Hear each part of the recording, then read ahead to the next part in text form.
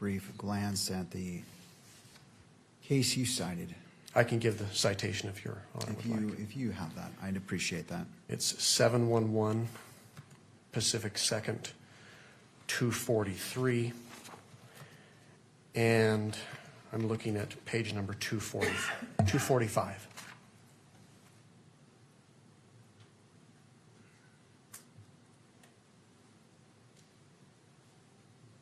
All right.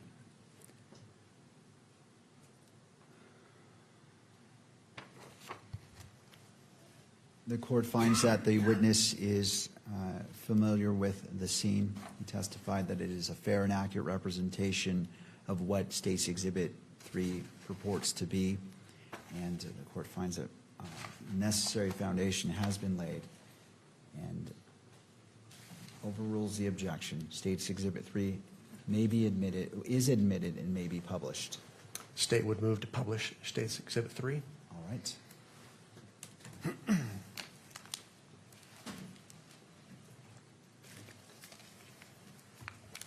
May I approach the witness, Your Honor? You may.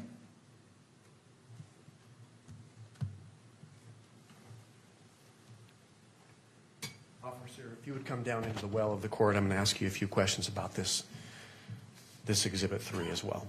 Okay. Can you point out where the Hall of Flags is located and describe that for the record? The Hall of Flags is going to be down here on the bottom of the picture. It's going to have a red brick pathway with some flowers along the top of it. You mentioned that you were securing an area of that. Yes. That hall, that walkway. Where were you stationed? I was down here by the end of the flower pots, which is down here on the south side towards the Fugal building on the far right of the picture. Okay. In relationship to where you were stationed, where is the Fugal building then? The Fugal building is just to the right of me, so it would be on the south end of me. Okay. And so it's on the right side of the photograph there? Far right side of the photograph, yes. What about the business building? The business building is just going to be in the middle of the picture on the far right. It's going to have some red brick pathways. It's going to be multi-level, and that would be the Woodbury building. Okay. The Sorensen Center, where is that located on the photograph? Sorensen Center is going to be middle to far left of the picture. It's going to have a white roof on top of it, multi-level. Okay. And the Losi Center, where is that located? Losi Center is going to be towards the top of the picture, kind of off-centered a little bit, but it's going to have the 4 or 5 floors that are, the 4 floors that are sitting right there. Okay. Can you describe those stories, what we're looking at? Where do you find 1, 2, 3, 4, and possibly 5?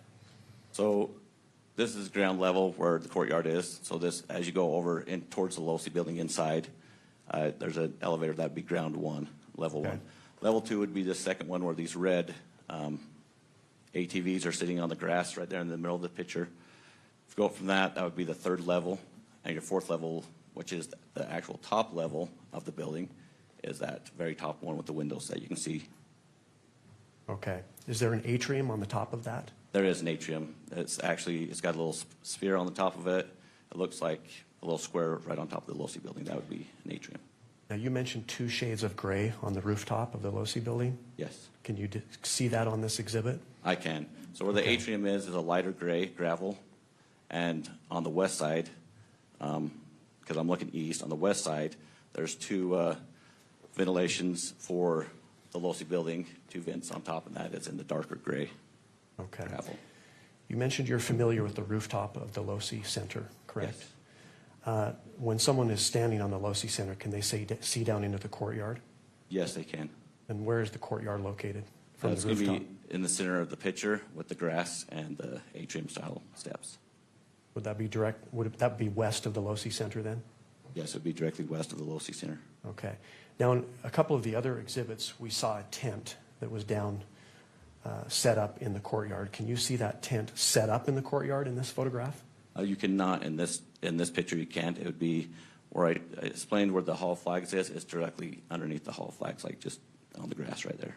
Okay. Is there a clear line of sight between the tent and the top of the Losi Center, the rooftop? Yes, there is. Okay. Is some of it obstructed? Yes. Obstructed by what? The Sorensen building that's right here, this white roof that's going to be, this kind of obstructs a little bit of the view of the courtyard. So where would you have to be standing or perhaps lying down on the Losi Center to see into the courtyard where that tent was? On the far south side of the Losi building, you could have a line of sight towards the courtyard. And that's the top roof, The top roof, yes. with the darker shade of gray that Yes. you see? Okay, thank you, officer.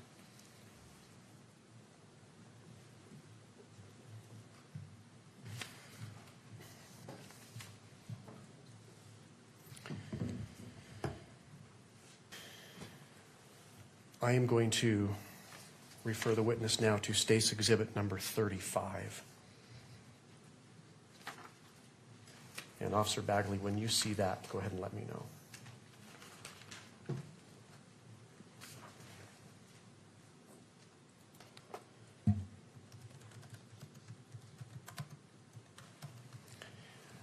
Do you recognize what that is, officer? I don't have it yet. Oh, okay.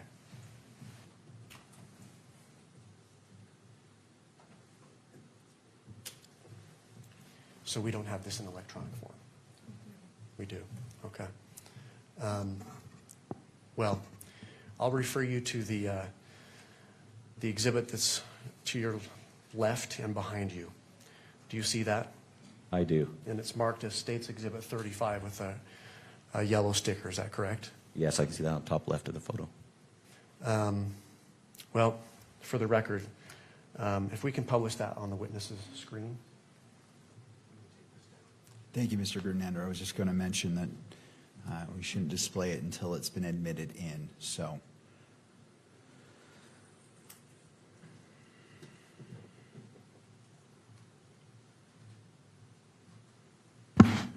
Do you see State's Exhibit 35 in your monitor? Yes, I do. Okay, do you recognize that? Yes, I do. And what is that?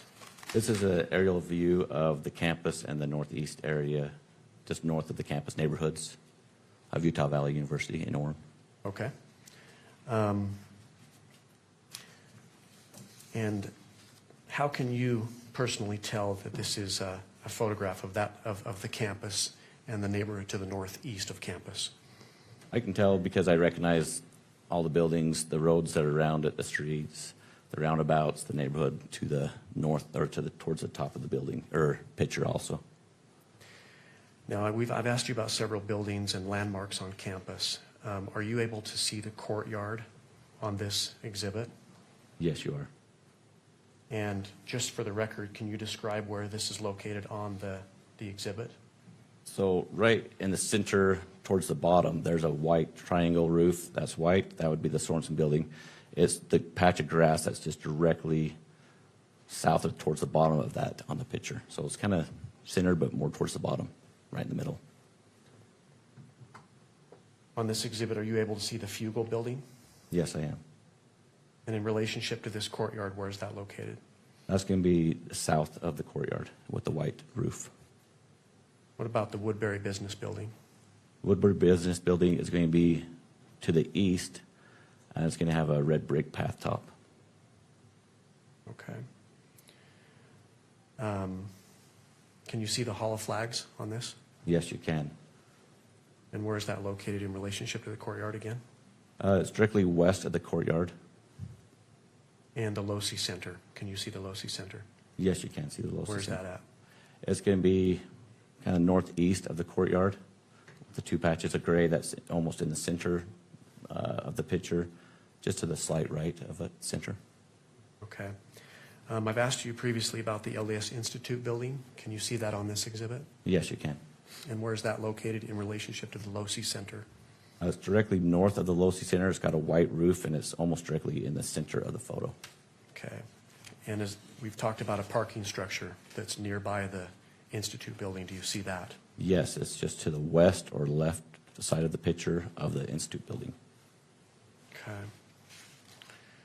Is this a fair and accurate depiction of Utah Valley University's campus and the surrounding neighborhood to the north and east on September 10th, 2025? Yes. State offers State's Exhibit 35. Your Honor, renew the standing objection and object on the grounds that there's no indication on this photograph of when it was taken in terms of relation to the actual incident at issue here. Thank you, Ms. Nestor. Mr. Granado. Same response, Judge, but I would just add one more case for the court's benefit. This is State v. Wager, or Wager, W-A-G-E-R. This is a Utah Court of Appeals case from 2016. The citation is 372 Pacific 3rd, 91. And the significance of this case, Your Honor, at issue there was a photograph of the defendant there who was smoking methamphetamine allegedly in his bathroom. The witness that was testifying, that laying the foundation at trial, was not present when the photograph was taken, could not tell the date on which it was taken, but he had been in the bathroom before, was familiar with the defendant's bathroom and familiar with the defendant. He testified to that personal knowledge, and the court found that was sufficient foundation. So that case, in addition to the other case, the Purcell case, and my previous arguments, and I'll submit it to the court. Ms. Nestor, anything else you wish to add? No, Your Honor. All right. Given the testimony of the witness who's testified he's familiar with this location, he went in detail describing the various neighborhoods and location. He mentioned the roundabout and identified the buildings in State's Exhibit 35. And it was noted that it is a fair and accurate representation of this campus as of September 10th, 2025. The court is going to overrule the objection, and State's Exhibit 35 is admitted into evidence and may be published. Thank you, Judge. The state moves to publish it, and if granted, may I approach the exhibit? You may.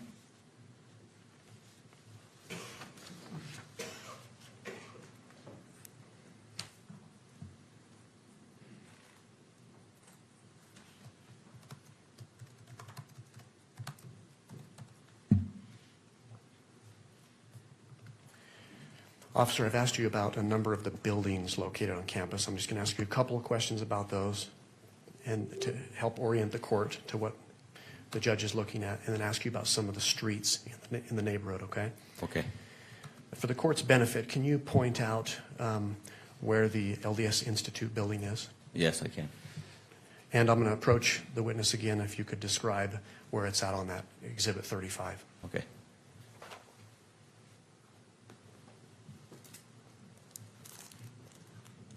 Okay, can you hear me? Yes. Okay. So you want the LDS Institute building? Is what you're Yes, asking? please.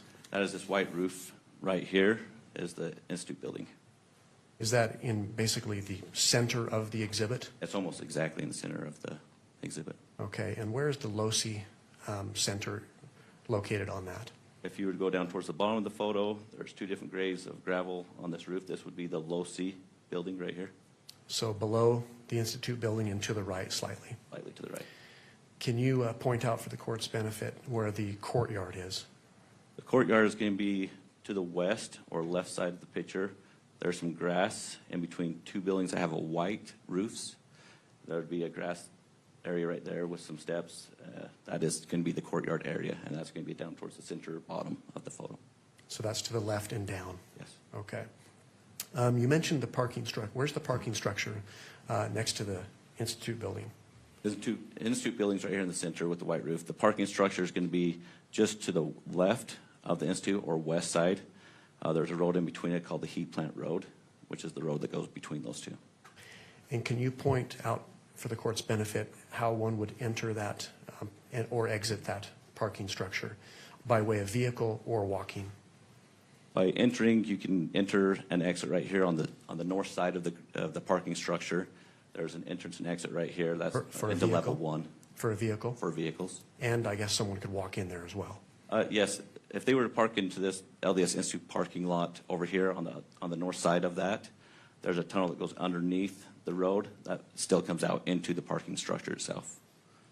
And then they can exit out here on the second level onto Heat Plant Road, which is that road between the LDS Institute building and the parking structure is the heat plant. They can exit there and go back towards Campus Drive. So you could walk out either up here on the northeast side of the parking structure and cross over to the LDS Institute, or you can come out here to the southeast side and you can exit there and walk down to the courtyard or behind the LDS Institute building towards the LOSI Center. Okay, thank you. You mentioned Campus Drive. Where's Campus Drive located on that? Campus Drive starts right up here towards the top left of the picture. It's almost like a T. And it's the curved road that comes all the way down in front of the Institute building and the parking structure. And it goes all the way around campus, comes back down to the bottom of the picture where the roundabout is, and that would be Campus Drive. Okay. Are you familiar with where 800 South is in Orem? Yes. Is that depicted on this exhibit? It is. Where's that at? It's at the top of this photo. It's going to be the long straight road. That's right here at the top of the photo. Okay. What about 850 South? Are you familiar with that street? I am. 850 South is going to be towards the right of the photo, top right of it. There's going to be a street that goes east to west. It looks like a horseshoe, kind of. It's going to be the road that goes east to west. In the middle of that horseshoe would be 850. Okay, so 850 is parallel to 800 South. Yes. And just below on this photograph. Yes, Okay. Are you familiar with 600 West? I am. And where's that street in relationship to 850 South? That would be on the far right side of the horseshoe, so towards the right side of the picture, and it's going to be the right side of that horseshoe, And that runs north and south? north and south. Okay. What about 720 West? Are you familiar with that street? Yes, I am. And where's that at? That's going to be to the left side of the horseshoe. That runs north and south, and it comes down towards the bottom. Okay. And finally, 925 South. 925 Is that south. depicted? It's going to be on the bottom of the horseshoe that connects those other two wests. Okay, so just in summary, will you describe the horseshoe and what streets make up that horseshoe? So the horseshoe comes up off of 800 South, and directly south of that, you'll have 850 South, which is going to be running east to west. On the left side is 725 West of the horseshoe, and it comes down into 925 South, which wraps back around to 600 West on the far right side of the horseshoe, on the right side of the picture. Okay, thank you, officer. You can be seated.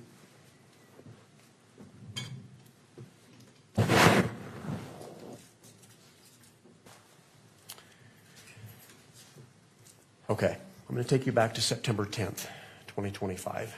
You mentioned you were on campus. You had a particular assignment. Yes. Mr. Grenada, I'm sorry. We're just going to pull down the exhibits. Okay. Thank you. You may continue. Would you like me to take this exhibit down, Judge? Are you referring to it in your line of questioning right now? Not right now, I'm not. Okay, let's go ahead and take it down.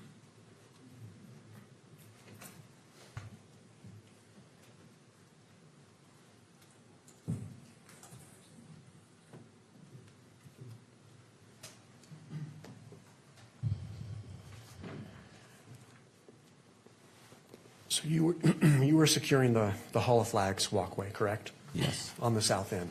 Yes. What was happening that morning, that day at campus at UVU?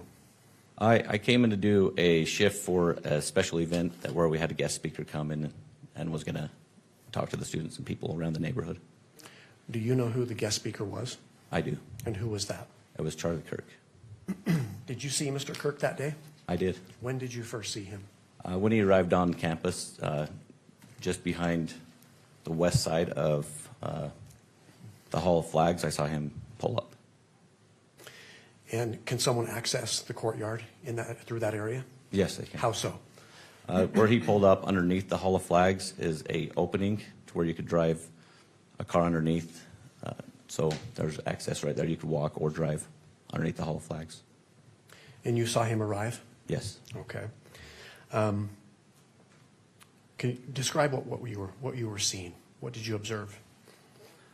On that day, I observed Charlie going back, doing some meet and greet with some people, getting some photos taken. He then came underneath the Hall of Flags and went to his tent, and he was there answering questions and talking to individuals that would ask him questions. The tent you're referring to, is that the tent that we see when it was set up in the courtyard? Yeah, that white square tent. The white top? Yes, he was Okay. under that. Fast forward to about 12:20 or so a little bit after noon, the noon hour. What happened? What did you see and what did you hear? I heard an individual talking to Charlie, and I happened to kind of glance over the edge of the railing about that time. I could see the right side of Charlie's shoulder, So not his whole body, because he was underneath the tent, so I could only see probably the right side of his body. He was answering a question, kid asked him a question, and then I heard a shot fired. Do you know what time that was? Yes, What time was that? 12:23. What did you see? At that moment, I saw him lean to the left, so When you say him, you see Charlie. Charlie? Charlie Kirk. So I saw him go to the left because I could no longer see the right side of his body. So he went further underneath the tent to the north side of the tent, so left. Okay. Can you describe the reaction of others that were there? Yeah, so then everybody started getting up and starting to run in more of a chaos kind of situation. Before you continue, can you describe a little bit? So you mentioned Mr. Kirk was answering questions, talking to individuals. Yes. Were there others present? Yes. Any idea about approximately how many? So How would you describe it in your terms? In my terms, I'd say when I was up there looking down, I'd say there were several thousand people because you had it on the grass that was jam-packed, in the amphitheater sitting on the grass. You had people standing on the back up along the cement. You had people that were on the second level, the Sorensen, and over by the Woodbury building. There's another level there where a lot of people were standing and watching. So it was pretty packed, Okay. several thousand people. You mentioned you heard something. What did you hear again? I heard a gunshot. Okay. And can you describe you described Mr. Kirk's reaction? Was that simultaneous to hearing the gunshot? Yes, it was. When he fell to the left? Yes. Did you see the reaction from the crowd? Yes. What was that? Everybody kind of got up. They all said, a lot of people were screaming, standing up, and starting to run in all different directions away from the center of the tent. Okay. You're a police officer helping to secure the area, correct? Yes. What did you do?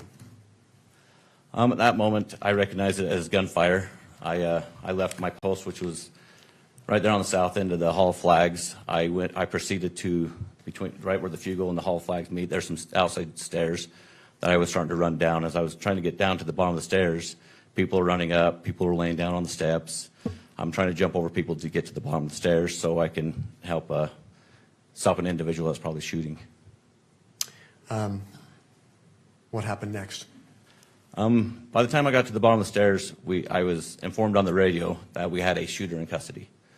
So I thought at that moment, I was like, oh, that was kind of fast. Obviously, it was close range probably because we had an individual in custody. Another officer came on and said we had an individual in custody.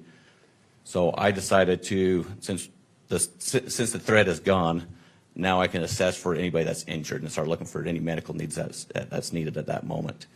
I started canvassing the area. As I canvassed the area, I was looking for anybody that was injured.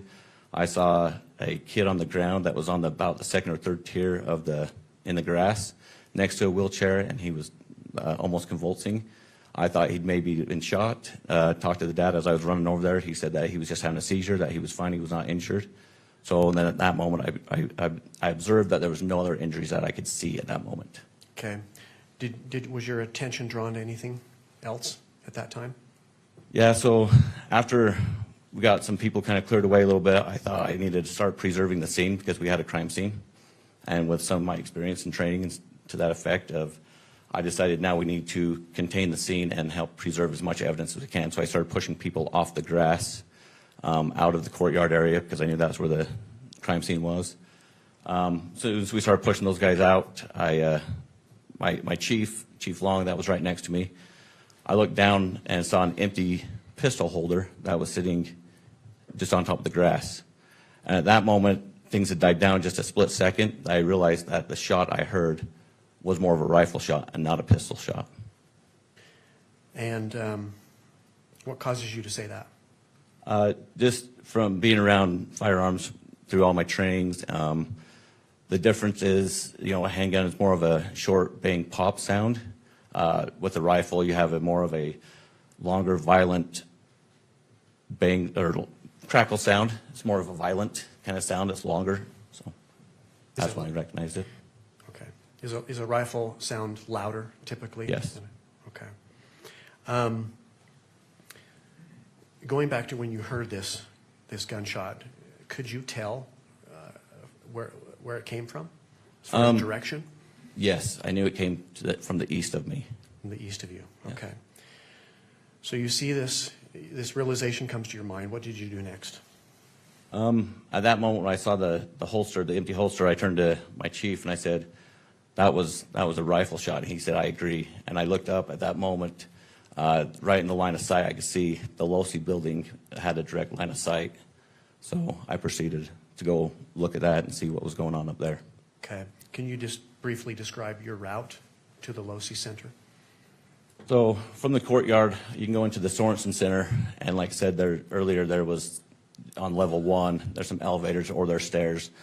I ran up 4 flights of stairs, got to the 4th level of the Losi building, and proceeded to the south of the Losi building. There's some stairs, which is at breezeway between the computer science building and the Losi building. There's some stairs that go up to the top of that, and so I went to the top of that. Is that the stairway that you previously described? Yes, on the outside of the Losi building. Just Okay. And it's a public stairway? yeah, Okay. Did you make it to the rooftop? I did. Do you know about what time you got there? I got it there at 12:44. Okay. What did you do when you got on top?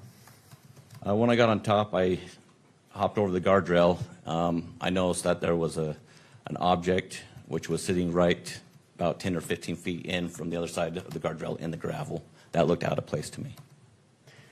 And in relationship to where you hopped over the guardrail, what direction was that object? To the west of the guardrail. Okay. And did you recognize the object? I did. And what was it? It was a red and black screwdriver. Okay. Did you touch that object? I did not. Okay.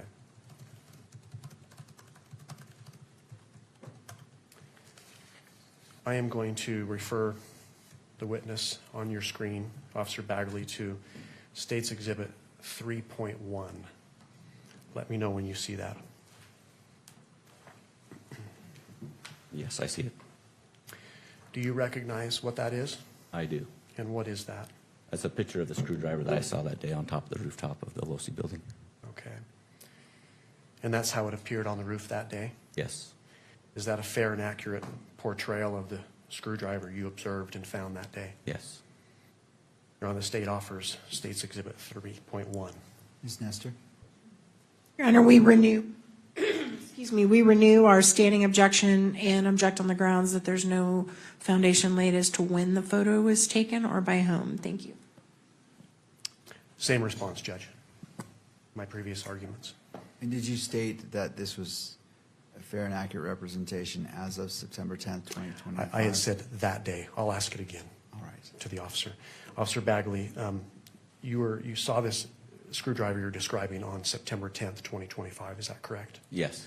Is State's Exhibit 3.1 a fair and accurate depiction of that screwdriver that day, September 10th, 2025? Yes. All right. State moves to admit. I will go ahead and admit, State's Exhibit 3.1 is admitted based off of the first-hand knowledge of this, what this image purports to be, and it is a fair and accurate representation as this item on that date of September 10th, 2025, and this exhibit may be published.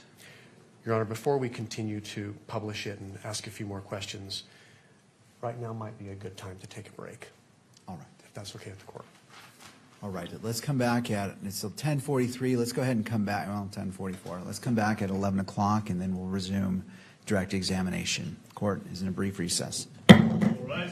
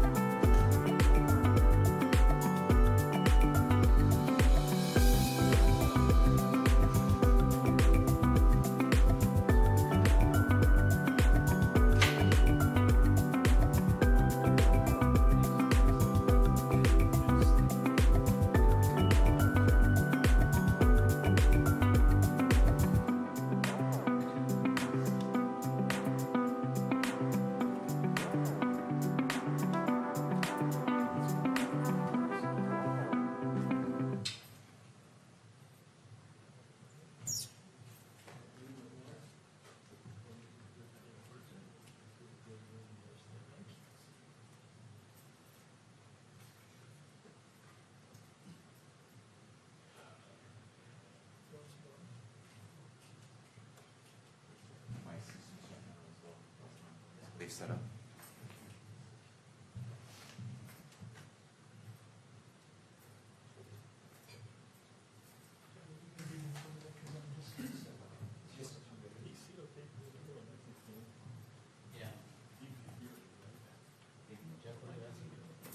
That's right, he got his own line. He's got the same. Yeah, he can see it from here too, that's fine. That's not looking over there. No? You want to test it from here? Yes, sir. It should be up now. Well, this is turned off right now. Clerk controls it. I just have to publish and they'll decide what monitors it's going to go on.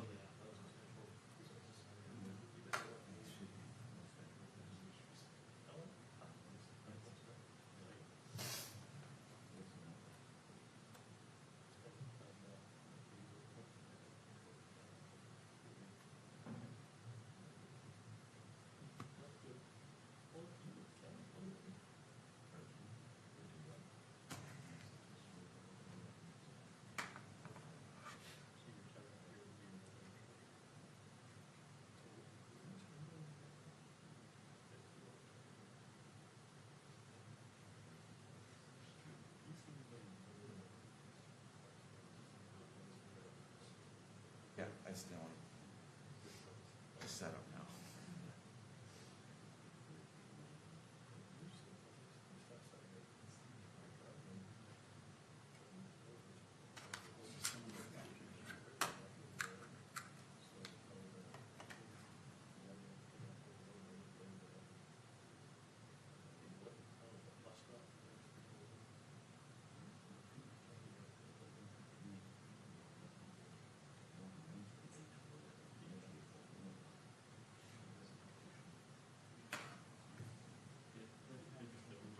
Way back then, I could get.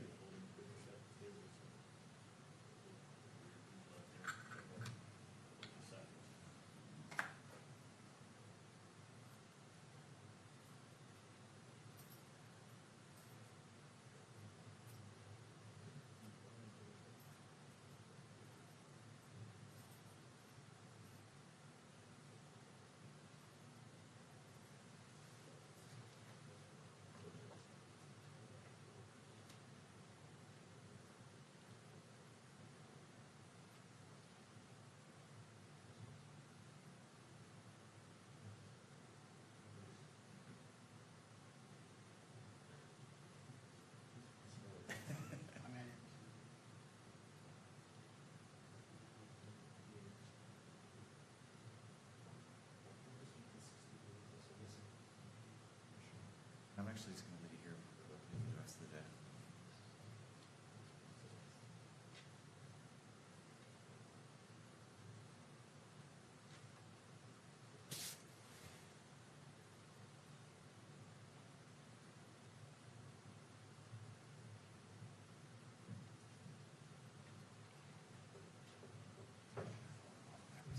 No worries.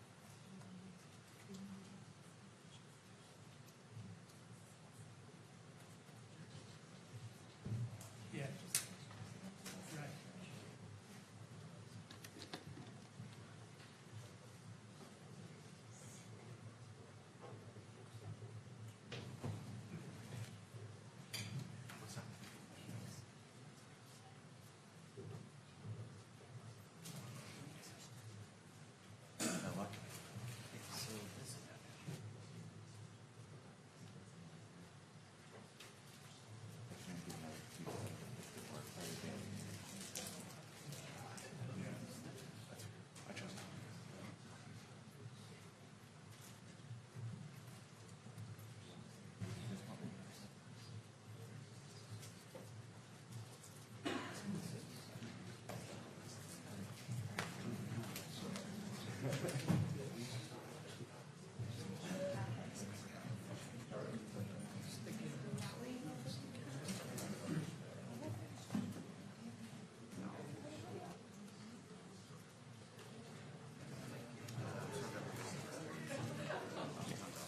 just want to make sure that.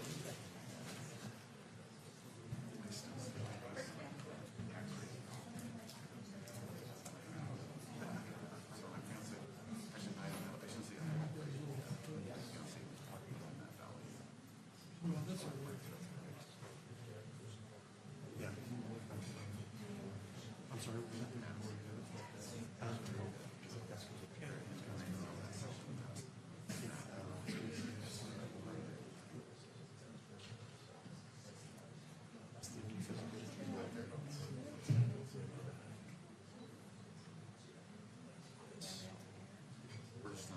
It's the most vanilla exhibit I could have.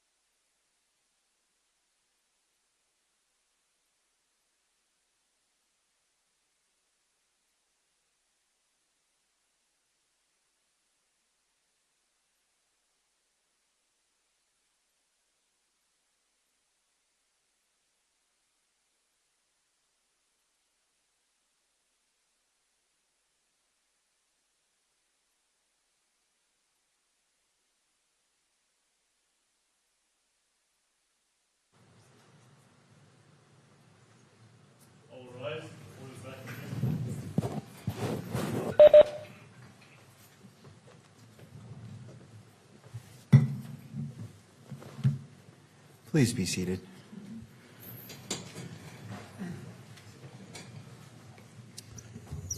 Court is back in session.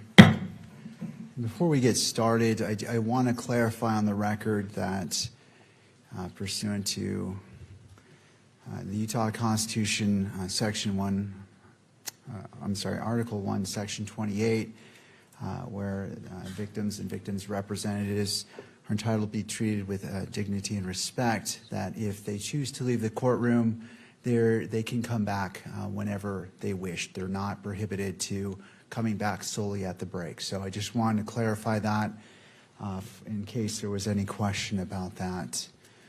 In addition, I want to talk about the exhibits as it relates to their admission and publication of the exhibit. So whenever there is an objection to an exhibit, I would ask that the attorneys are clear specifically what they're objecting to. There's basically three levels of objections that could be objected to. First, the admittance of the exhibit itself. Second is the publication of the exhibit to the gallery. And third is the publication which is electronically captured by the media. So, counsel, I'll leave it to you in regards to what you object to or what you wish to respond to. If no objection to the publication media capture of the exhibit is specifically raised, the court will presume there's no objection. So, being that the monitor was introduced today by the court, I wanted to offer that guidance to the parties in regards to your objections. With that, let's go ahead and return to the witnesses. I do note for the record that the counsel is present and all the parties are present, and let's go ahead and proceed. Mr. Grunander. Thank you, Your Honor. We left off Officer Bagley with just having admitted State's Exhibit 3.1. I believe the court also granted our motion to publish 3.1. So we would ask the court to publish that to the gallery, 3.1. Ms. Nestor, any thoughts? No, Your Honor. All right, we'll go ahead and publish Exhibit 3.1.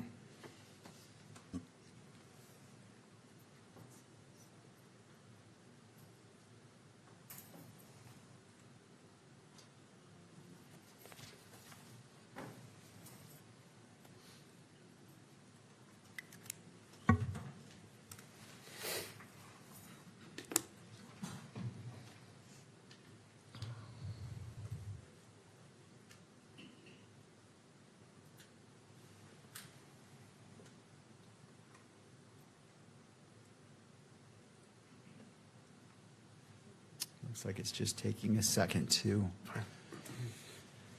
come up on the screen.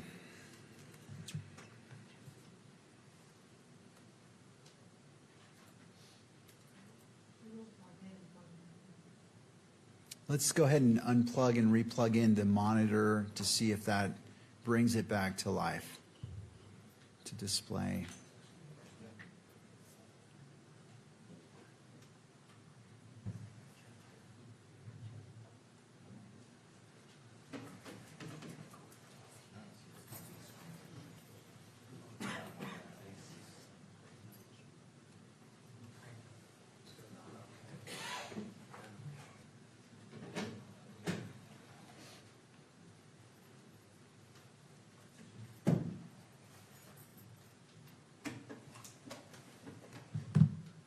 All right, looks like it's noticing a flicker on my screen here.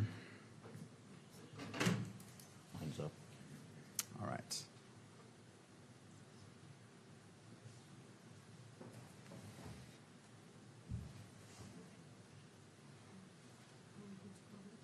Yes.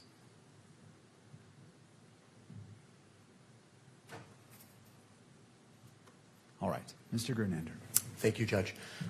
Officer Bagley, so you testified that this is the screwdriver as you saw it on September 10th, 2025, correct? Yes. I'm going to, and this was on top of which roof? The Low C building. And in relationship to the entrance, the stairway, and when you hopped over the rail to get there, It was where about was 10 it located? About 10 or 15 feet in.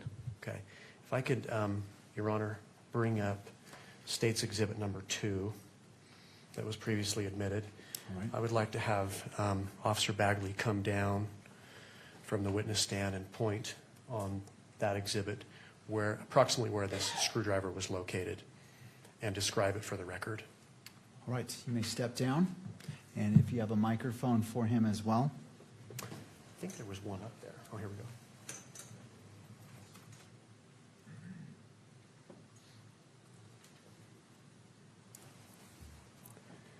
So if you can describe where you saw that screwdriver, point to that.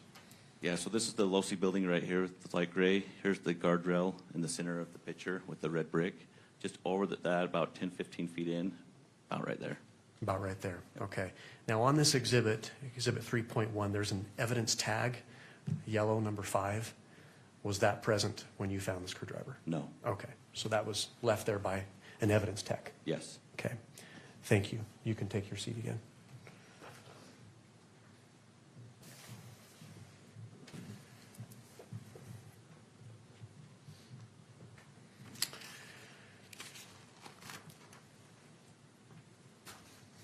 Officer, I'm going to direct your attention to your monitor again and have you look at State's Exhibit 3.2. And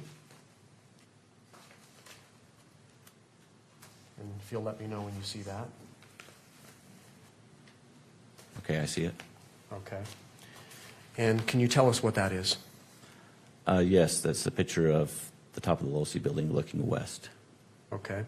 And how do you know that that is, in fact, the top of Losi Center, looking west? I can see the landmarks of several buildings, the Fugel buildings on the top left of it. You've got on the right is a white roof, which is the Sorensen building on the right side of the picture. This is also the gravel area on top of the Losi building. Okay. Can you see the courtyard from this exhibit? Yes, a little bit. What about the tent that was set up that Mr. Kirk was underneath? Yes. Okay. What about the Hall of Flags? Yes.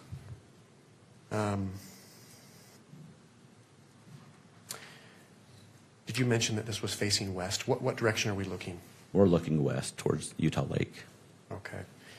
Officer, is this a fair and accurate depiction of what you observed on September 10th, 2025 on top of the Losi building?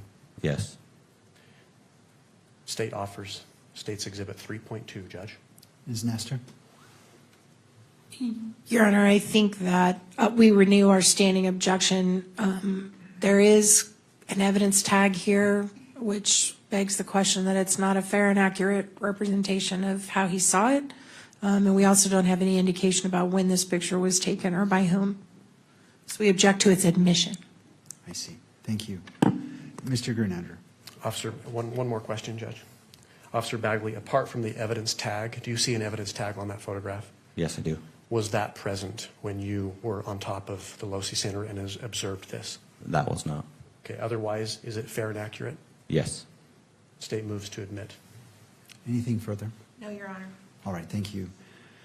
Given that follow-up question, noting that the evidence tag, it appears to be number 2 on State's Exhibit 3.2 was not present, but otherwise it is a fair and accurate representation, as stated by the witness to State's Exhibit 3.2, the court will admit it into evidence, and it may be published at the discretion of, or the request of counsel. Your Honor, the State would move to publish it. All right.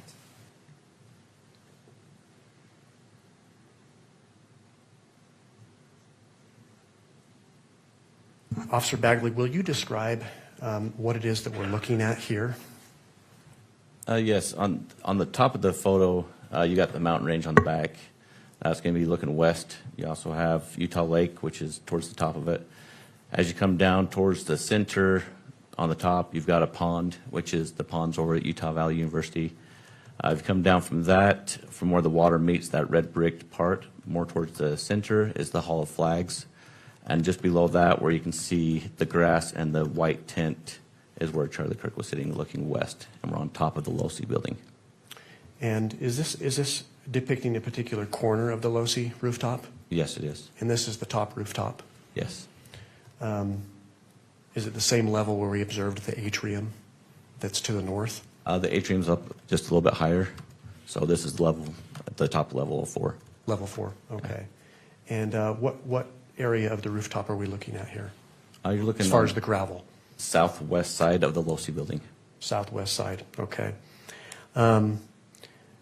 Is there a line of sight down into the courtyard Yes, there is. in that area? Okay. What else do you observe on this exhibit that's significant to you, officer? There was some disturbance in the gravel right where, and around the area where in the area where the yellow marker is there was some disturbance that caught my eye there. Okay. And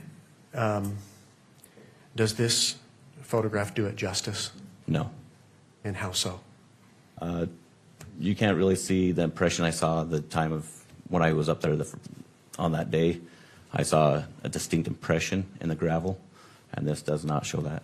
Okay, so you could see more with the naked eye? Yes. Okay. I'm going to refer the witness to State's Exhibit 4 on your monitor there.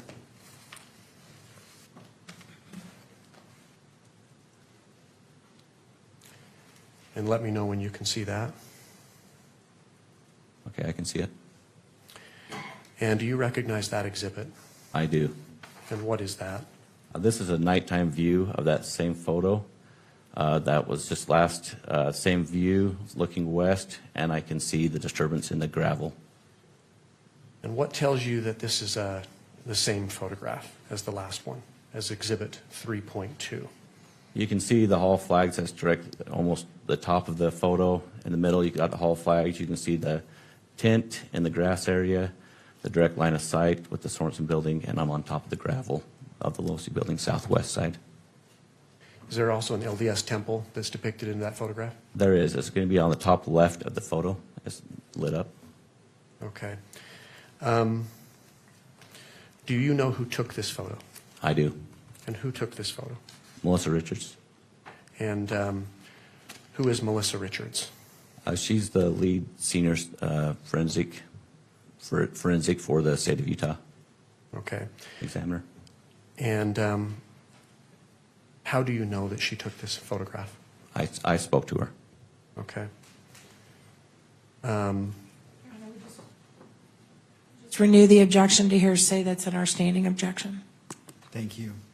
Mr. Grunander, do you want to respond to the objection about hearsay? Yes, Judge. Under Rule 1102, hearsay is admissible to establish the foundation for the authenticity of any exhibit.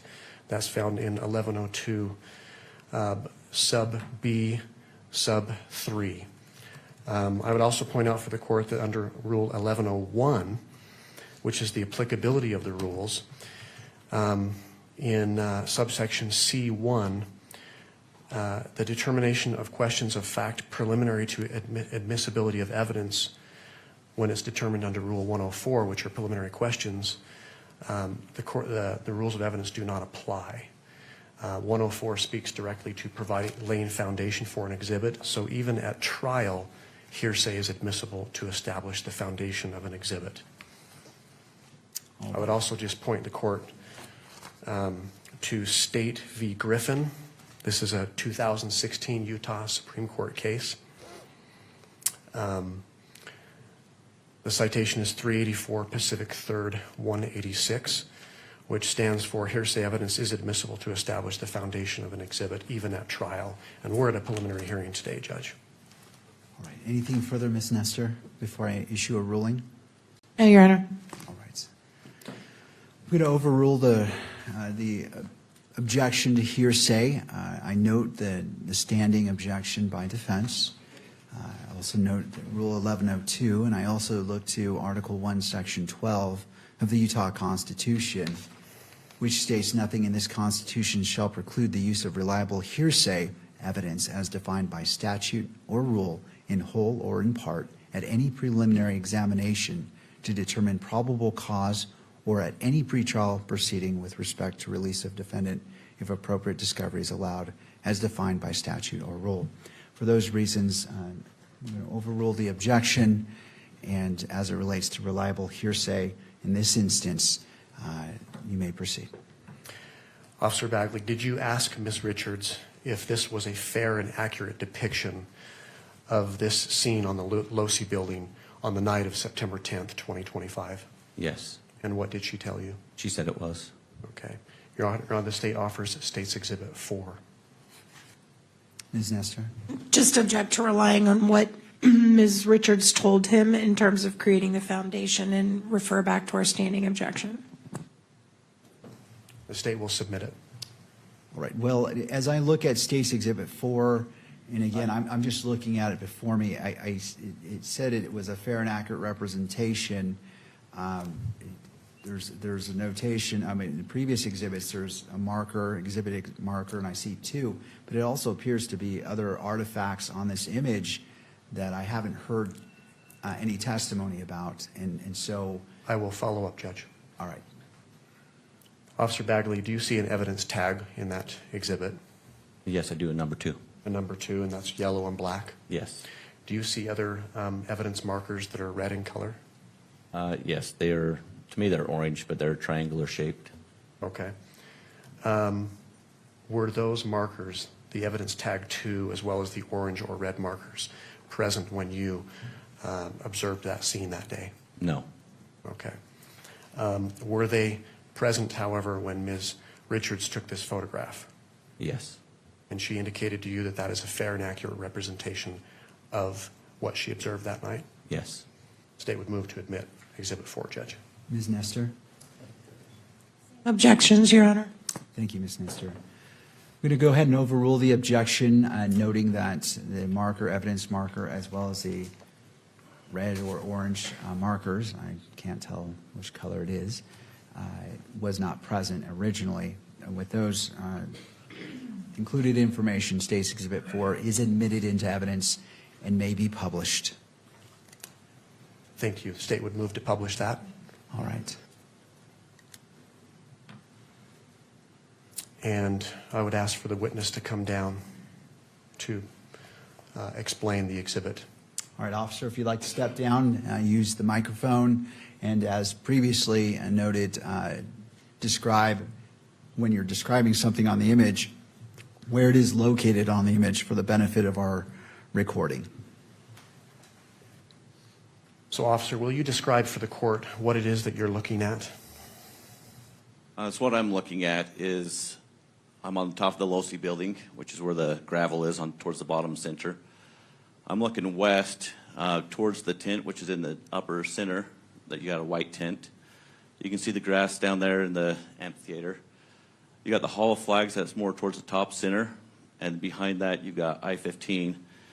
But what I'm looking at is in the disturbance of the gravel is what I saw that day. Okay, and what can you describe for the record that disturbance? To me, when I got up there and I could see this disturbance in gravel, to me it looks like a sniper pad, a person that has been laying in a prone position, and you've got markings of elbows, knees, and feet to where somebody was in the line of sight of where Charlie's tent was. Thank you. And if we could, again, take the, if we could publish State's Exhibit number 2.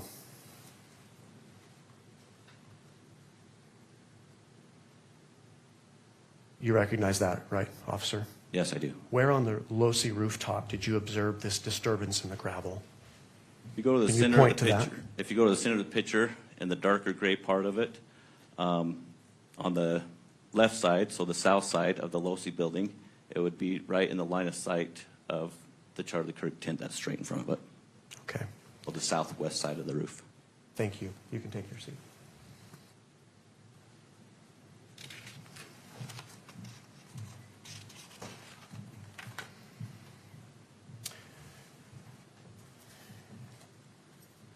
And finally, I would direct the witness's attention to State's Exhibit number 5 on the monitor.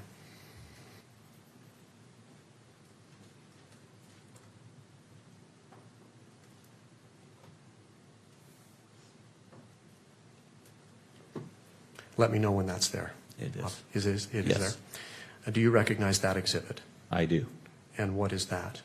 This is going to be a picture of the side profile of that last photo we looked at with some red or orange markers, and the number 2 with also a tape that's there on top of the Losi building. What was that tape that you said? There's a measuring tape, it looks like. Okay. Are you able to tell which direction the photographer was facing? Yes, And what direction is that? it's facing south. This is a nighttime photograph, correct? Yes, Do you know who took this picture? I do. And who took the picture? It was Melissa Richards. The same individual that you spoke about before? Yes. Did you ask her whether this is a fair and accurate depiction of what she observed that Yes. night? Yes. What did she say? She said it was. With respect to what you observed that day, apart from the evidence tag, the yellow tag, as well as the orange or red markers, is this a fair and accurate depiction of what you observed? Yes. What's different about what you observed as far as what's on the photograph, the previous exhibit, compared to this?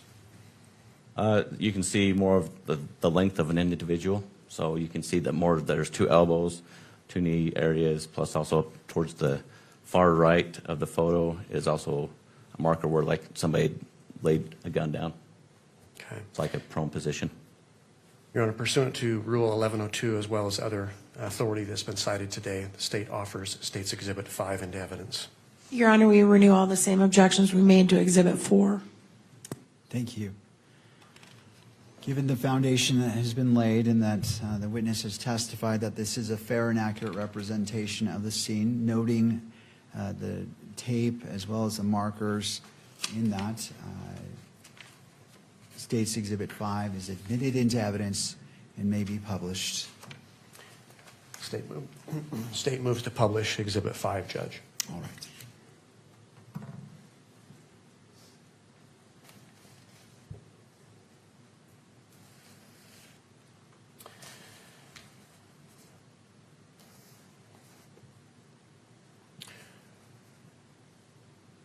Before turning to what you did next on that day, taking you back to the daytime of September 10th, 2025, did you secure the rooftop of the Losi building that day? Yes, I did. And how did you do that? I put yellow police crime scene tape around the portion so nobody else would disturb that area. And when you say that area, what areas are you talking about? I'm talking about the roof where it was the southwest side of the roof where I found the disturbed gravel, where it looked like somebody had been proned out in the line of sight of the tent. So right there. Did you secure the area as far as any of the entrance area up onto the rooftop with police tape? Yes, so then where that natural guardrail is, that was the other barrier where they were advised not to go any further from there other than police officers. Okay. If we could go back to State's Exhibit number 2.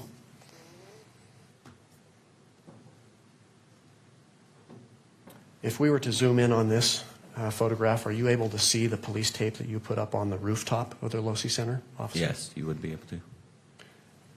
Kimberly, if we can zoom in.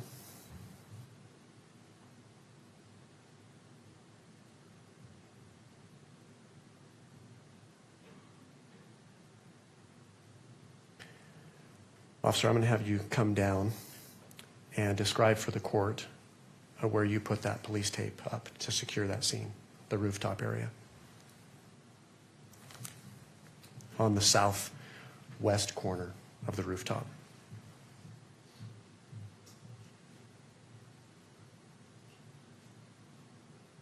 So this is the top of the Losi building. You got your 2 different grays. The southwest is towards the top, center of the picture. You can see some yellow tape that spans from over here on the far right side of the picture by these black pipes, goes around a silver vent, comes back down around to the corner of that silver to keep everybody out of that area where that prone position was at. Okay. On that photograph, are you able to see where you put the tape up as far as the access way to that roof near the stairway? So it was right here, actually, this natural barrier where you have to climb over the guardrail. So this is the other barrier that I had to set up. And you put police tape on that? Yeah. Okay. Did you eventually leave that area? I did. Do you recall about what time you left that area?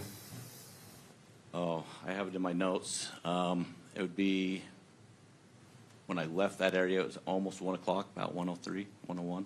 Okay. Before leaving, did you leave the scene with anyone? I did not leave the scene. Or did I leave the scene to somebody? Yes, Just I to did. someone else? Yes. And who was that? It was a county deputy, a female. Did you provide instructions to her? I did. And what were those instructions? I advised her not to let anybody inside the crime scene Okay. without being a police officer or an investigator. Okay. Thank you. You can take your seat again.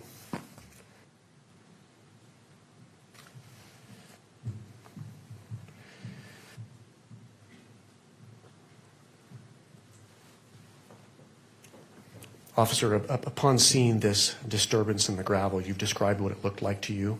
Yes. Someone lying down in a prone position, correct? Yes. What did you do next? So when I got to the top of the Losi building during that day, I noticed a screwdriver, kept going to the edge, found that prone position. At that moment, I realized, because it was a direct line of sight, plus the disturbance in the gravel, where I could see somebody laid down in a prone position or a sniper position, and asked dispatch to get on the then I realized that we probably didn't have our shooter in custody. From that moment, I asked dispatch to get on the camera system and to see if anybody was on top of the Losi building during the time of the incident. Were you advised of anything? I was. Dispatch came back and advised me that there was a male individual on top of the roof that was there at the time of the shooting. Did they describe what his movements were? They did. They stated that he ran to the edge, dropped down, crawled, got in a prone position. I'm going to stop you right there. Ran to the edge. What direction and what edge? Running west and southwest of the Losi building, so ran towards the tent of where Charlie Kirk was, so they could get a line of sight. And then the individual stood up after the shooting and ran northeast on the top of the Losi building. Okay. You mentioned that this individual on the video dropped off the edge. Did you get that? I haven't far? mentioned that. Oh, what happened? What else was described to you? Then, well, at that moment, so I knew that there was possibly a shooter on the run. Your Honor, can we just have a continuing objection to all of the hearsay that's being testified to here? Thank you. And Judge, my response to that was I'm not actually offering this for the truth of the matter asserted at this point, simply for the effect on the hearer. So I'm not offering what's been described in the video as substantive evidence. All right. Ms. Nestor, with that clarification, any thoughts? I'll just stand on the objection. I don't think, I mean, he's clearly offering it for the truth because he's asking him to describe the route of the individual, and it's based on what other people told him. So if he wants to circle back to it after he's put the video in, I mean, we could do that. But right now, I still think it's inappropriate hearsay, Your Honor. All right. Anything further, Mr. Greenander? I'll submit it to the court. All right, so as the magistrate, as this is not to a jury, it's to myself as a magistrate, I am not accepting that statement for the truth of the matter asserted, simply for what has been stated. So I'm specifically making that finding as I'm receiving this evidence, and I'm not accepting it for the truth of the matter asserted, only as represented by Mr. Grunander. And with that, the objection is overruled. Mr. Grunander, you may proceed. Thank you, Judge.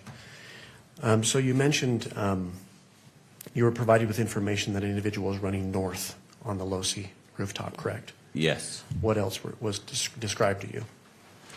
At that moment, I knew I had responding units coming into the scene. I advised other officers that I needed the Losi building secured, searched, because I didn't know exactly what way, other than he ran north. That moment, I went down to the police department, which is just down the stairwell, and looked at the video myself. And Where is the police department located? it's in the Gunther Trade Building, just directly to the south of the Losi building.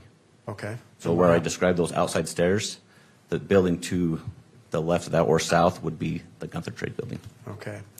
On what level is the police department? It's level 3. Level 3. Okay. Upon arriving at the police department, what did you do next then?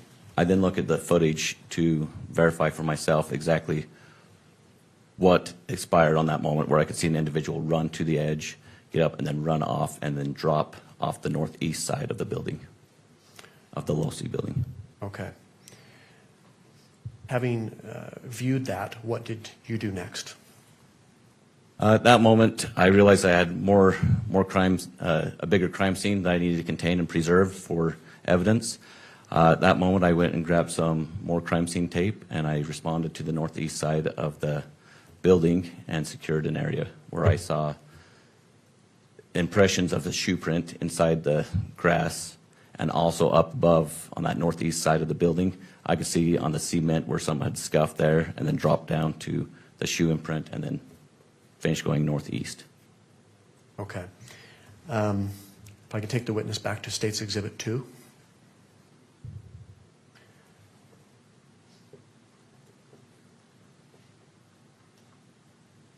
You mentioned seeing an individual drop down. Could you come down and point that area out to the court? Yes.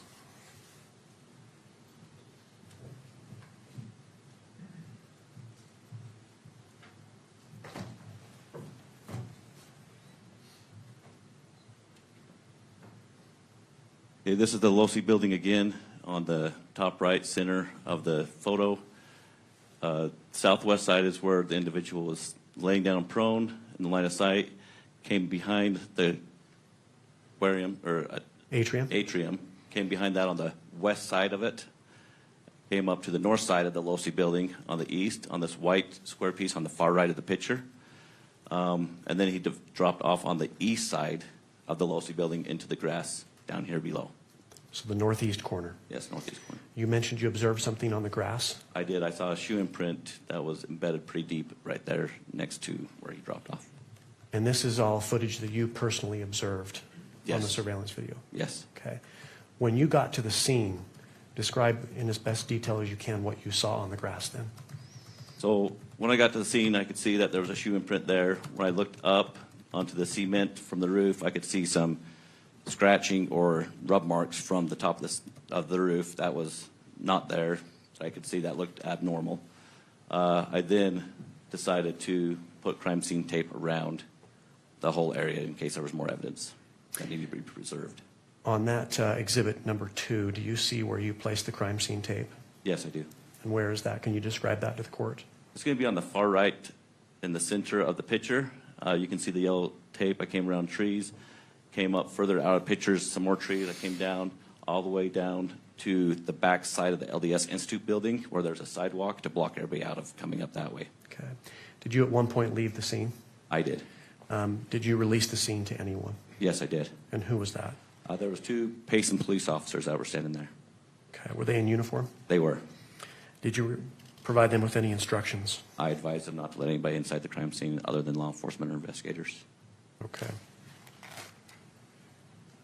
You can take your seat again, Officer Bagley.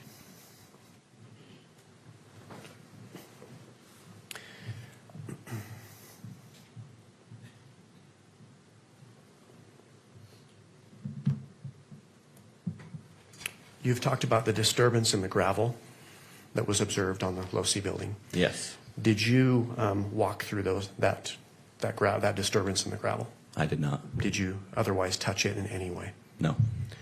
With respect to the shoe print that you observed on the grass on the northeast lawn area below the Losi building, did you walk through that?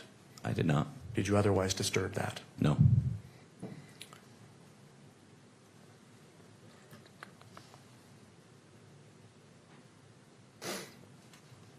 Officer Bagley, what did you do next? From that moment, I then released the scene. I went down to the Fugo building and knew that where the incident command center was at, so I could relay information that I'd found to responding units and people in charge. If I can have just a moment, Judge. You may. State will pass the witness, Judge. All right. Ms. Nestor?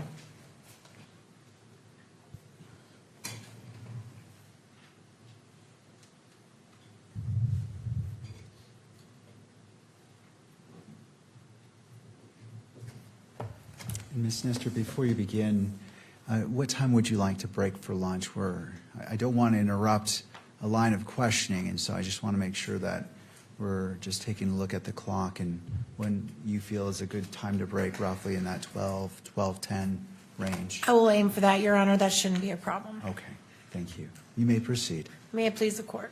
Yes. Good afternoon, or morning still. Morning. Officer Bagley, my name is Kathy Nestor. I'm one of the attorneys representing Mr. Robinson today, and I do have some questions for you. Okay. So you mentioned that you checked in around 11 a.m. on the day of the shooting. Is that right? Yes. Did you know in advance there was going to be this event on campus? I did. I signed up for an overtime shift, so yes. For You the special signed- event, I signed up for the overtime shift. Got it. And so, did you attend any type of debrief or briefing or meeting to prepare for the security of this event? I did not, because that morning when I got there, we had individuals on top of the Hall of Flags. So when I walked in, I just checked on, was going to get my uniform on. The chief, Long, got a text or an email or phone call stating that there's people on top of the Hall of Flags throwing stuff down to the tent. Therefore, he sent the 2 officers that were on duty down to secure the area. I got dressed and then came back on, and then went to the Hall of Flags to secure that area. So, you never attended any kind of, I'll just use the word debrief or meeting to talk about what the officers on scene were going to do that day to keep everybody safe? No, not that morning. Do you know if there was such a meeting? I don't know, because when I got there, it was starting to, people were throwing stuff down on the tent. And do you know how many UVU officers you guys employ normally? Employee, there was 15. And do you know how many were assigned to cover that event that day? That were assigned to cover it. There was 6 of us that were, there was a patrol one and then 5 others that were Did there you- with the chief. Did you all have an idea there were going to be thousands and thousands of people there? Or was that a surprise to you? Had an idea. And you only had 5 officers? 6, yes. 6, I'm sorry, counting you, I was Yes. thinking. And of those 6 officers, are you all armed? Do you carry weapons? Yes. What type of weapons do you carry? Glock, pistols. Okay. And was there any use on campus of, I think they're called magnetometers, but the machines you walk through at TSA and the airport where it checks to see if you're carrying anything metal, what we all had to go through to get in the courtroom. Were there any machines like that set up or being used on campus that day? No.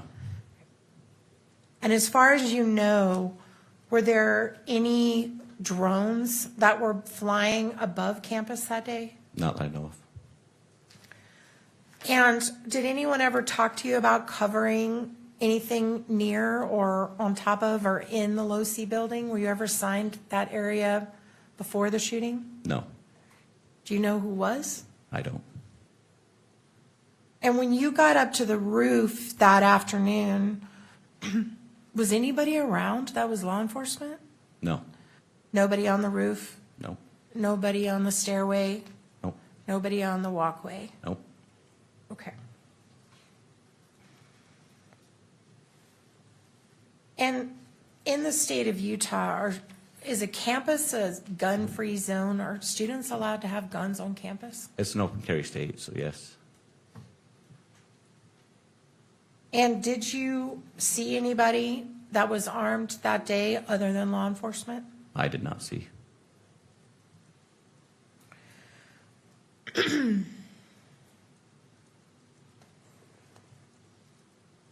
Were you aware of whether Mr. Kirk had his own security team present there with him? Yes. Did you communicate with any of those people?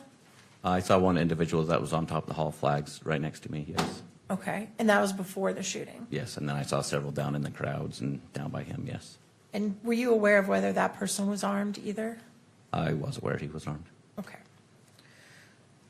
Was there any other law enforcement agency besides Mr. Kirk's private security team and your 6 officers, including you, that were covering that event that day? In other words, did you have any Provo police or Orem police or anyone that you knew of or federal agencies? I don't know.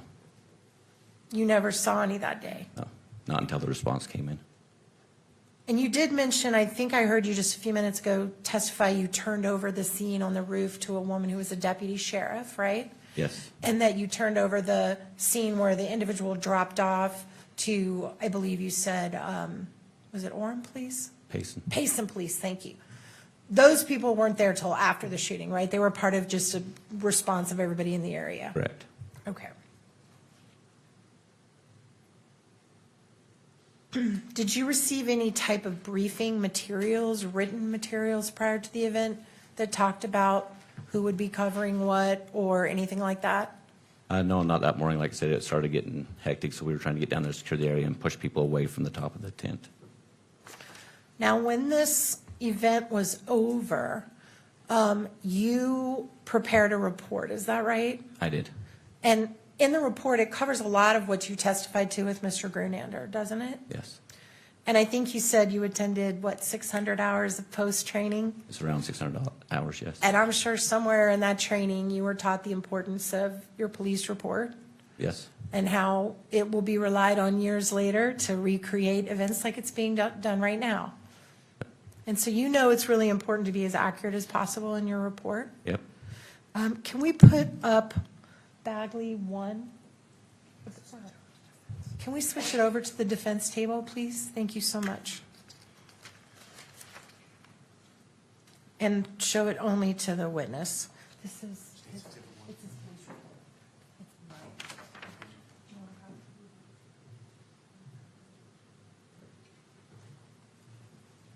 All right. Do you see that report in front of you? I do. And is that the report that you prepared, or did you prepare this report? I didn't. I did a supplement on it, but I didn't prepare the report. So, like, because the incident was a big agency assist, so obviously it says it has all the responding officers to that effect. Oh, we need to go to the page. Thank you for pointing that out. Can we please move to page 3 or 5, maybe? Let me look and see.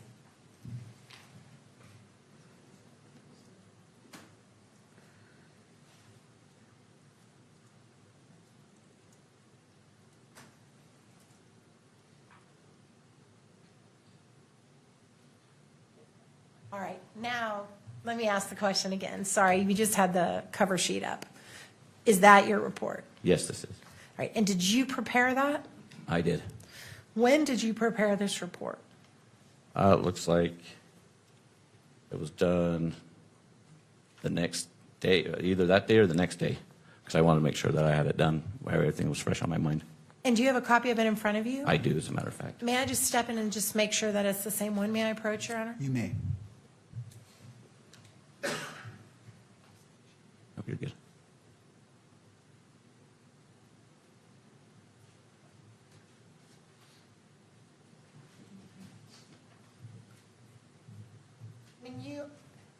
And this is, we got to ask this now. Did you use AI to help you prepare your report? I did not. Okay, good. When you prepared your report, you referenced when you first heard the shot, don't you? Yes. And what is the time that you say that you heard the shot? 12:23. Right. And when you wrote that report, you did not state in your report the direction you heard that shot come from, did you? No, apparently not. And take your time and look at the whole report and see if there's anywhere in there where you ever mentioned that it came from the east or to your right.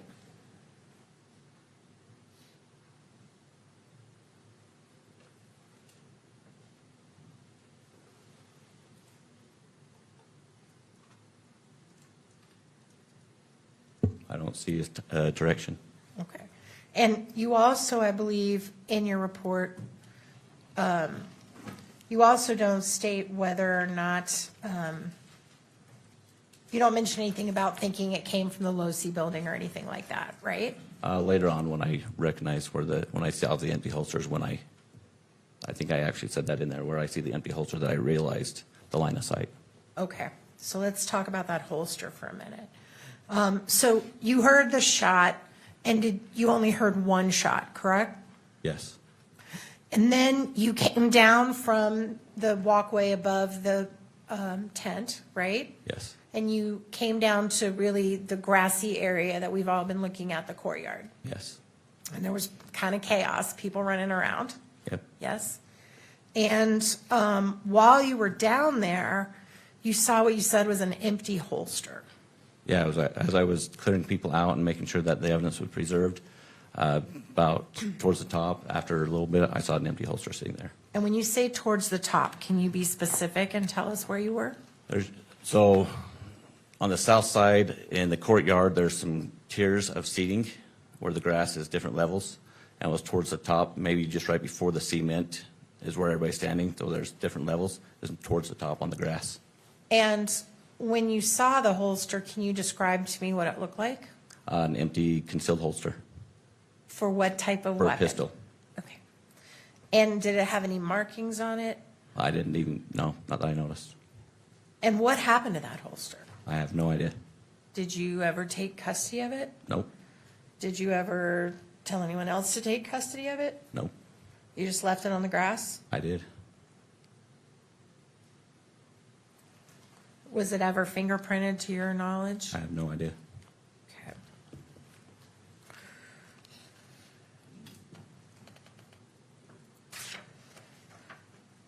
At some point, there were drones in the air. Is that right? Did you become aware of that? Yes, I was made aware of that. Right. Do you know who put the drones in the air? Sergeant Cam Nelson with the Provo Police Department. Right. So it wasn't UVU. No, Did you guys even have drone capability? Did you have a drone on campus that you used? no, All right. So someone would have had to bring one after the shooting onto campus because you wouldn't have had one there. true.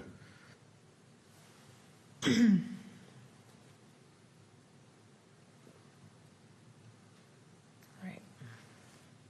You mentioned that as you were coming down into the grassy area from the top above the tent, you come down the Hall of Flags, you come into the grassy area. You mentioned that you heard, I guess on your radio, that they had a suspect in custody. Yes. Right. And so how long do you think between the shot being fired did you hear that? I was in, like I said, trying to get down the stairs, jumping over people, trying not to step on people as people were fighting up. Within 30 seconds, maybe. Right. So they pretty much instantly had someone in custody. Yes, and that's why I was quite surprised. Were you aware of where the person was taken into custody? Right down by where Charlie Kirk was sitting by his tent, somewhere down there.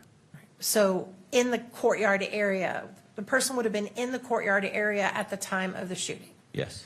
Was that person in or near or around the holster in any way? No. You don't know? No, he wasn't. Where the you holster was up on the top level up there, and it was where when the incident happened, when Charlie got shot. Within seconds, the other officer that was down by him said that he was in custody with a prisoner of the shooter. So they had been So within right there. you didn't, at that time, it was your understanding the person they took into custody was close by Mr. Kirk, is that right? Yep. But it didn't occur to you that, well, that's not where I heard the shot come from. They must have the wrong person. I should talk to somebody. During the chaos moment, no. They said they had a person in custody. I figured those guys saw something I didn't see. They took the person in custody, and I thought that was him. Okay.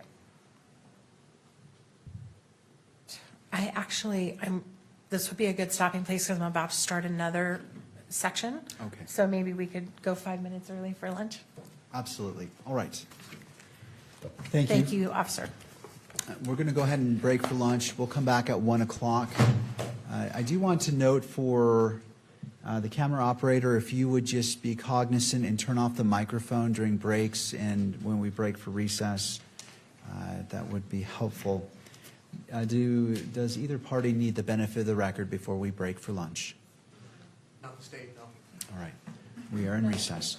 All right.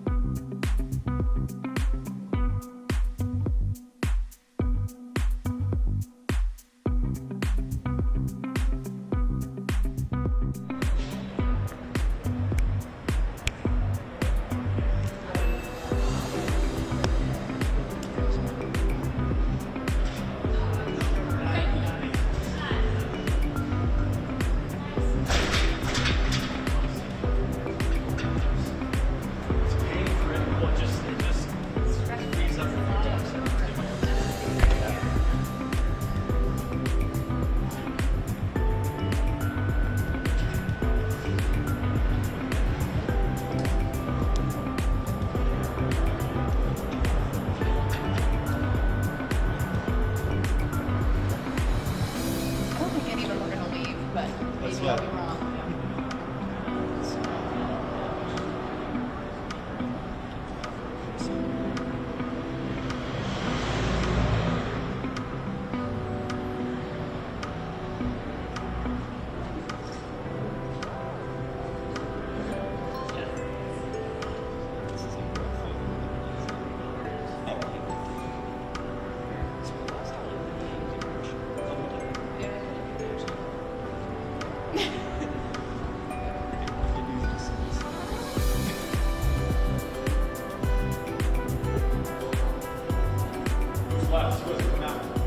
Nobody's come out yet. Nobody's come out? A few press, but that's it.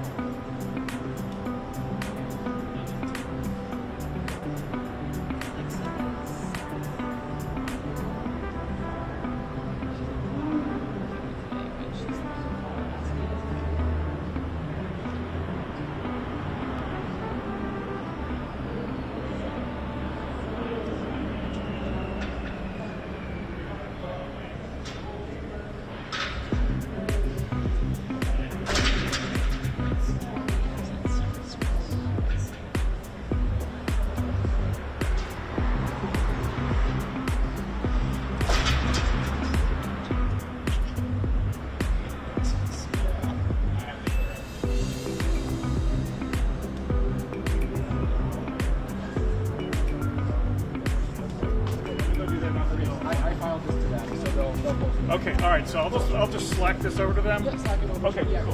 All right, got it.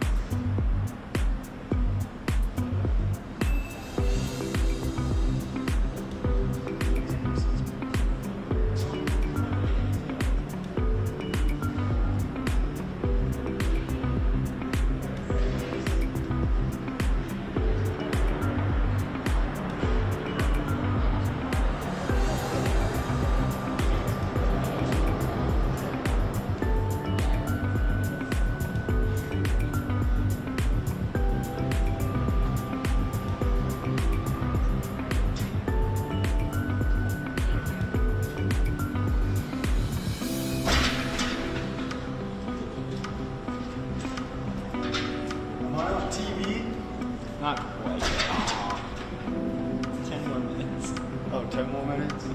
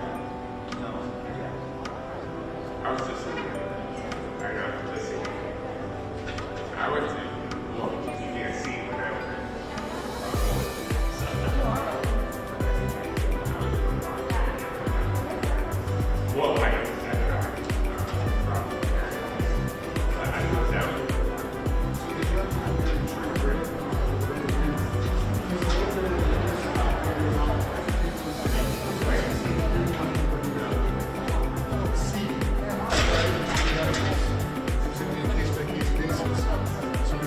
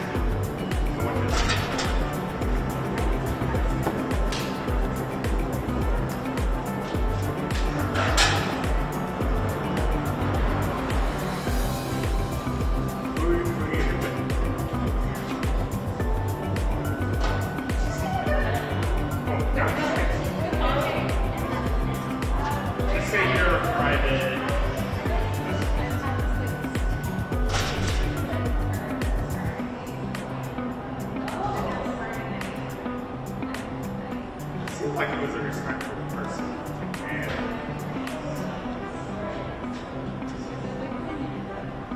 And we're in New York. Oh, sorry.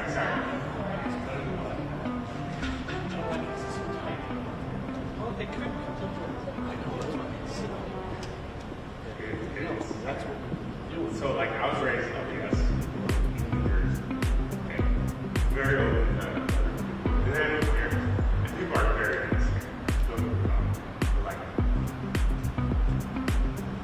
he was like way nicer than anyone I've ever met.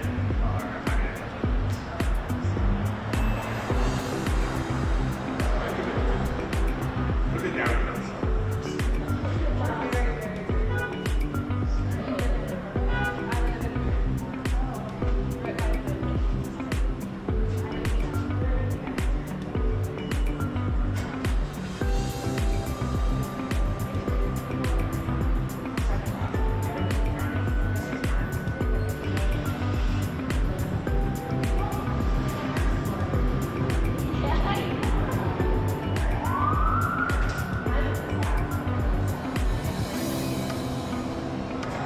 Bless your heart.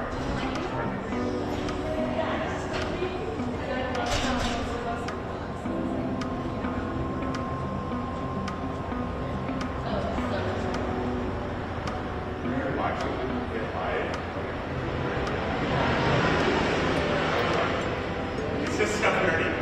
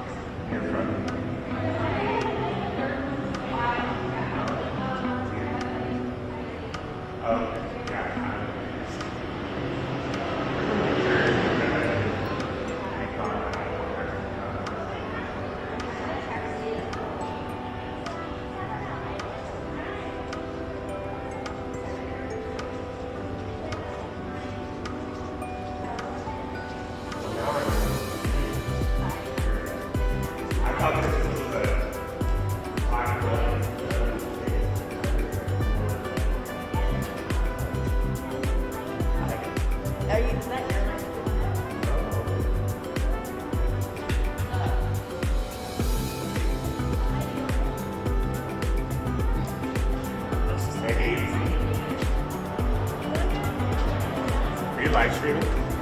Okay, it is. Sorry. I'm like, sorry. I'm like, is that a live stream She's like, right now oh. on X? Are you on X? Well, I'm on the AP feed, so it's on YouTube. Oh, so someone else. Yeah, probably someone else. Oh no, I just been here. I just Like a young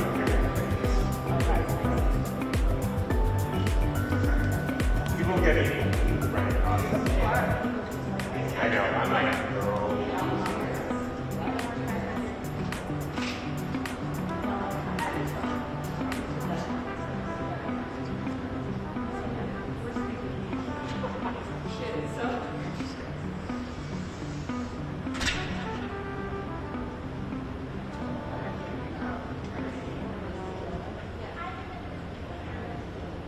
I was just, I thought people were gonna walk out. I would have to try to talk to this guy on the big days. They're like, what you, I'm like, I talked to this guy.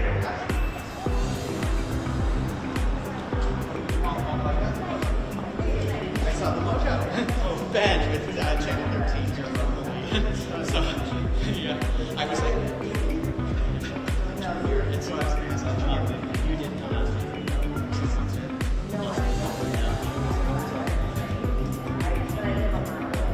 That's what I suspected. So my question is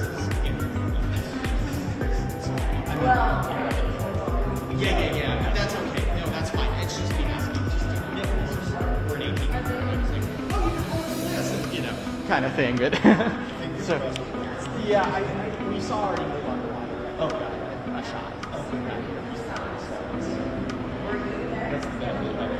Yeah. Oh, it's been that way for us. It's like I went to the one end and it's like something else and others. Thanks a lot. Appreciate it.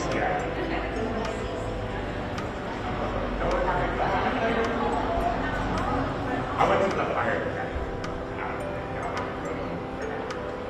Not with the brother.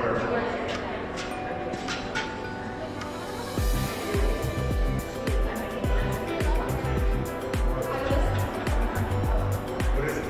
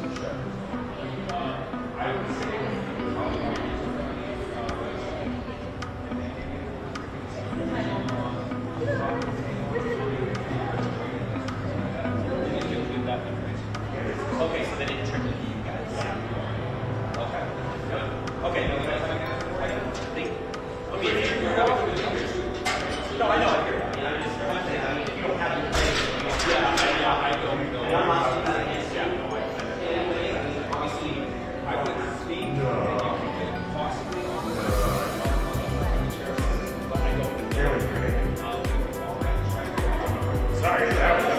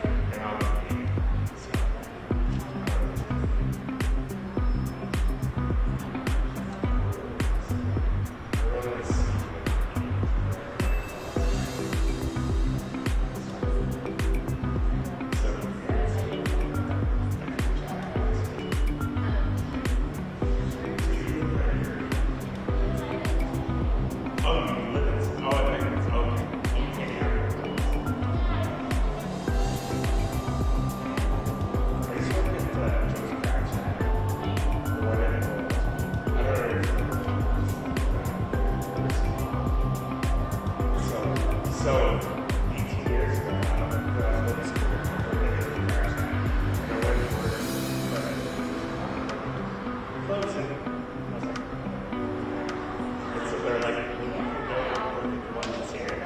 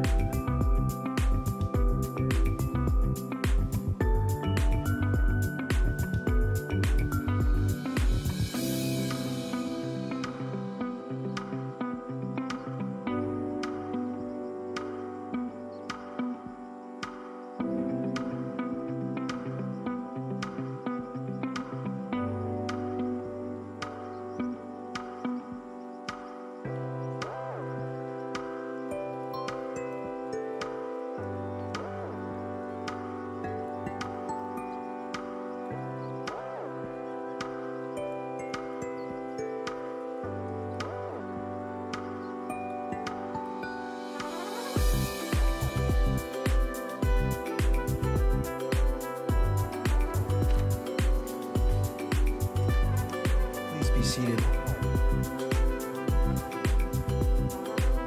Court is back in session. Noting the presence of counsel. Where you left off. Cross-examination. Ms. Nestor, are you ready to proceed? Yes, may it please the court. Good afternoon.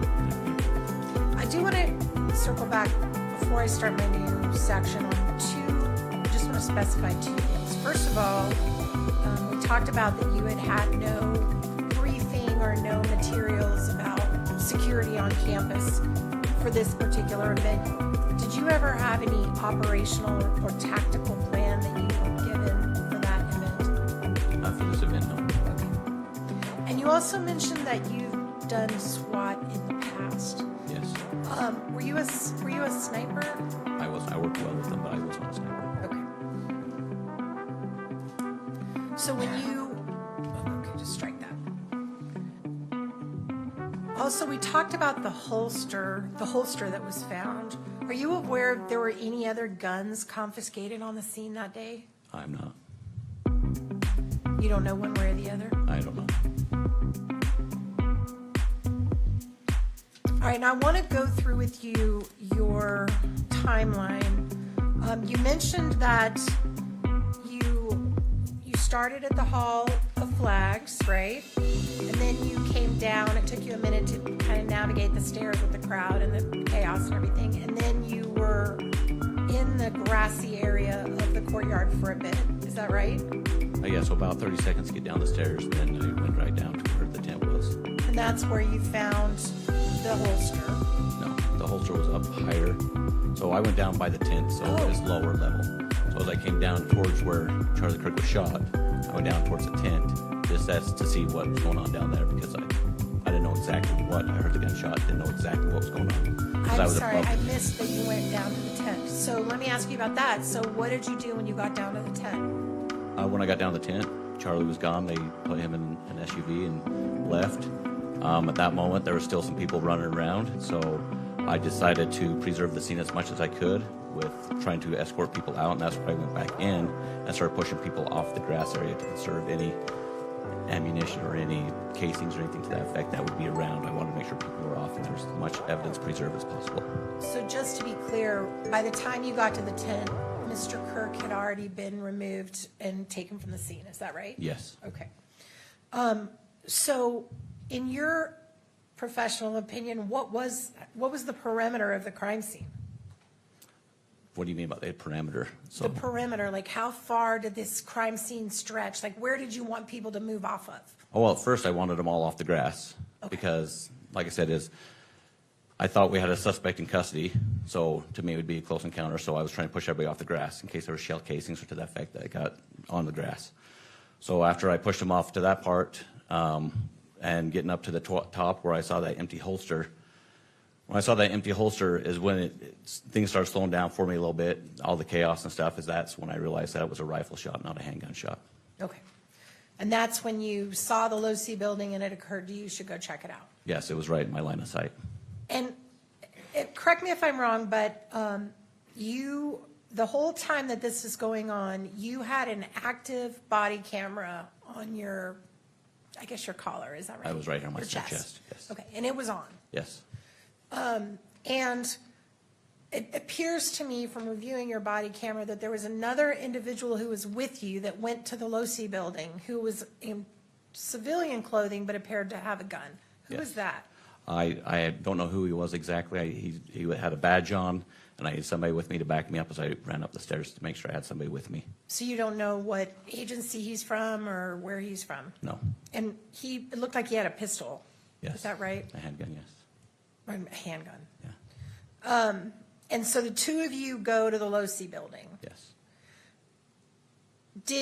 When you reviewed the videotape at the police department later, did you check to see if anyone had been on the low-C building after the shooting, after this individual had jumped off that you've already talked about? Was there anybody else on the roof? Did you check and see in that gap of time?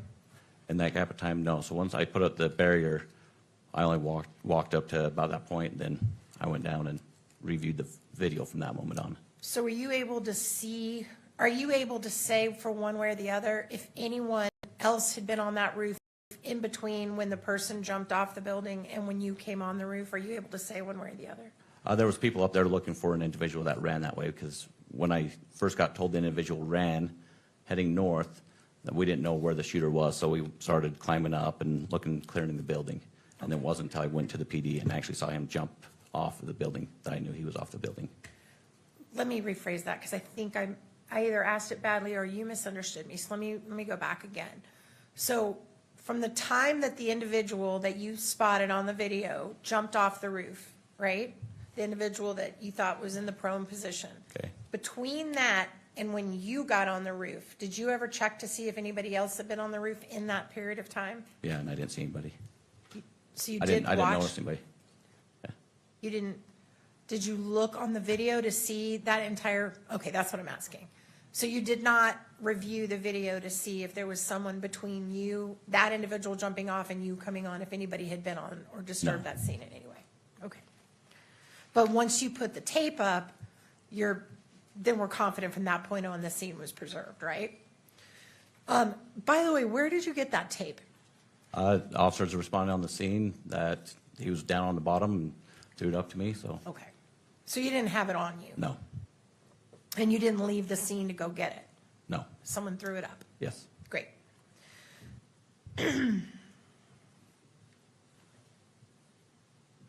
All right.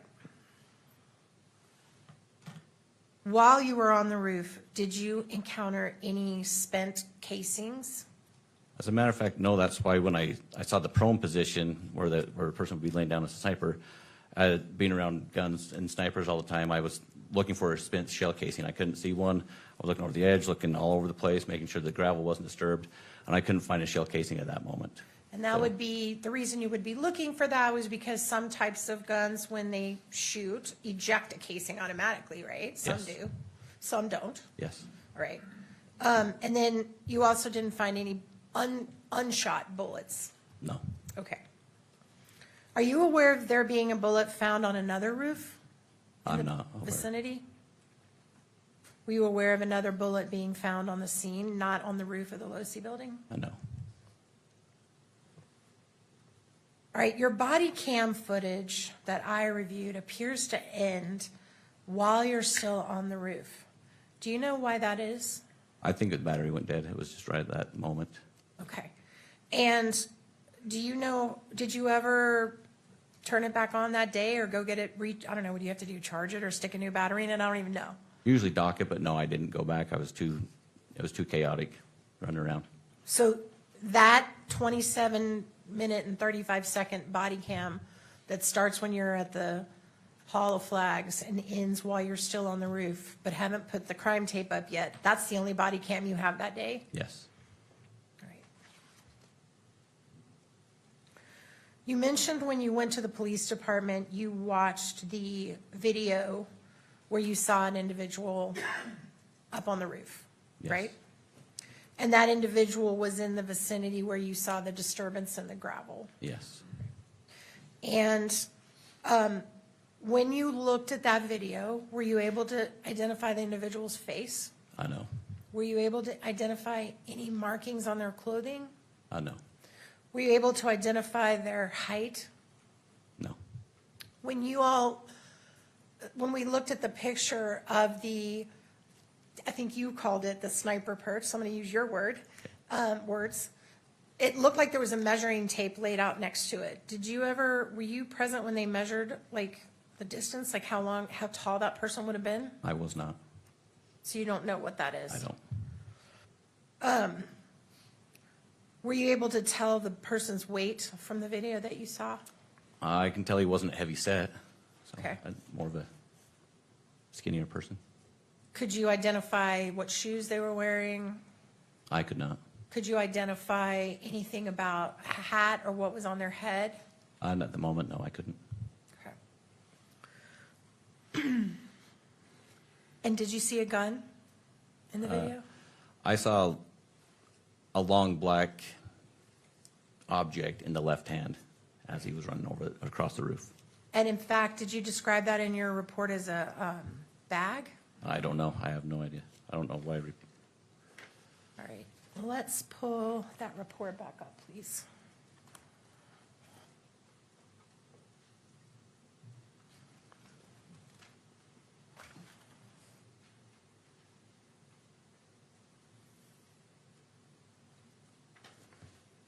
Oh, never mind. I don't think you mentioned what you saw. So in your report, let's pull that back up, please, page 5 on the Bagley 1. So looking at the second page, you're actually going to have to go to page 6, I think. You talk about what you saw in the video where they jumped off the roof. And again, I'm going to remind you of our conversation we had before about you understand how important these reports are. Yep. And do you mention anywhere in this report that you saw a gun? I did not. I just had an object. Did you mention that you saw that object? Is that on here? Nope. Okay, so you left that out. Now, have you looked at that over and over again? The video? No, Yeah. I've only seen it twice. Oh, really? Yep. When's the last time you saw it? It's been months. Okay. The last time you saw it, were you able to tell what that object was in his hand? Yes. Now- Well, not tell what it is. I could see there's an object in that left hand, yes. And could you, knowing what you know about the case today, do you have an idea about what that object was? It looks like a rifle or something to that effect, a long object. It looks like a rifle? Like a long object, like skinny and long. You can see it's like, almost like it's covered over something. So you saw the cover, which was the towel, right? Yes, and the shape of it is long. Okay. You know. So you can see a towel, but you can't see an actual I don't know if it gun. was a towel or a blanket. I don't know what it was. But you can't see an actual gun? in No, the video. like an object, like a form of a gun, like a long object. Okay. All right.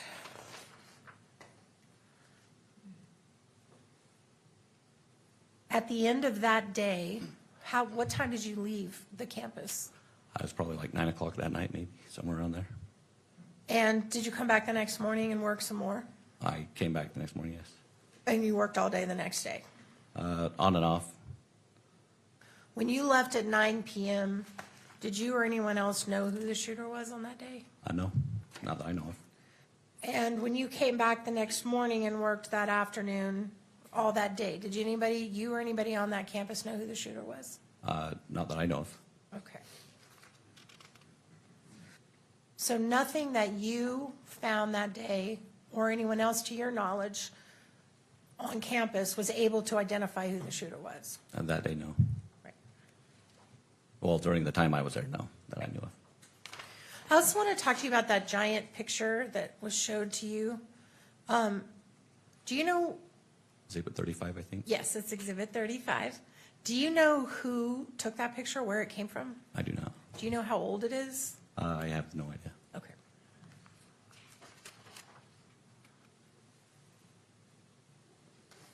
And the pictures you were shown, Exhibits 1, 2, and 3, that you got up and kind of talked about and showed all the buildings and everything. Do you have any knowledge about where those pictures came from? Or I who guess took they them? were drone footage, just taken from a drone. Do you know who was operating the drone? Sergeant Cam Nielsen from Provo Police Department. Provo Police Department. Had you seen those pictures before today?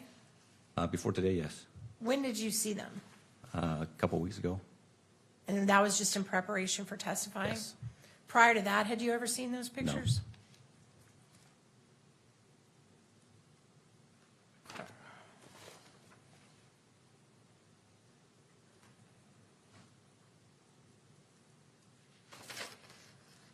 Can I have the court's indulgence for just a moment, Your Honor? You may, Ms. Just one Hester. moment.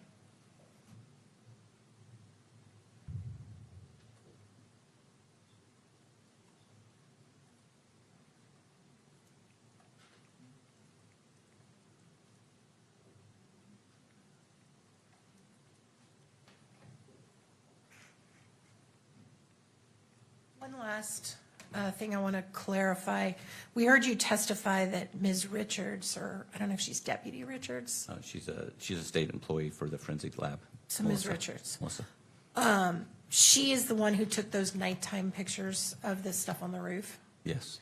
And you testified that she told you that that was what they looked like that day? Yes. When did you meet with her? I talked to her on the phone. It was several weeks ago in preparation for the trial.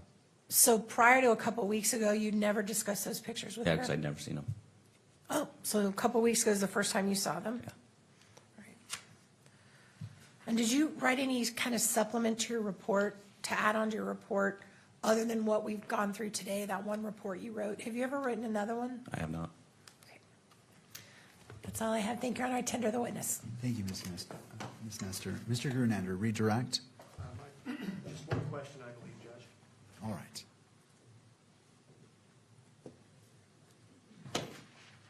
Officer Bagley, if we could pull up State's Exhibit 1. All right, let's do that.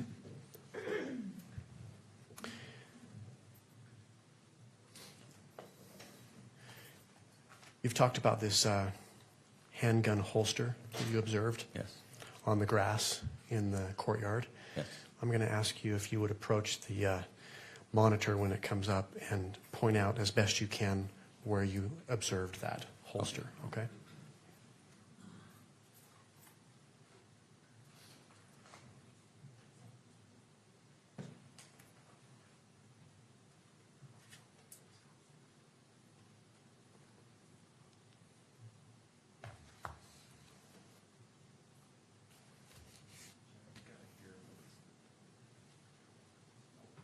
Oh, here we are.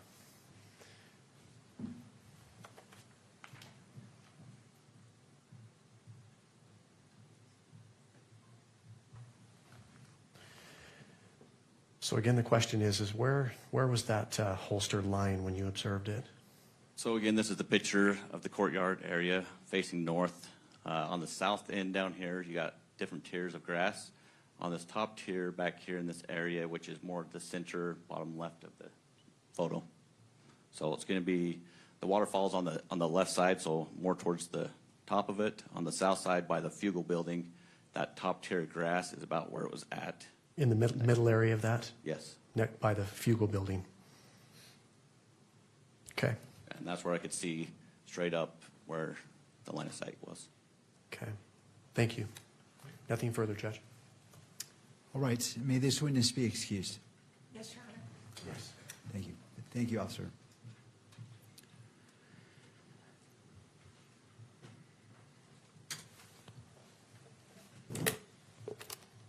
Just for the benefit of those in attendance, that you may have noticed that I drink some water. Please, if you have water and what's been previously approved, don't hesitate. You can drink, just don't spill it.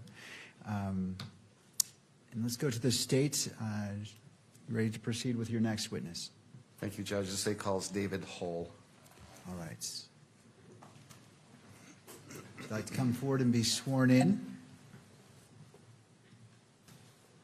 You do solemnly swear that the testimony you shall give in the case now pending before the court will be the truth, the whole truth, and nothing but the truth, so help you God. All right, if you'd like to be seated right here at the witness, in the witness seat, and once you're situated, there's a bottle of water to your left.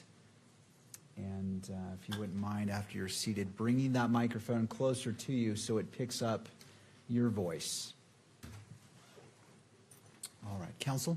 Thank you, whenever Judge. you're ready. Good afternoon. Afternoon. Would you please state your full name and spell your last? David Hull, Hull. And are you employed? I am, yes. Who are you employed by? I'm employed by the Department of Public Safety. And how long have you worked for the Department of Public Safety? I'm in my 12th year. Are you a peace officer? I am, yes. Are you post-certified? I am, yes. When did you receive your certification? 2015. And since that time, has your certification remained intact? In other words, has it lapsed or been taken away or anything like that? No, it's been continuous. I think you said you're in your 12th year. Did you already say that? Your 12th year with the DPS. Have you worked for any other law enforcement agency besides the DPS? No, just the state of Utah. What is your current assignment with the Department of Public Safety? Currently positioned as an investigative sergeant at Peace Officer Standards and Training. Was that your assignment in September of 2025? No, it was not. What was your assignment then? I was under the State Bureau of Investigations, Major Crimes Division as an investigator. Okay. Is SBI an acronym or an acronym that's commonly used to describe the State Bureau of Investigation? It is, yes. I can refer to it as the SBI, and we're all on the same page, right? Yep. Okay. How long were you with the SBI?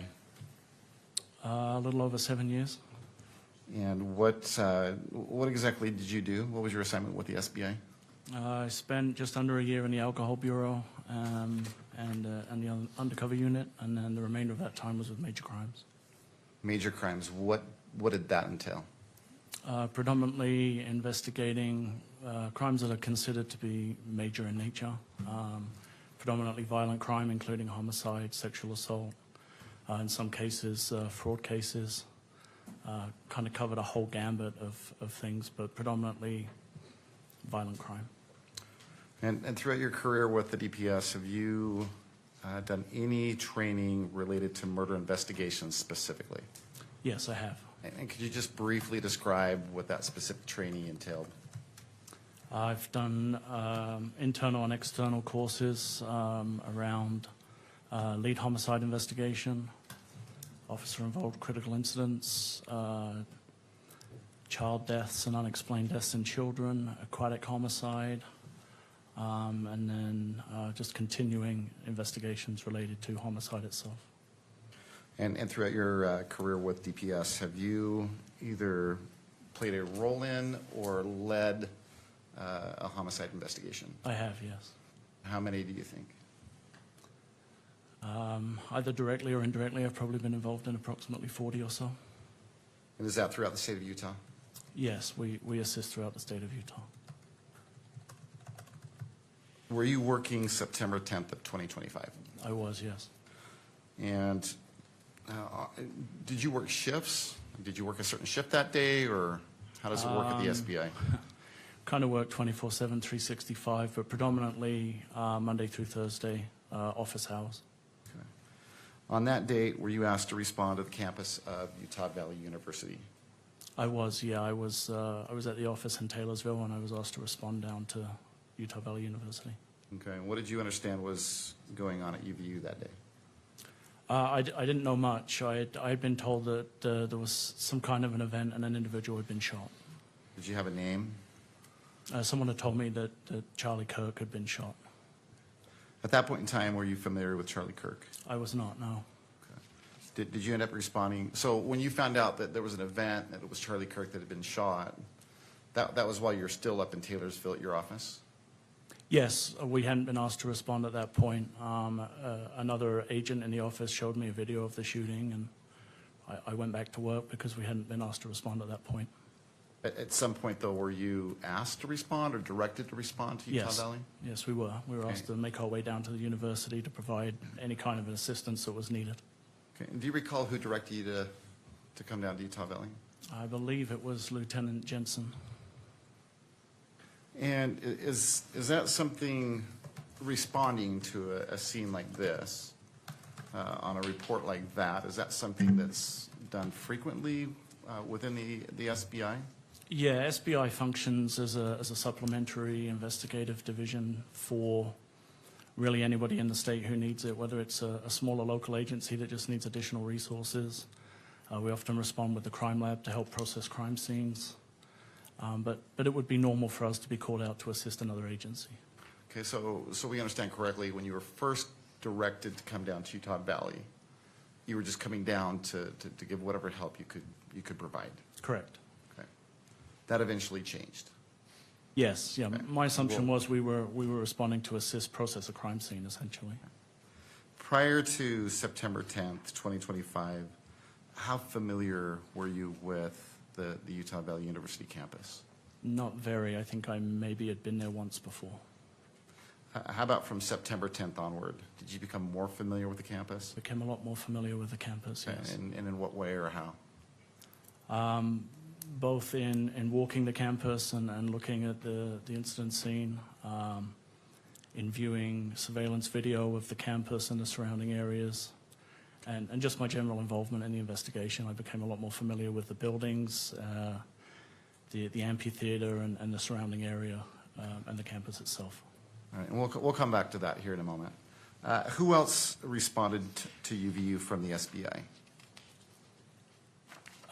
Originally, I thought it was just myself and a couple of others. I remember Sergeant Falmina, Sergeant Bricker, Sergeant L. Schultz, Sergeant Clark, Agent Brian Davis, and a number of other agents were arriving or were on scene when I arrived there.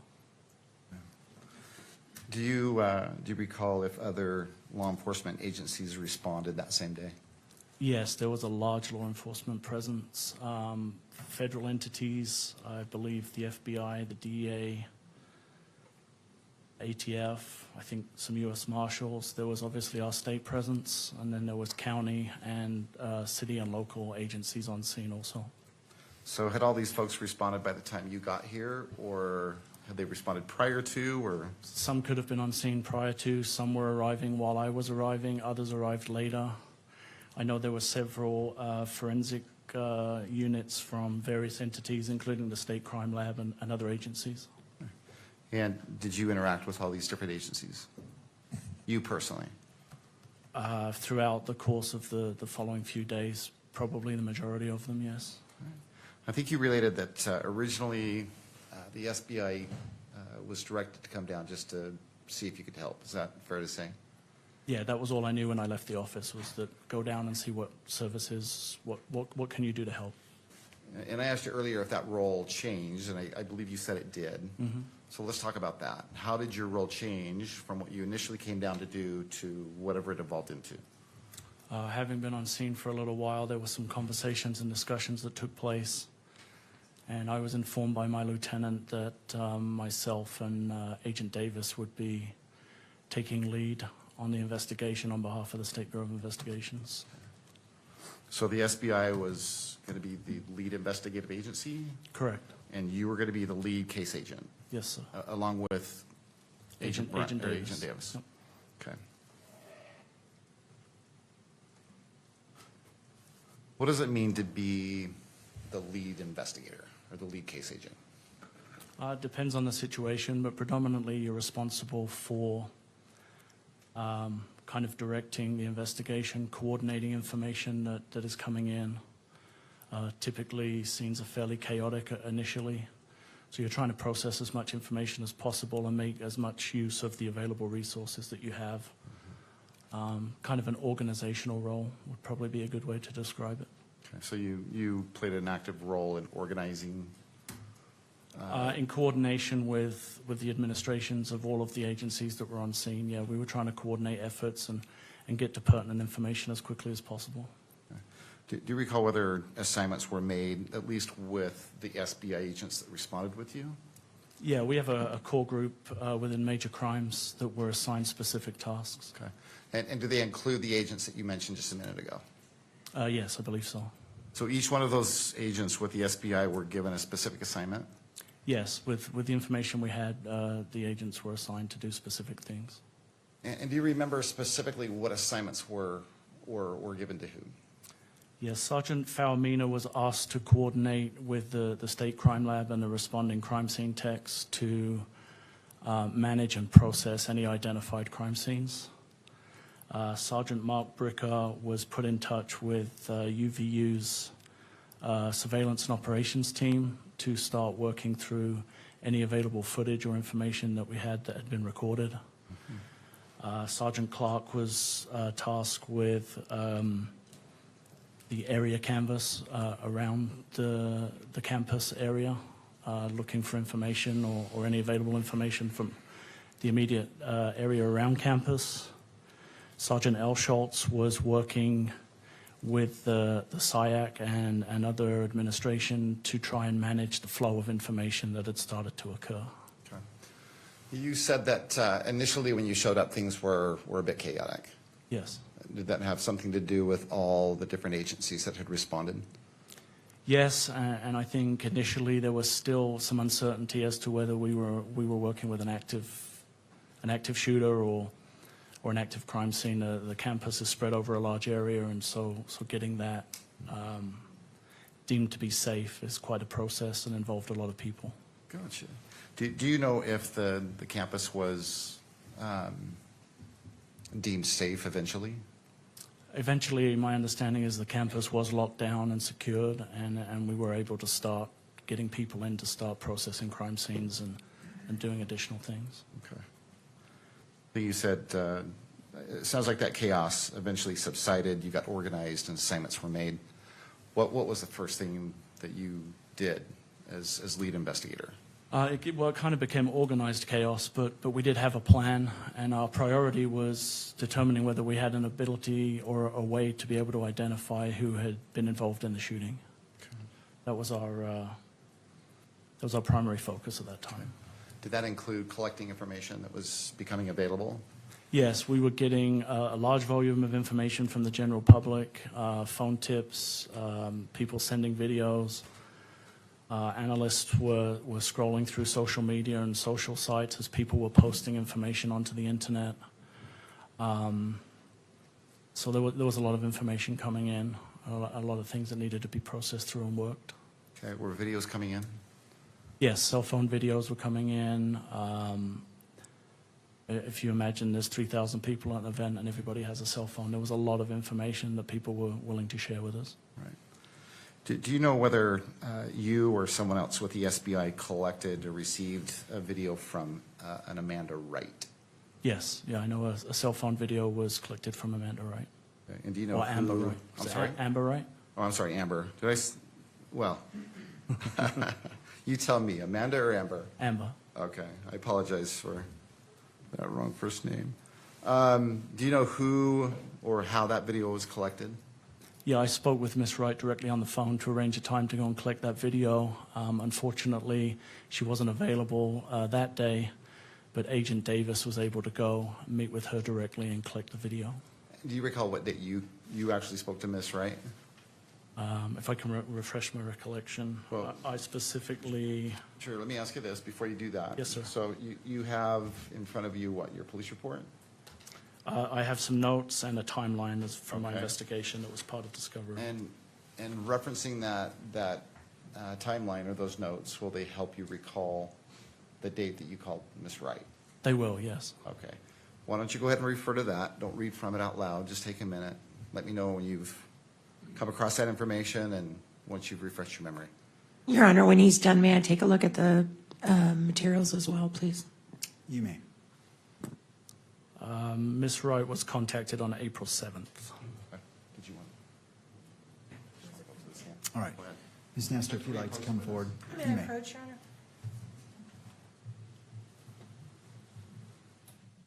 What is my times and dates? Spreadsheet.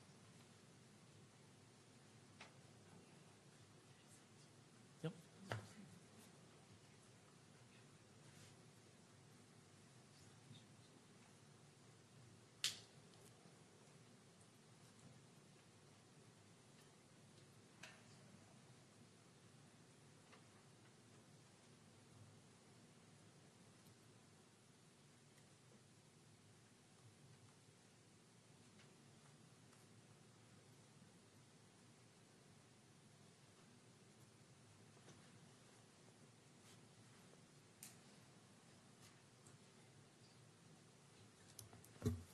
Mr. Sturgill, when you go back, if you wouldn't mind shifting the lectrum to my right.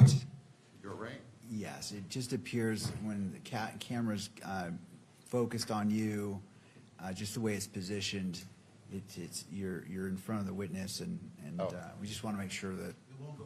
Yeah, it's only going to go that far, Judge. All right, Is that going to be far that's- enough? I think that is sufficient. So, all right, thank you. I appreciate your Yeah, help I with that. did just check from are we still connected? Okay. All right, let's make sure that Mr. Sturgill is picked up. Okay. All right, you may proceed. Thank you.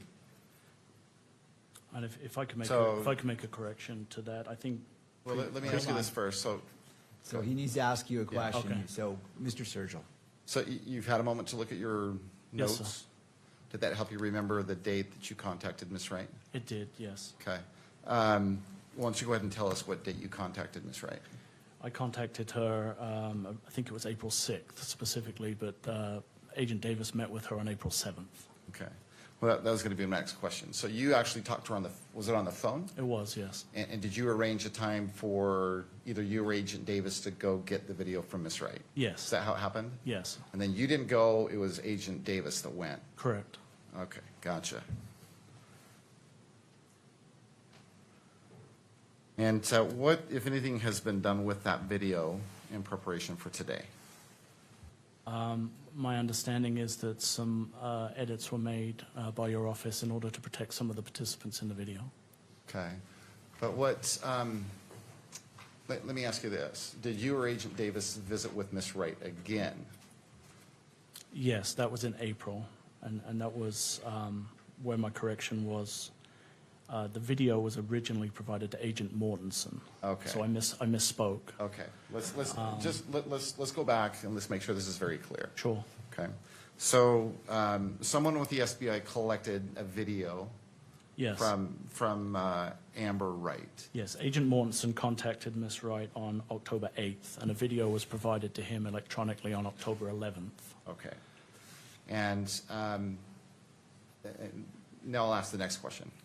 What, if anything, has been done, either by you or another agent, with that same video in preparation for today's hearing?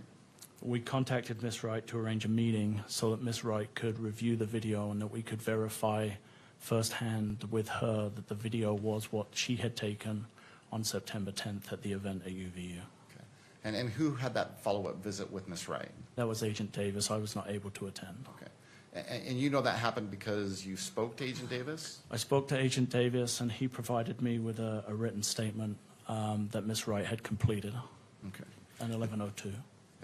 And so you have seen that written statement? I have, yes. Okay. And you've read through it? I have. Does that, do you recall whether that statement was on a form or a piece of scratch paper? What do you recall? My recollection is that it was on an official, I believe, a State Bureau 1102 statement, which is a written form that is filled out by a witness that contains the 1102 warning. And by that, do you mean the advisory, the statement that's written on that piece of paper is going to be used at a preliminary hearing? Yes, It includes that advisory. yes. Does it also include a warning that if someone provides a false statement, in this case, Ms. Wright, that it could be punishable by a Class A misdemeanor? It does, yes. All right.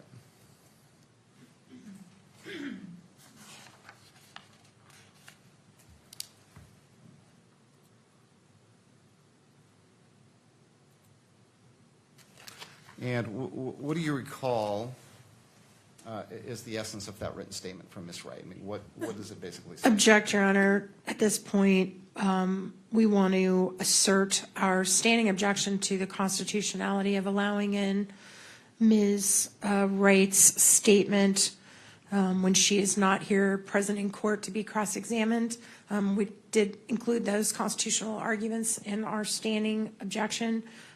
Also, this does fall under the type of document that should be safeguarded under Rule 4-202.02, Parent 8, Parent F as in Frank, and or should be classified as protected under subsection 5O as in orange, because the disclosure could jeopardize the life, safety, or property of the witness. It's also technically a victim's.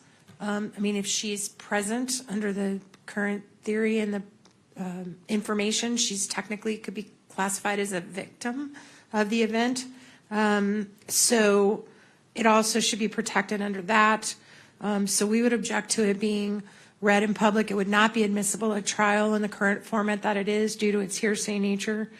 We do think it would negatively impact our client's right to a fair trial. And furthermore, I believe the witness herself has requested that, particularly because the video contains images of minor children, which I know the state has made an effort to redact, but nevertheless, the reference to the minors, I think, would still fall under the protection. And so for all those reasons, we would object to that coming out in public and being discussed in the public forum and being published in any way. And we object to it coming in.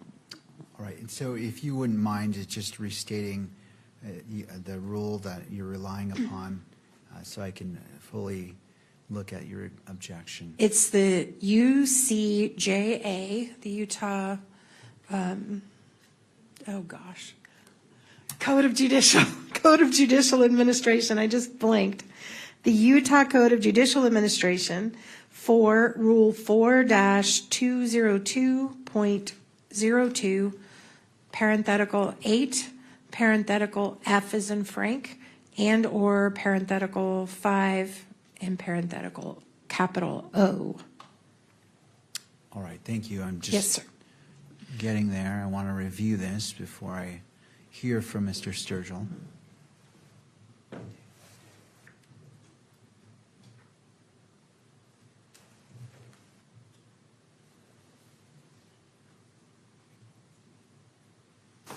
All right, I've reviewed that. Mr. Sturgill. Well, Judge, let me address, I guess, a couple of things. Ms. Nestor actually brought up, I think, both the 1102 statement that we intend to introduce and sort of referred to the video. So let me address each of those one at a time. With regards to the 1102 statement that was prepared by Ms. Wright, Judge, it was gathered in compliance with the Utah Rules of Evidence 1102, specifically subsection B8. It's a statement that was gathered by an SBI agent. It was prepared with knowledge of the advisory that it was going to be used at the preliminary hearing, and it also included the warning that if a false statement is given, it's going to be a Class A misdemeanor. Judge, I don't know what additional foundation you'd like. Well, that's kind of where I was going, Judge, is I was trying to lay a little bit more foundation just to introduce that statement alone. I haven't got yet to the video. But with regards to the 1102 statement, it has been collected in compliance with Rule 1102. As I stated, B3 or B8. And as we all know, Rule 1102 allows reliable hearsay, as does the state constitution, Article 1, Section 12. So what exhibit will this be? I want to look at it not for the purposes of, as a magistrate, taking it into evidence, but see if it comports with Rule 1102 as stated, because I haven't seen it. Sure. And I haven't done the analysis to see if that objection is. Judge, it is State's Exhibit 6.1.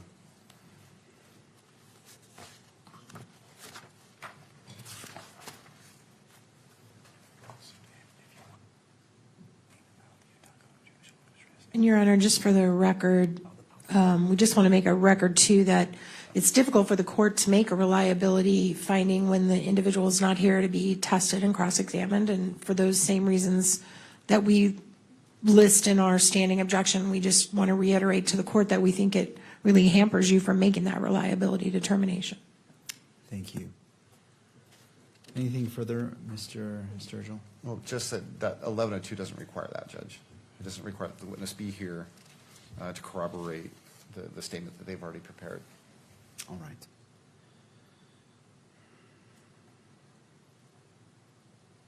All right. I've had a chance to review State's Exhibit 6.1,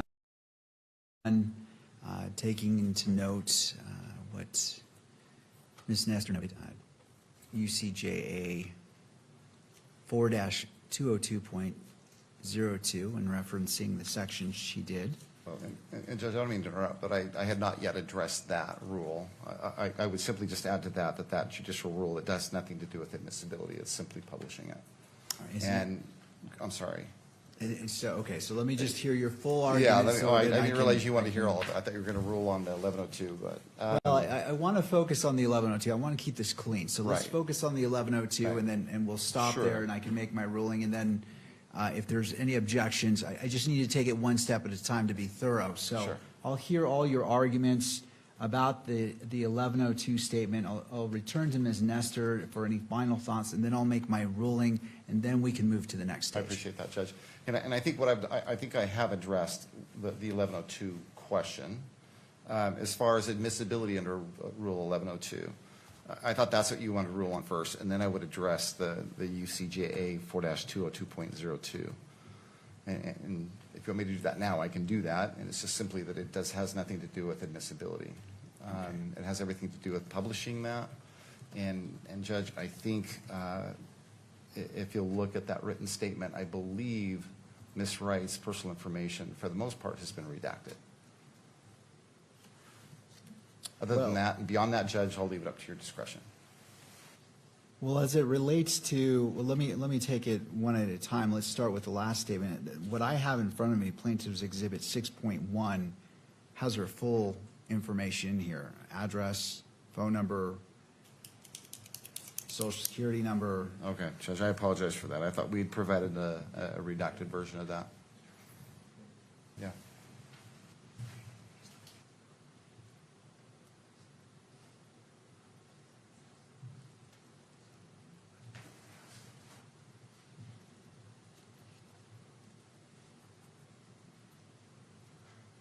I think I've clarified what's going on here. I think we provided you with an unredacted version some time ago. The version that we have and are prepared to present today is a redacted version. Could I have a copy of what you're intending to admit into evidence so I can consider what's before me?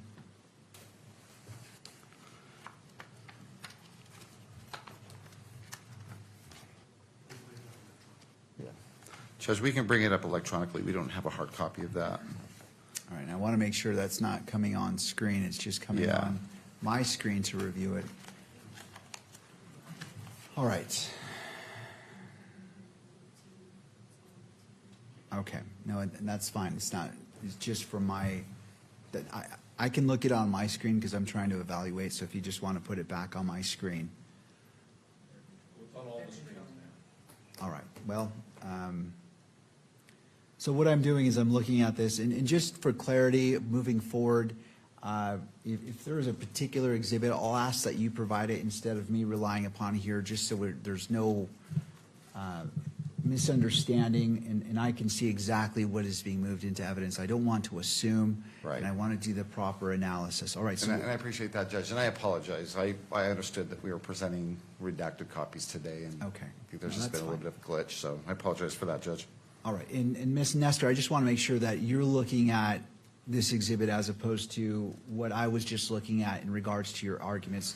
With this clarification in mind, any update to your argument or anything that you would like the court to consider?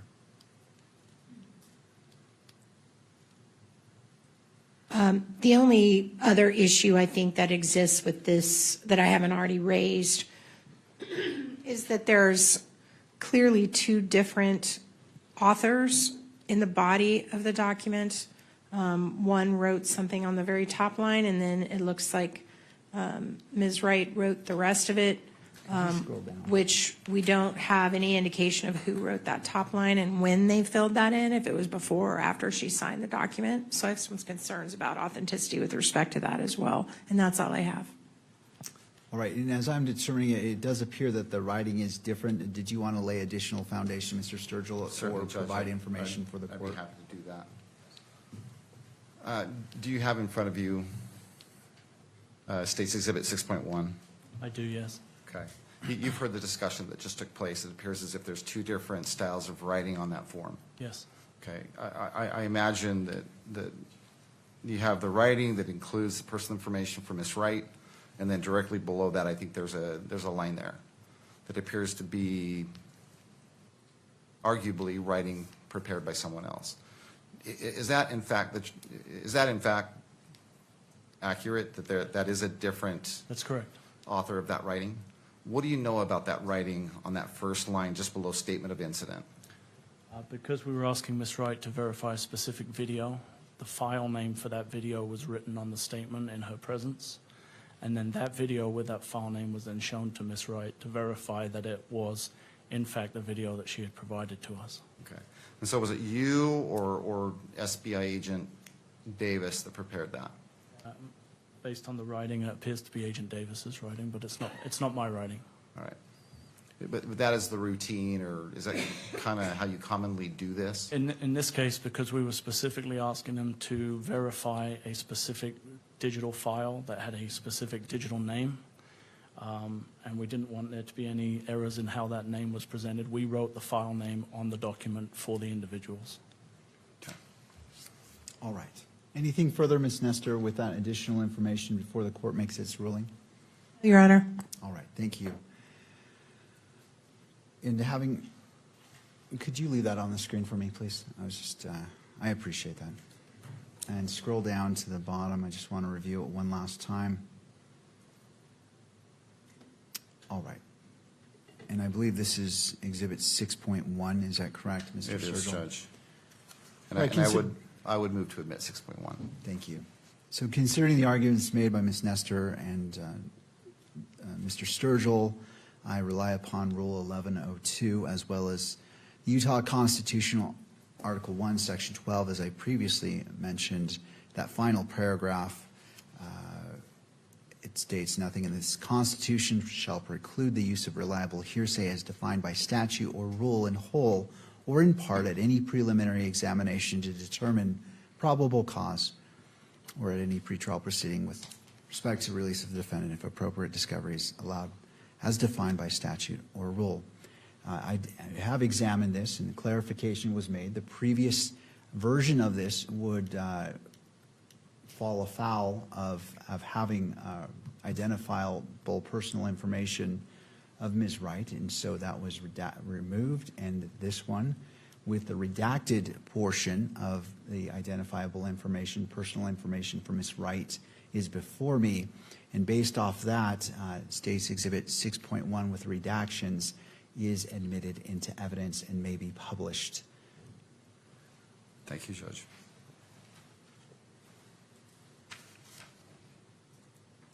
Agent Hold, that statement that was prepared by Ms. Wright, what does it state with regards to the video that you showed her that day, or I guess Agent Davis showed her that day?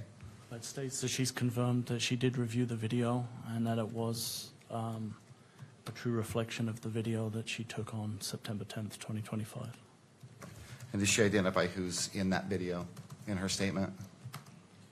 Herself and her 2 young children. If we could just have a clarification on the court's ruling. So I understand the court overruled and published, and I accept the ruling, but I thought under the court's previous order that the media was not going to film exhibits.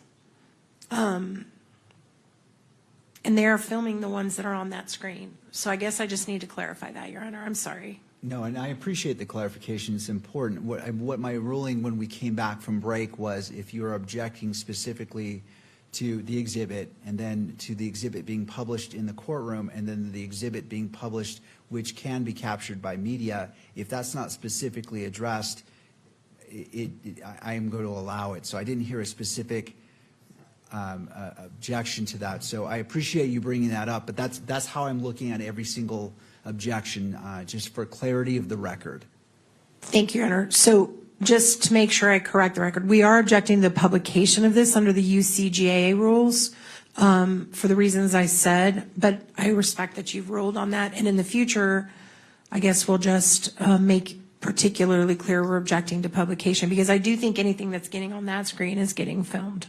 Okay. So thank you, Your Honor. Thank you, Ms. Nestor. And Mr. Sturgill, did you want to respond?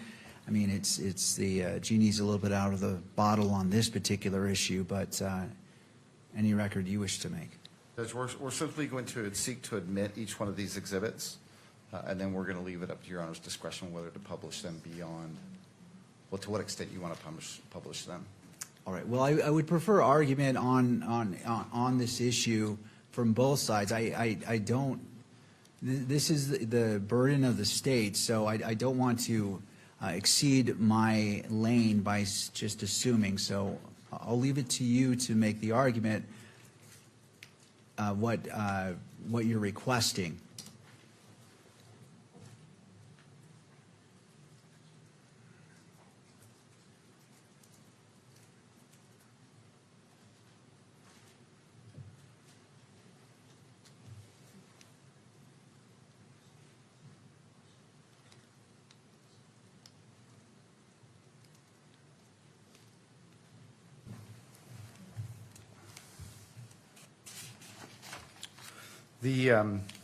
Sorry about that.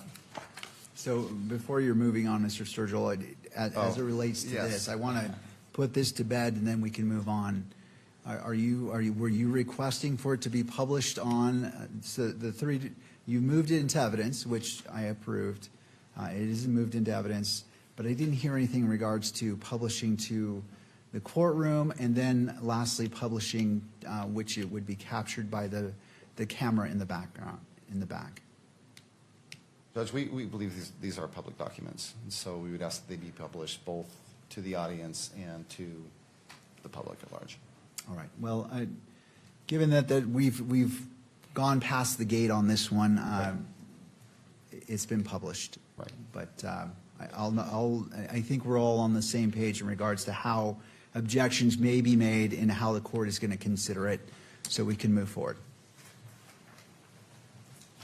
All right. Thank you, Mr. Sturgill. Thank you.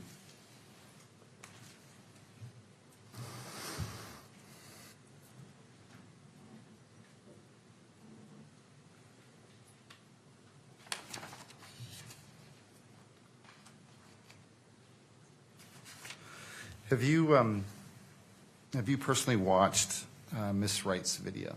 I have, yes. Right. And what is depicted in that video? It's a view of Ms. Wright's position in the crowd at the event on September 10th. Okay.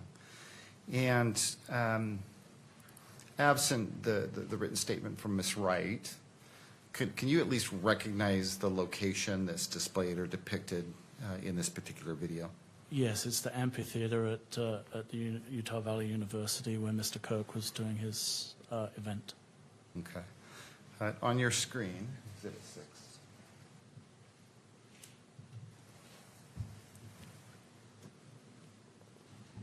Do you see anything on your screen yet?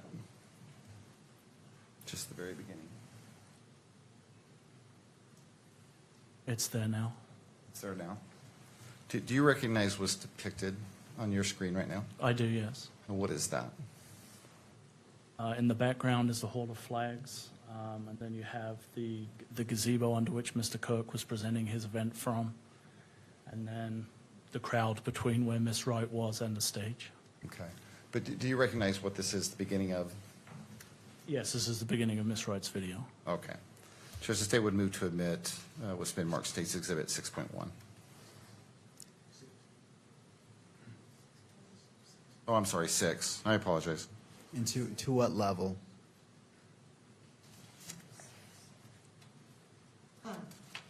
Hold on, Ms. Nestor. I just want to get the clarification, and then I'll certainly turn to you. So the levels of admitting into evidence, then the next level is publishing it to the courtroom, and then the next level is publishing it in a way that is captured by the media. What is your full request? Judge, we'd ask that, first of all, it be admitted, that it be published here within the courtroom, and then that it also be published to the public at large. All right, and I'm not quite sure what this particular video is showing. Could you lay a little bit more foundation or proffer that what this is? Sure. You've seen this video, Agent Hall? Correct. What's depicted in this video? The crowd and the beginning of Mr. Kirk's presentation to the audience in the amphitheater at UVU on September 10th, 2025. Okay. Does it depict Miss Wright? I believe towards the end of the video it scrolls back and Ms. Wright shows the people that she's with at the event and herself, yes. All right, is there any act of alleged violence in this particular clip? No, there is not, Judge, but there is not. Okay, I just needed that clarification. Ms. Right. Nestor, I'll turn to you. I just wanted to make sure I understand the full scope of this exhibit and then hear from your objection, if any. Your Honor, with respect to admission, we object to its admission on the grounds that it's not properly authenticated, as Ms. Wright herself is not present in. For all the constitutional reasons we raised in our standing objection, we object to that. As far as its publication, we object to its publication. It definitely is something that in its current form without her here would not be admissible in any place other than a preliminary hearing. And we feel like this would really impinge on Mr. Robinson's right to a fair trial. And so we're asking it not be published, and certainly if the court does publish it, that it certainly not be filmed. Thank you. Mr. Sturgill, any response? Judge, Rule 901 addresses authenticating or identifying evidence to satisfy the requirement of authenticating a document, or I guess authenticating a piece of evidence. The proponent, which in this case is the state, must produce evidence sufficient to support a finding that the item is what the proponent claims it to be. And then the rule goes on to explain or provide examples of how this rule can be satisfied. And at the very top, under subsection B1, is testimony of a witness with knowledge. That goes on to say that testimony that an item is what it is claimed to be satisfies this authentication rule.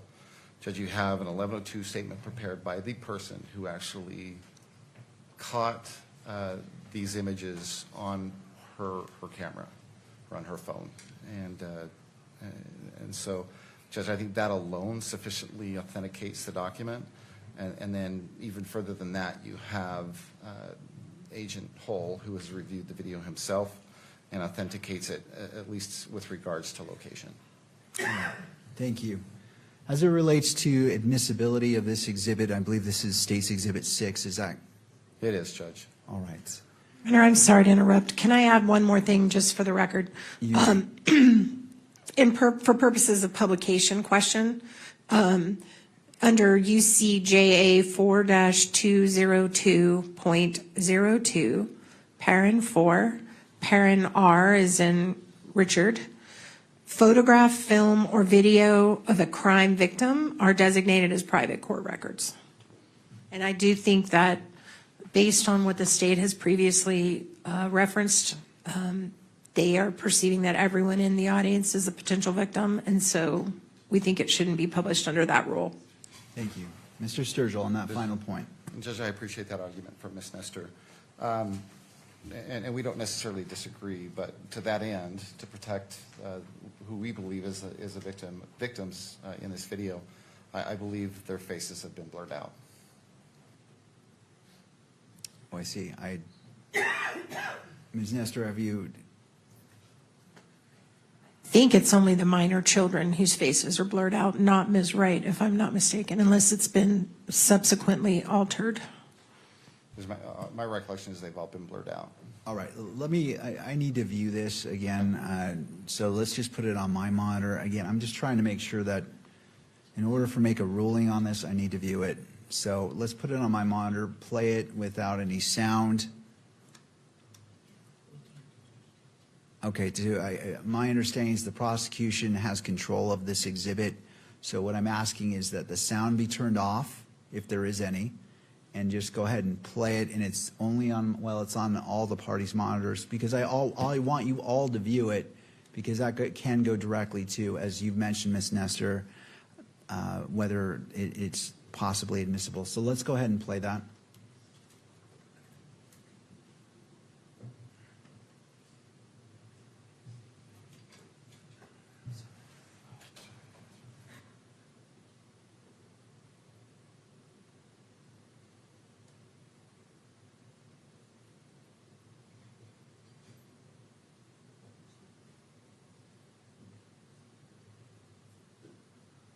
All right, thank you. Based off what I've watched, there was some blurring of faces, but not of all the faces, and so I'm going to rule that it is admissible.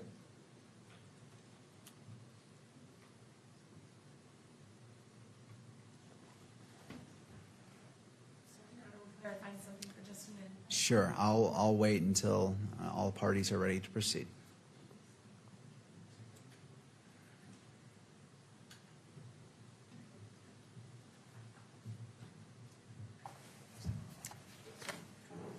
So anything further? I just want to make sure. No, Judge, you've had a chance to watch that. I did. So I'm ruling that it is admissible into evidence, again, taking into consideration the analysis the court's talked about in regards to 1102s and this particular piece of evidence as it relates to the 1102 video, the 1102 statement 6.1, and I'm going to allow it to admit it into evidence. And because the faces of the alleged victims are not all obscured, there are some that are visible, it's not going to be published to in-court monitor, and obviously not to be filmed by the media. So the court will receive it into evidence. The court will watch it again right now, and then we can continue to proceed. Very good. Thank you, Judge. So if, to the state, if you would like to play it again for me, I'm viewing it as it relates to. Your Honor, sounds like an issue that's going to come up again. I represent the news media. Can I be heard on this issue? Yes. I just wanted to address it. I've tried to be quiet. I just wanted to address it now because it's going to keep coming up, it sounds like. The classification rule that Ms. Nestor is citing and that Your Honor was just reading is not about in-court exhibits. That is classification for records in the court file. So it is a fundamentally different thing when we are in a public proceeding and the state is presenting an exhibit that you are relying on and the public is being denied the chance to see it. That is a fundamental violation of the right of access. And it's a right, and I recognize that. But that's not the ruling that you just made. You're just ruling based on the Code of Judicial Administration, which doesn't have anything to do with when something is presented in a public proceeding. So while I recognize there are certain things where I understand that you were going to make an exhibit-by-exhibit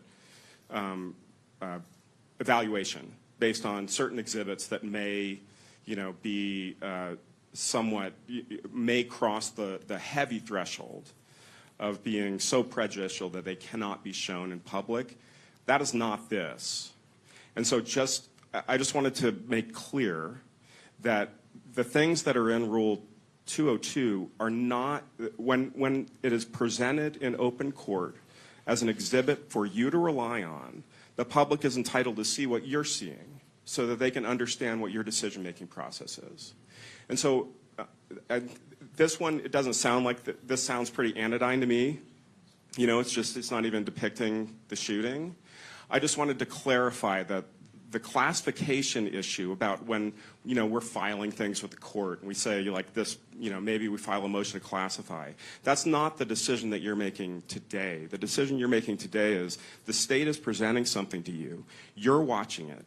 You're making a decision based on it. And the people in the gallery have the right to see that. Whether you allow EMC of it is a different question. And we think that the EMC should be allowed to for reasons that we briefed.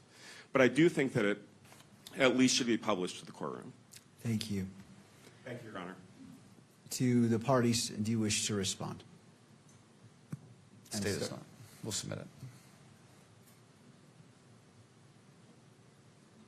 Well, Judge, I'm sorry. Oh, hold on. Okay, so I'm sorry.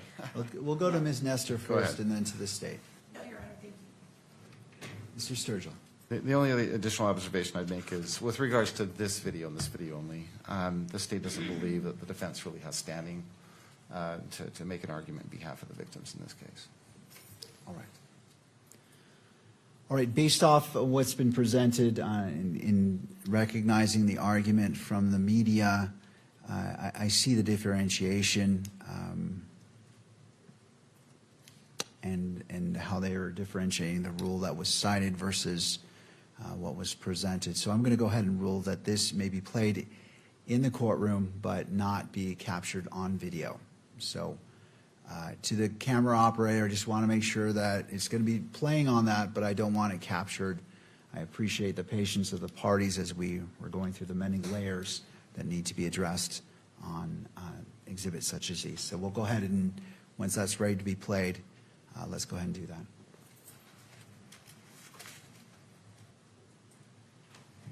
That's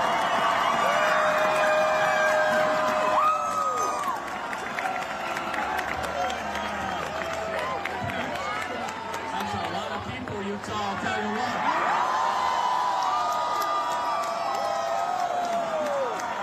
Order. Alice? Everybody, you know how it works. Thank you. And that concludes Exhibit 6. Correct. Thank you. Mr. Sturgill, you may continue. Agent Hull, did you or any other SBI agent collect additional video? Yes, there were other videos collected. What additional video did you collect? A cell phone video from Mr. Phillips was collected. And do you know who or how that video was collected? Yes, Agent Schultz made contact with Mr. Phillips September 29th of 2025, and that video was provided to him. Subsequently, in preparation for the proceedings today, myself and Agent Davis met with Mr. Phillips on April 6th, and he completed an 1102 and went through the same process as Ms. Wright. The only difference being on this occasion that because he is a minor, his mother witnessed it and also signed a statement. Okay. So you personally reviewed Mr. Phillips's video with Mr. Phillips? Correct. Okay. And you had him prepare a written statement? Yes, correct. Okay. Again, on this written statement, are there two different authors? Yes, I believe in this instance it was myself that wrote the file name on the form. Okay. And so you wrote, what part of the statement did you write? Just the name of the file that we were asking Mr. Phillips to verify. Okay.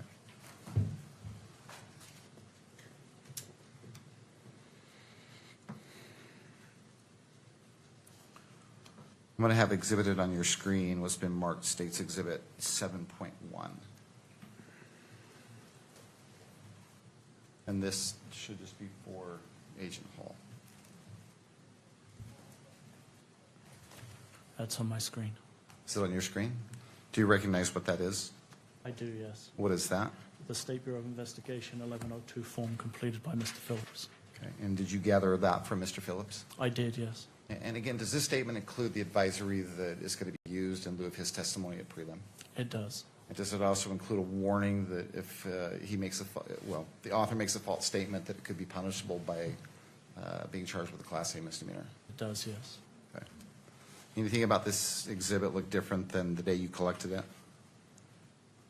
No. Okay. So the state would seek to admit Exhibit 7.1. Ms. Nestor? Thank you, Your Honor. We would object to the admission on the grounds that this video does in fact show a close-up view of the shooting of Mr. Kirk and grievous injuries in very stark relief. And because of that, we are particularly concerned about our constitutional claims we have made and our standing objection in terms of our ability to get a fair trial if this is published.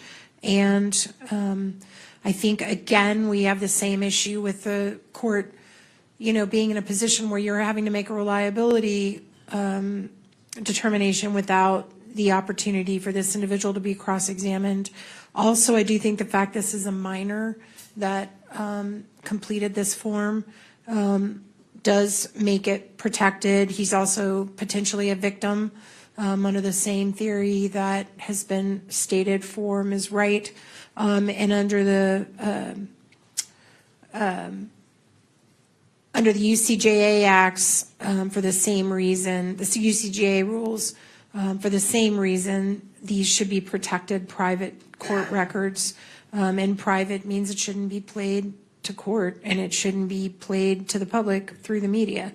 So we would object to its admission, we would object to its publication, and we would object to its filming. Thank you. Any final response? Judge, let me address, well, there's two things here, right? Let me address first the 1102 statement. Judge, I believe again that this statement was gathered in compliance with Rule 1102B8. Just double check. And the agent has explained that although Mr. Phillips is a minor, his mother was present. And that explains, I believe he said, the second signature on the form. With regards to publishing it, the 1102 statement, that is, Judge, we believe again, the presumption is this is a public record, and that it should be not only admitted but published here in court, and also published so that the media can record it. With regards to, well, do you want to address the 1102, and then I'll move on to the video? All right, so we're staying focused on the 1102. Any final response, Ms. Nestor? No, Your Honor. All right, thank you. As it relates to the 1102 statement and to the state representative who is displaying it, could you scroll down? I can only see the top half of this. All right.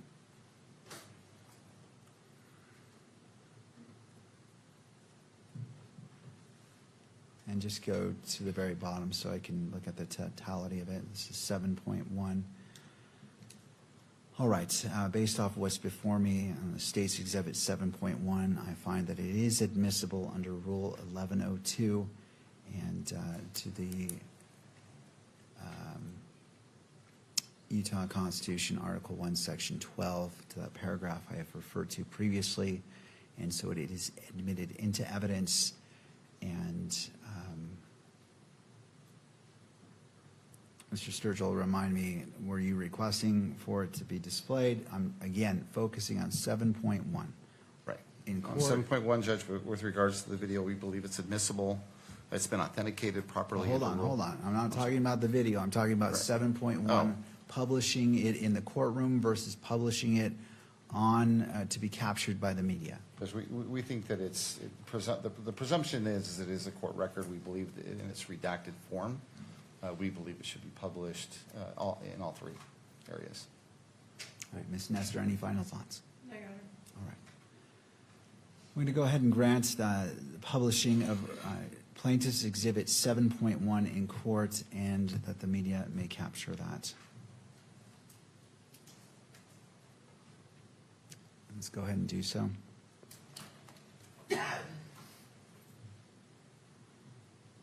Scroll up. Slowly scroll down.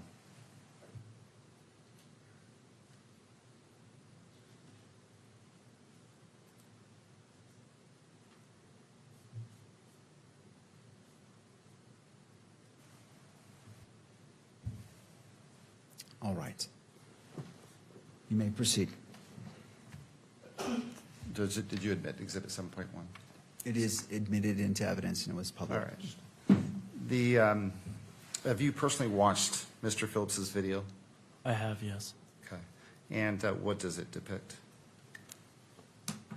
It's a graphic video. Mr. Phillips was positioned towards the front of the crowd, and it does depict the moment that Mr. Kirk is shot. Okay. And independent of the 1102 statement prepared by Mr. Phillips, you watching that video, do you recognize at least the location of this video? I do. It's consistent with the event that Mr. Kirk was presenting at UVU on September 10th, 2025. Okay. Judge, at this point, the state would move to introduce, or would move to admit what's been marked State's Exhibit number 7. We would simply ask that it be admitted. We would ask, however, that it not be published beyond that.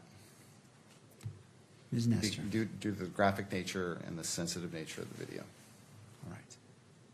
So as to the admission, the same issues that we raised as to the 1102, we would raise as to the difficulty of authenticating when the individual is not here present, and all the same concerns that we raised about the 1102 itself, Your Honor. Thank you. All right. Considering the... I'm sorry, may I add one more? I apologize. You may. And also under Rule 403, we think it's more prejudicial than probative, and we would raise it for that reason as well. Any final response, Mr. Sturgill? No, Your Honor. All right. And this is Exhibit 7, is that 7. correct? Correct. Exhibit 7, Judge. All right. I will admit Exhibit 7 into evidence based off the foundation that's laid. The 1102 is tied directly to this, and so for admission purposes, it is admitted. I am not going to authorize publication in the courtroom or obviously through media, but I will have it played on my screen. And so I view it, and I just want to make sure, and please, counsel, given the graphic nature of it, please guard your screens because I believe we all should be viewing this. This is evidence, and I want to make sure that you all are seeing what I see to ensure that that is accurate and it's a fair representation of the exhibit that you are familiar with. So whatever you need to do, I'll give you a moment, and if you could just give me a thumbs up if you're ready to proceed. Again, I want to act in a way that is dignified in respecting the rights of all persons. And for those reasons, I just want to make sure we are safeguarding to ensure this is not captured. All right. To defense, ready to proceed? Yes, Your Honor. All right. To the state? Yes, sir. All right. Go ahead and let's play Exhibit 7.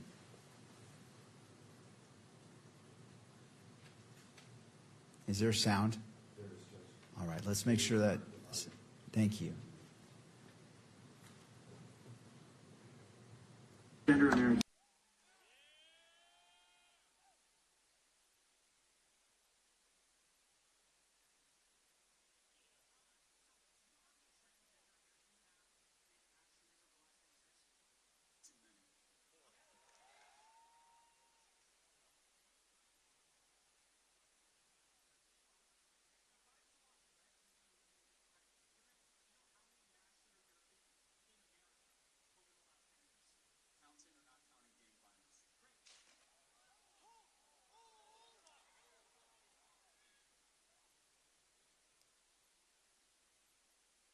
Thank you. That concludes playing of Exhibit 7. You may proceed. Thank you, Judge. Agent Holt, any more video that you collected, or either you or another agent with the SBA? Yes, we were able to collect video. TPUSA had a videographer, Visual Impulse, who was taking coverage of the event, and they provided video to us that they had captured on September 10th of 2025. And do you know who or how that video was collected from Visual Impulse? Yeah, Mr. Farnsworth originally provided, I believe, a flash drive to Lieutenant O'Brien with one of the local agencies.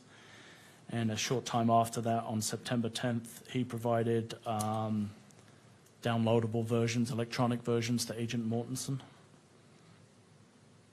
And an 1102 was collected from him on May 6th of 2026.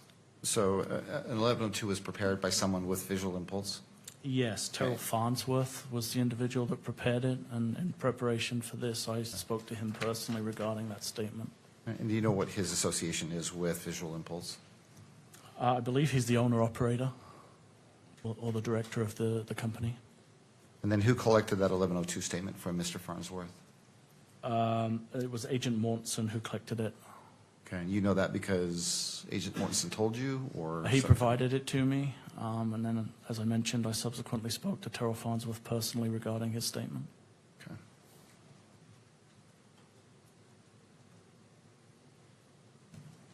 You had a chance to look at Mr. Farnsworth's 1102 statement? I have, yes. Okay. And again, does that statement include an advisory that any statement that he provided would be used at preliminary hearing in lieu of his live testimony? Yes. Did it also include a warning that a false statement would potentially be punished by a Class A misdemeanor? It did, yes. Okay. I'm going to have exhibited on your screen what's been marked State's Exhibit 8.1. Let me know when that comes up.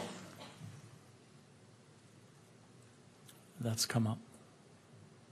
I think it's a single page, is it not? I believe it is. Go to the top screen. Go to the top screen down slowly.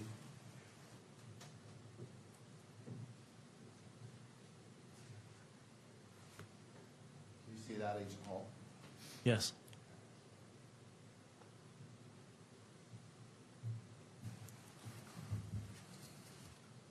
You do recognize that? I do, yes. Okay, and again, that is what? It's the 1102 statement that was provided to me, completed by Mr. Farnsworth from Visual Impulse, who is the videographer for TPUSA for the events that they do. Okay. Judge, the state would move to admit State's Exhibit 8.1. Ms. Nestor? Thank you, Your Honor. At this point, we renew our objection. This is hearsay. This statement is hearsay. We have constitutional concerns for the reasons we raised in our standing objection. We also would like to cross-examine Mr. Farnsworth about whether or not and to what extent these videos may have been altered in any way. It is clear that clips were being made out of the larger videos because he sent, even his own statement says he sent larger videos, and this is just a small portion of them. So obviously someone made clips, and we don't know who, and we don't know how, we don't know what they did. And for those reasons and the reasons in our standing objection, we would object to the admissibility of it, and as well the, I don't have a redacted version of 8.1, but I assume there is one. There is personal information on this one. Do you have a redact? Okay, I don't have that one. All right. And we would object to publication just on our concerns for fair trial, the same issues. Yeah, gotcha. Yep, I think so. Thank you. And for all those reasons, we would object to its admissibility, its publication, and its ability to be filmed by the media, Your Honor. Ms. Nestor, I just wanted to check, did you get a copy of the redacted? I was just handed it. Okay, I just wanted to make sure that right. you had copies. Thank you, Your Honor. So, okay, thank you. Mr. Sturgill, would you like to respond? Sure, Judge, thank you. With regards to the admissibility of the statement, Judge, I think the foundation has been laid that this statement was collected in compliance with Utah Rule of Evidence 1102, subsection B8. It constitutes reliable hearsay. It's a statement that's been made by a declarant that's written and it's under oath, or not under oath, but pursuant to a notification of the declarant that a false statement made is punishable. I think there's been foundation to support that. In addition, Judge, Article 1, Section 12 of the Utah Constitution makes it very clear that the state at preliminary hearing can rely upon reliable hearsay. All right. Anything further before I make my ruling? Thank you.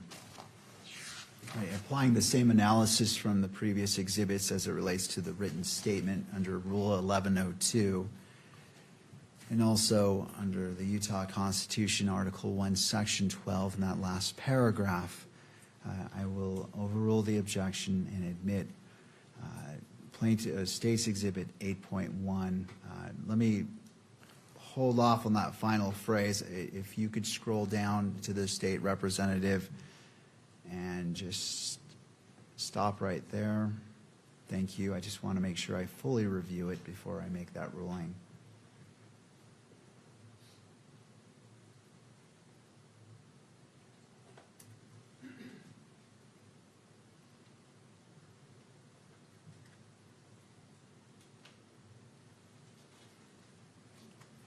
And if you could continue scrolling down.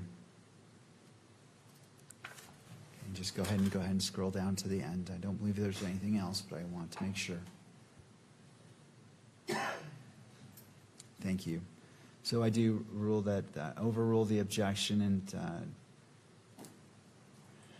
State's Exhibit 8.1 is admitted into evidence and may be published.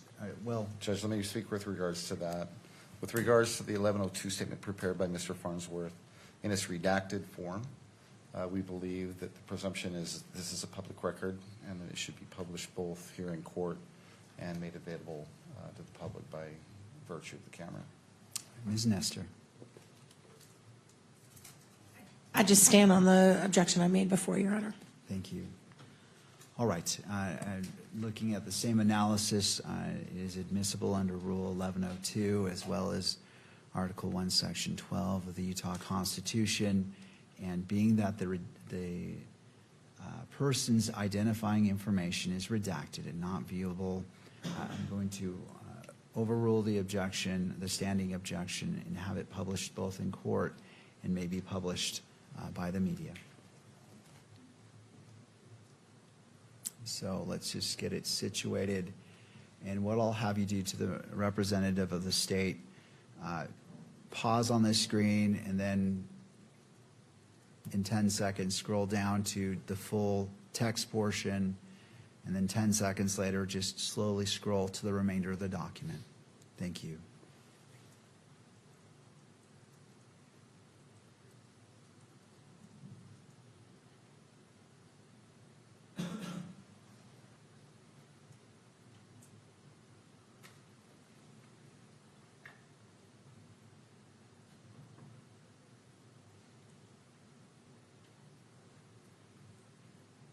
right, you can continue. Thank you, Judge. Well, hold on, she's still Oh. going through it. She's going to show Thought you the were whole talking to me. document. Well, I should have clarified. Thank you. All right, and that concludes State's Exhibit 8.1, the publication of that document. Mr. Sturgill. Judge, thank you. I appreciate that. Agent Hull, have you personally, so the video that's referenced in Mr. Farnsworth's 1102 statement, have you watched that visual impulse video? Yes.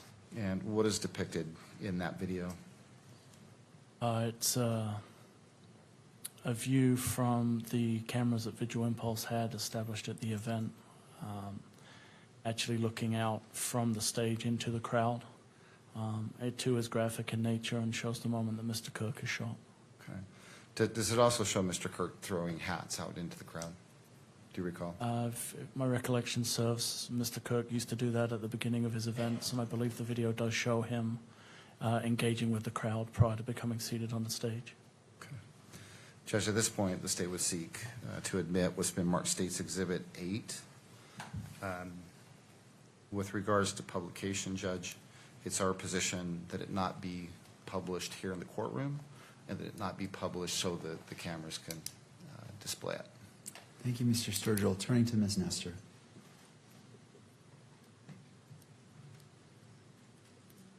Your Honor, we would just renew our objections to authentication for admissibility purposes under 901 for the reason that I mentioned in the 1102, which is, someone prepared these clips. We don't know who. We don't have that person here to cross-examine in terms of what, if anything, was edited. And for that reason, we think it can't be authenticated, and we object to its admissibility and our standing objection for constitutional grounds.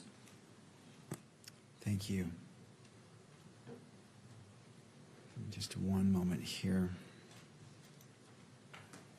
Judge, would you like me to respond? Yes, please. Just with regards to authentication, again, the state must produce evidence sufficient to support a finding the item is what the proponent claims it to be. And again, under subsection B1, it's sufficient to provide testimony from someone that has firsthand knowledge or observed, has firsthand knowledge regarding the authenticity of that video. You heard Agent Hull testify that he spoke to the owner of and the director of Visual Impulse, I believe it was testified to, that they contract with TPUSA to film their events. This particular video, the state is going to, or seeks to introduce as Exhibit 8, was shown to Mr. Farnsworth.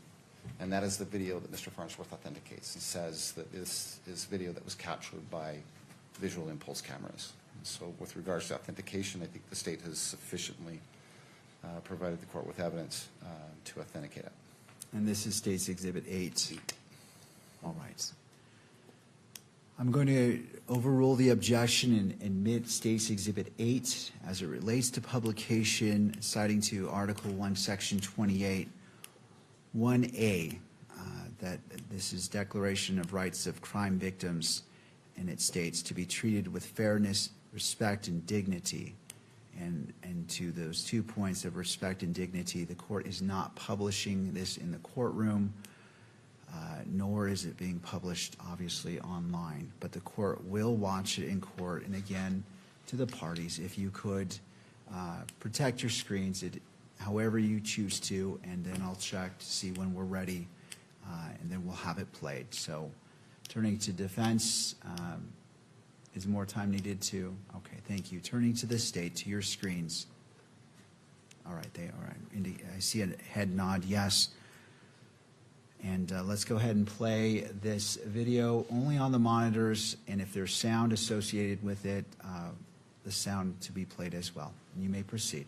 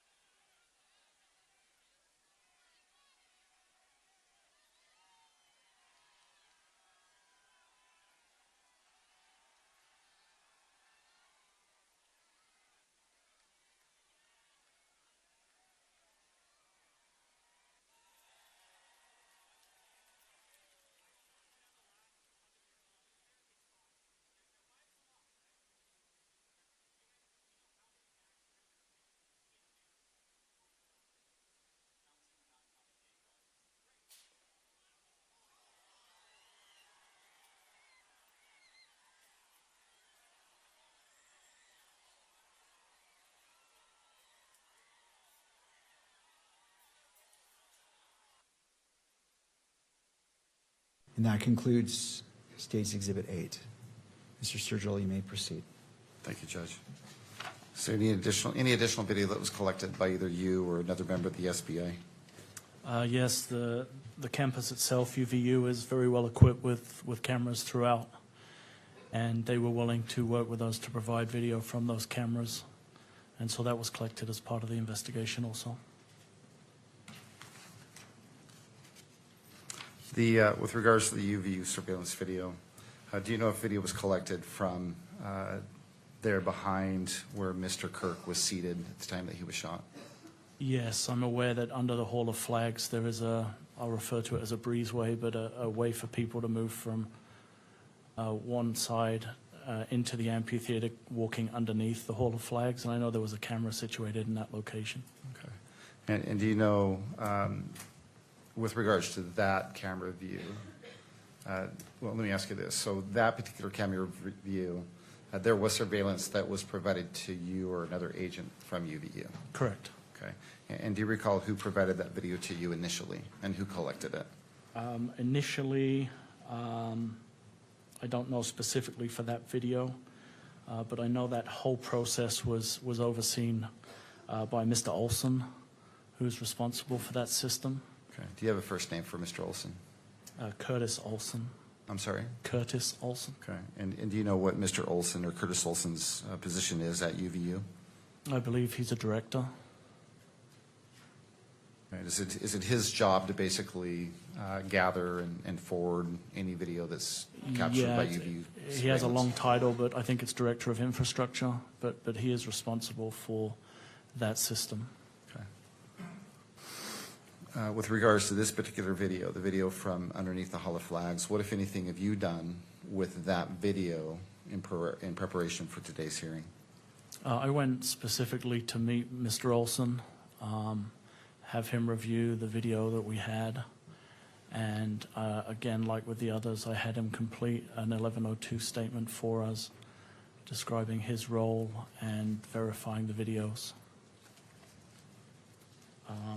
I did that actually on July 2nd of this year. July 2nd of this year? Correct. Okay. Give me just one moment. Actually, I'm going to correct myself on that if I can refer back to my notes. Okay, please, yes. Your notes, you have there with you again? Yes, And referencing them will help you refresh your memory? it will, yes. Okay, so don't read from it out loud, just look at it and let us know when you've refreshed your memory. Apologies, July 2nd seemed a little bit too soon. It was June 24th when I met with Mr. Olson. Okay. And you personally met with Mr. Olson? I did, yes. Okay. And did you personally review this particular video, or I guess the Hall of Flags video with Mr. Olson? Yes. Okay. And he prepared a written statement? He did, yes. And on that statement, was that a bureau-provided statement form? It was, yes. Okay. And on that statement, do you recall whether it includes an advisory that his written statement would be used in lieu of his live testimony? It did, yes. Did it also include a warning that if he provided a false statement on that form, that he could be punished with a Class A misdemeanor? It did, yes. Okay.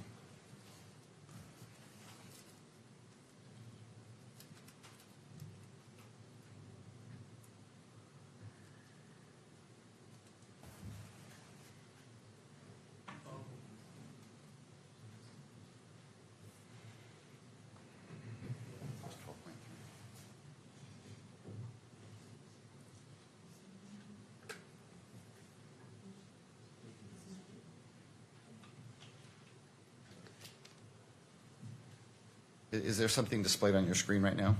There is, yes. It says Okay, it should Exhibit be 12.3. Yeah, it should be what's been marked as State's Exhibit 12.3. Do you recognize what that is? Yes, it's the State Bureau of Investigation's 1102 statement completed by Mr. Olson.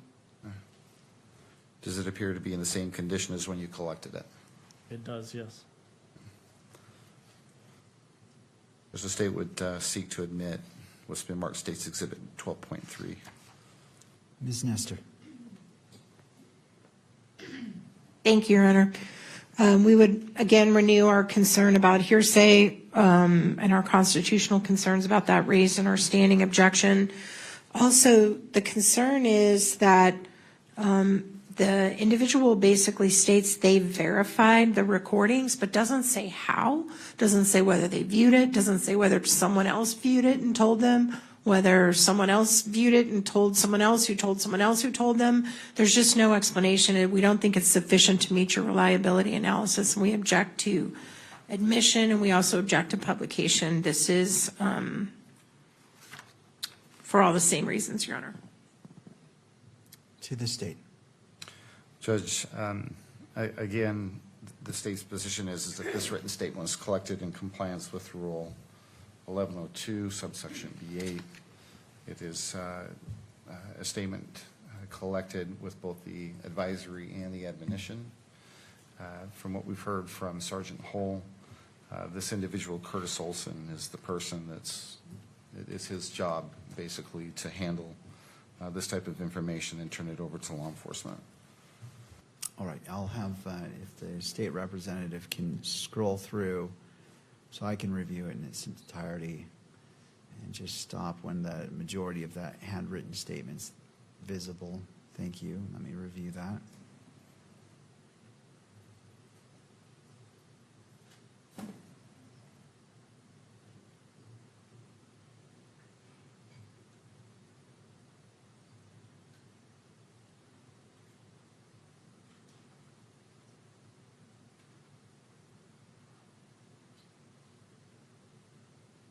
And if you could scroll down to the bottom of the page. Thank you. All right, under the same analysis for 1102, under Rule 1102, as well as Article 1, Section 28 of the Utah Constitution, I'm sorry, that's the wrong one.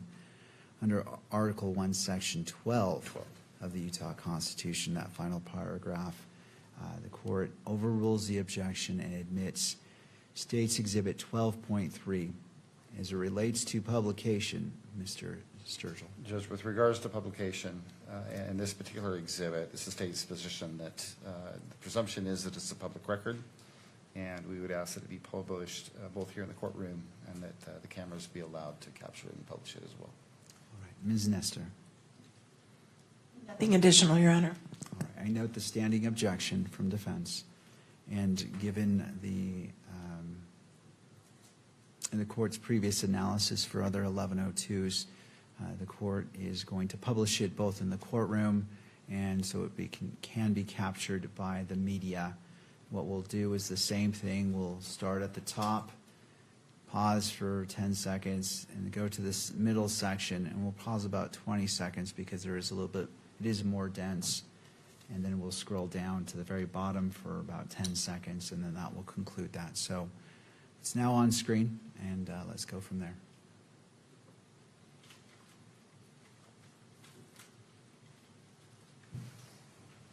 All right, you can scroll down.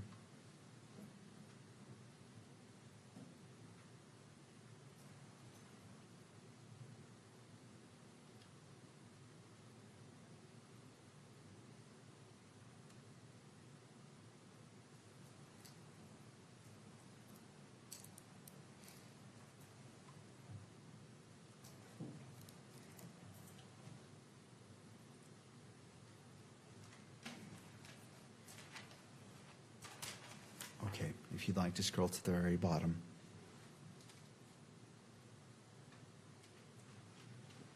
Thank you. That concludes publication of this exhibit. Mr. Sturgill.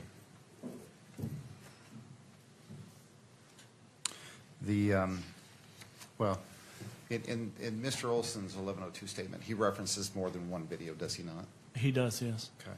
So you, with regards to the Hall of Flags video, have you seen that particular video? I have, yes. Okay. And that video, what does it depict?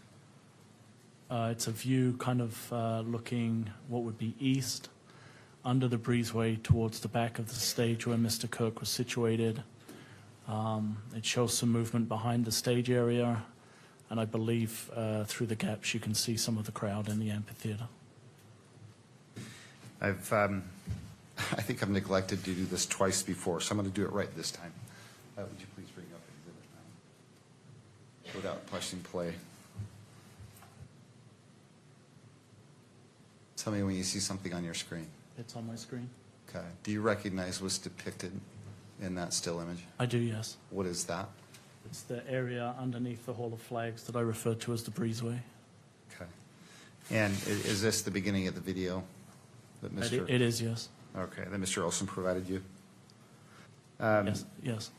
Judge, the state would seek, the state asks or seeks to admit Exhibit 9. With regards to publication, this is another video that, due to its sensitive, the nature and the graphic nature of the video, we'd ask that it not be published here in the courtroom, nor published in any way that the media camera could capture it. And following your reasoning, Judge, out of deference to the victims and the victims' rights, to have this type of information protected. Ms. Nestor. Thank you, Your Honor. We would object on our standing objection grounds, constitutional issues in terms of the concern about Mr. Robinson's right to a fair trial. We agree it should not be published. We object to its admissibility. Thank you. Based off my analysis that I apply independently to this exhibit, but it tracks with the previous exhibits, I find that it is admissible, and I will admit it into evidence. This is State's Exhibit, I believe, 9. Mr. Sturgill? Play it. No, hold on. Oh, I'm sorry. This is State's Exhibit 9? Right, correct. All right. As it relates to publication in the courtroom or by the media, again, citing to the Utah Constitution, Article 1, Section 28, 1A, it states to be treated with fairness, respect, and dignity, and to be free from harassment and abuse throughout the criminal justice process. I find that this does apply. And in respect and dignity and the human experience, I am going to not publish it in the courtroom, nor will it be broadcast, but the court will watch it in open court. And I note it is about, how long is this video? 3 minutes, Your Honor. All right. Again, to the parties, if you could just indicate if your screen is obscure. Thank you, Ms. Nestor. And to the state, are your screens secure so they're not viewable? All right.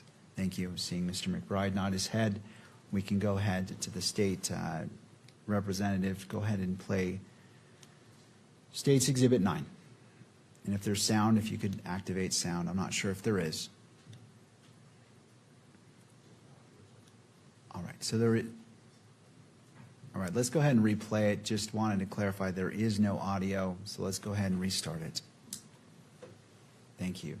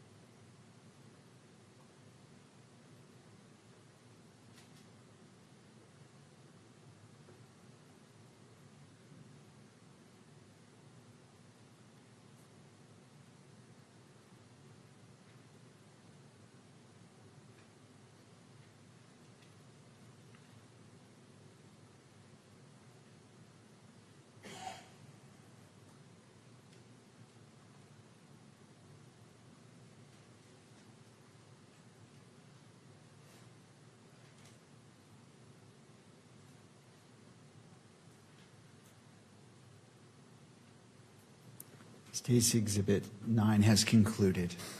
Mr. Sturgill. Thank you, Judge. I'm going to ask you just a few questions with respect to that video and the very end of that video, which is State's Exhibit number 9. Throughout that video, you can see a banner. Do you recall seeing a banner that's hanging basically in the middle of that video? Yeah, I believe that's the rear of the gazebo. Okay, the rear of the gazebo? Yeah. And what gazebo are you talking about? It's like a pop-up tent that Mr. Kirk was sat underneath while he was addressing the crowd. Okay. So just really quick, just to be clear, where in relation to that banner that you see depicted in Exhibit 9 is Mr. Kirk? Approximately dead center. Okay. He's on a stage, so he's slightly raised in relation to the bottom of that banner. Mm-hmm. And then he's seated in the middle of the stage, so approximately in the center. And how many, if you know, what's the distance between the banner and then where Mr. Kirk is seated in front of that banner, if I'm understanding you correctly? I don't know specifically. If I had to estimate, I would say 3 to 5 feet. Okay, so close to that banner. Yes. Okay, I also believe towards the end of that exhibit, well, let me ask you this. If you know, what happened to Mr. Kirk immediately after he was shot? My recollection is that Mr. Kirk's detail, his own security team, removed him from the scene whilst administering first aid, and they conducted what would be called a hasty transport to Timpanogos Hospital. Okay, before you go any further, that Mr. Kirk being picked up by his own security, is that I'm sorry? It's kind of on the left side. You can see Mr. Kirk come around the left side of the back of that the pop-up tent. Mm-hmm. And then you can see Mr. Kirk being carried down the left side of the video under that breezeway. Okay.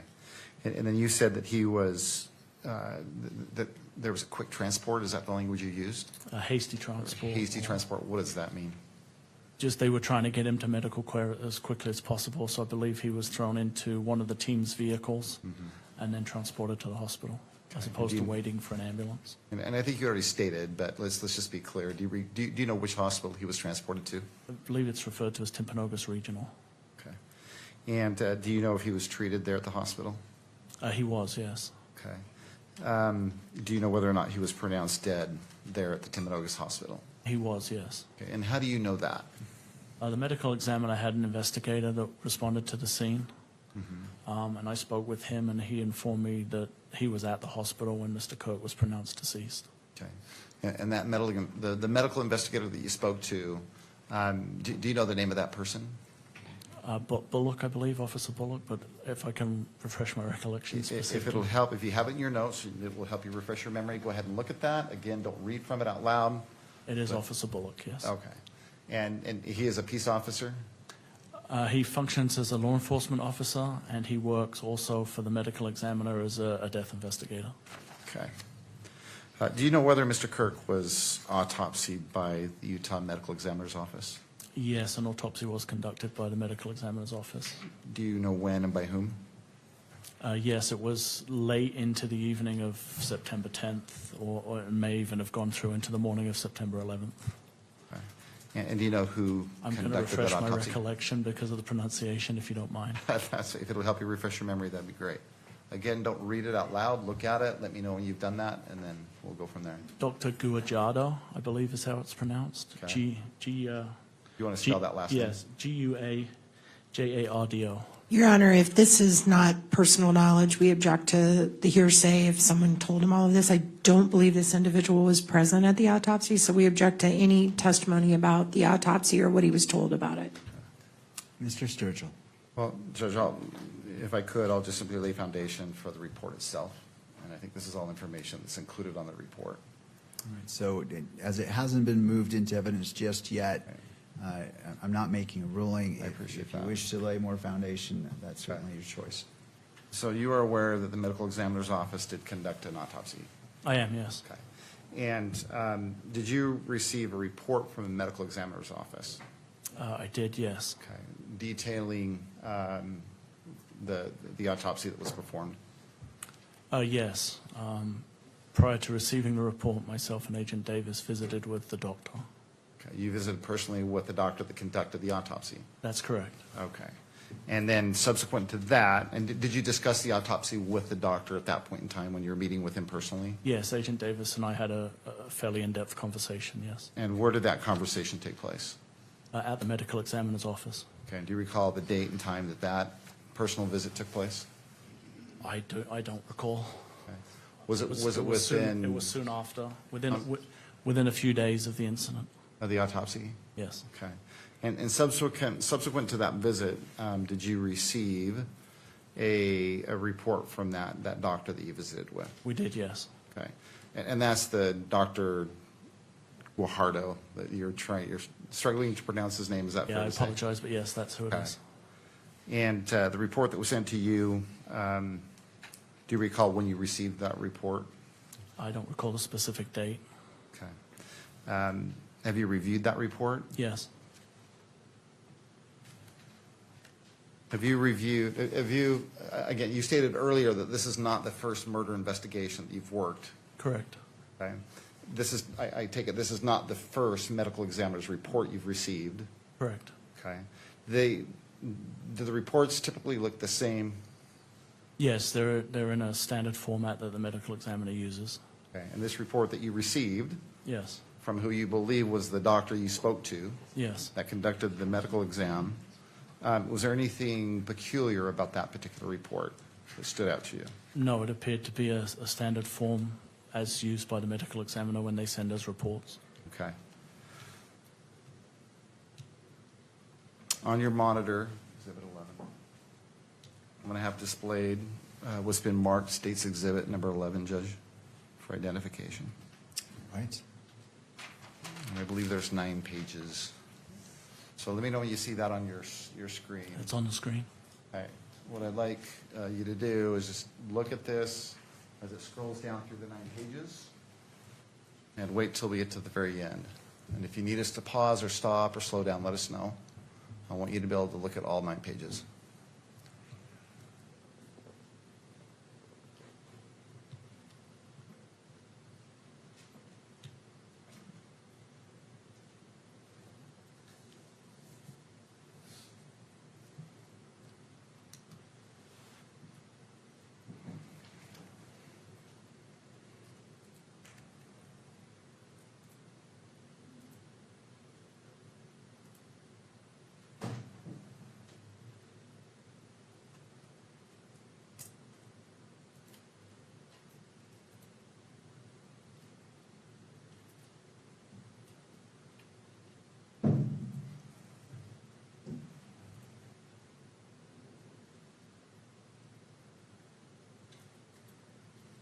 Did you get a look at that?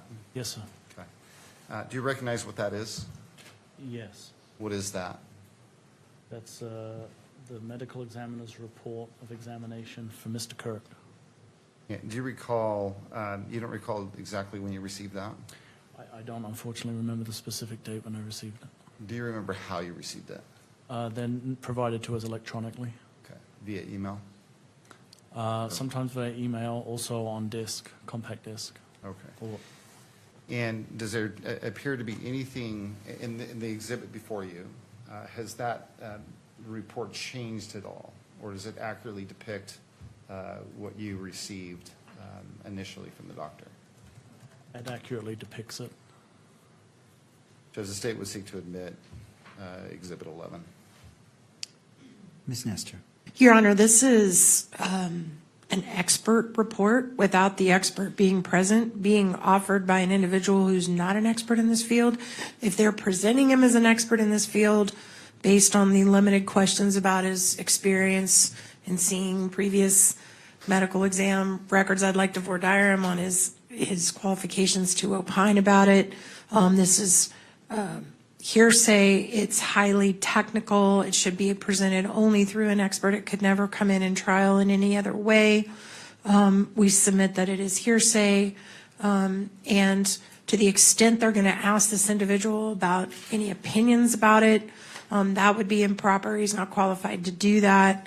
And furthermore, we just think that this is clearly falling under our constitutional concerns about the absence of our ability to be effective, to cross-examine, to question we can't even question the expert's experience or CV or anything that we would normally do to determine if this should even be accepted or considered by the court.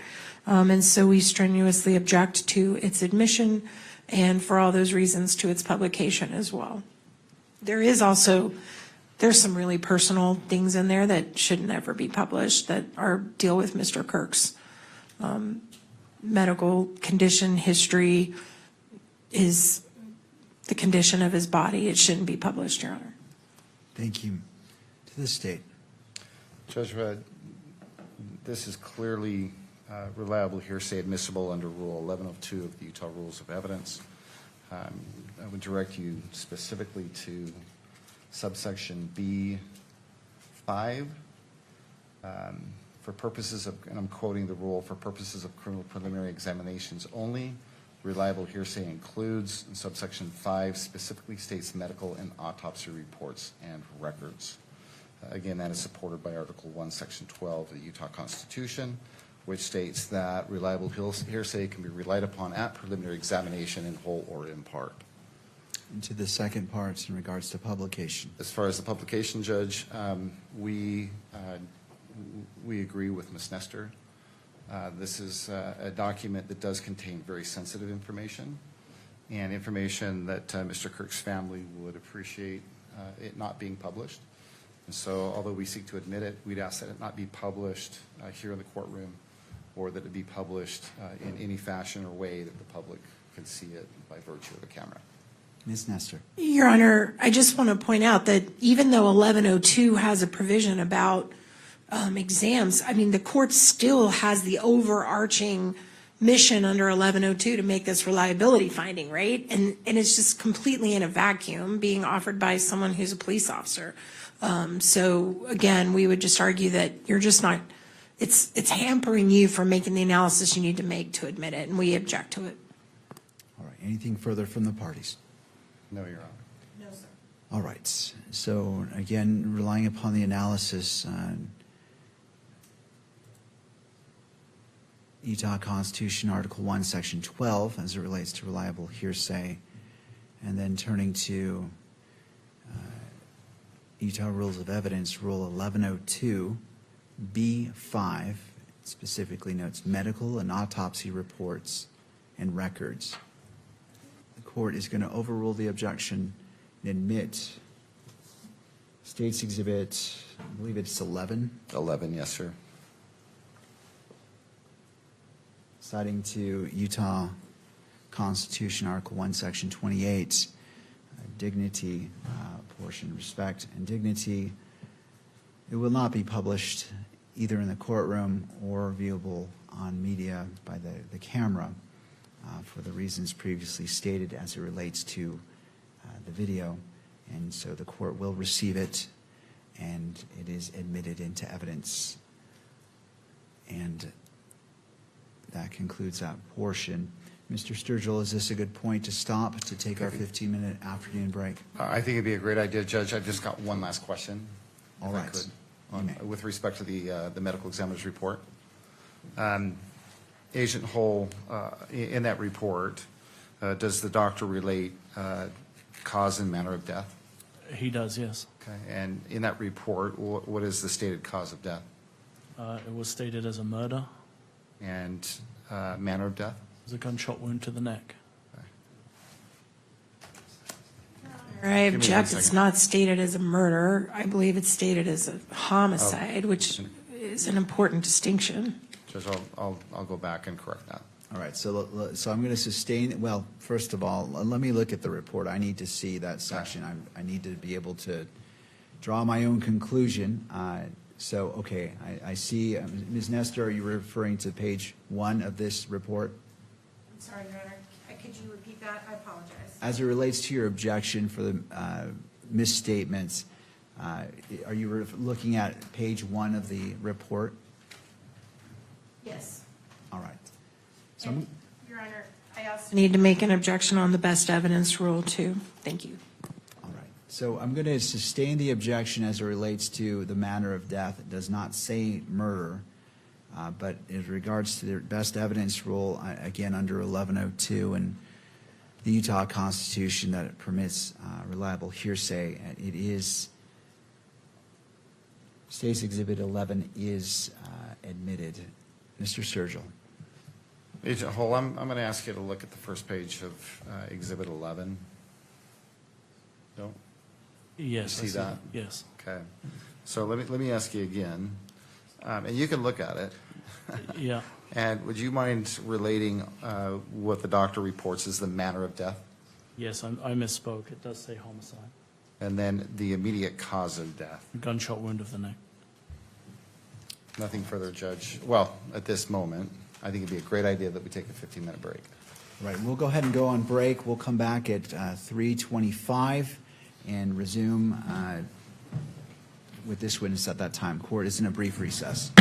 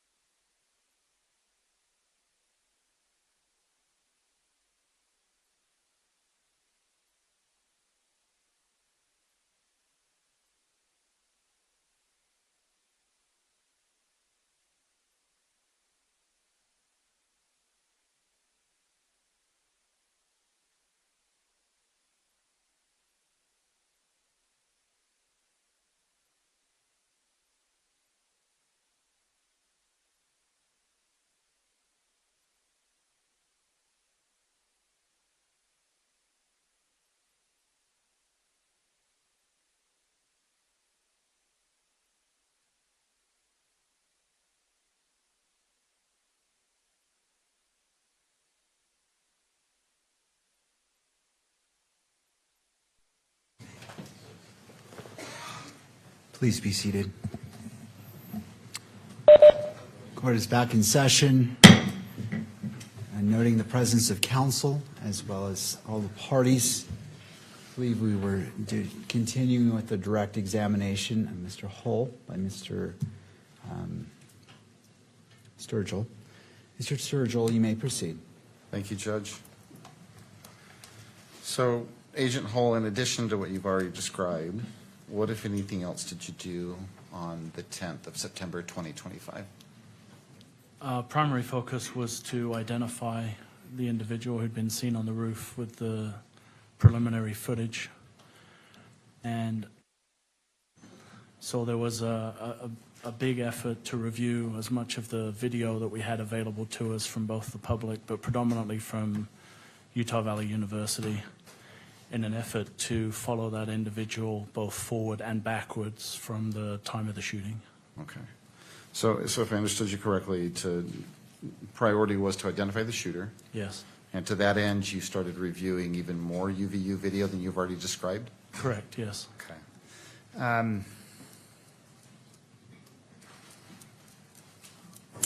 What, if anything else, either did you do or happened initially that helped you identify who that shooter was?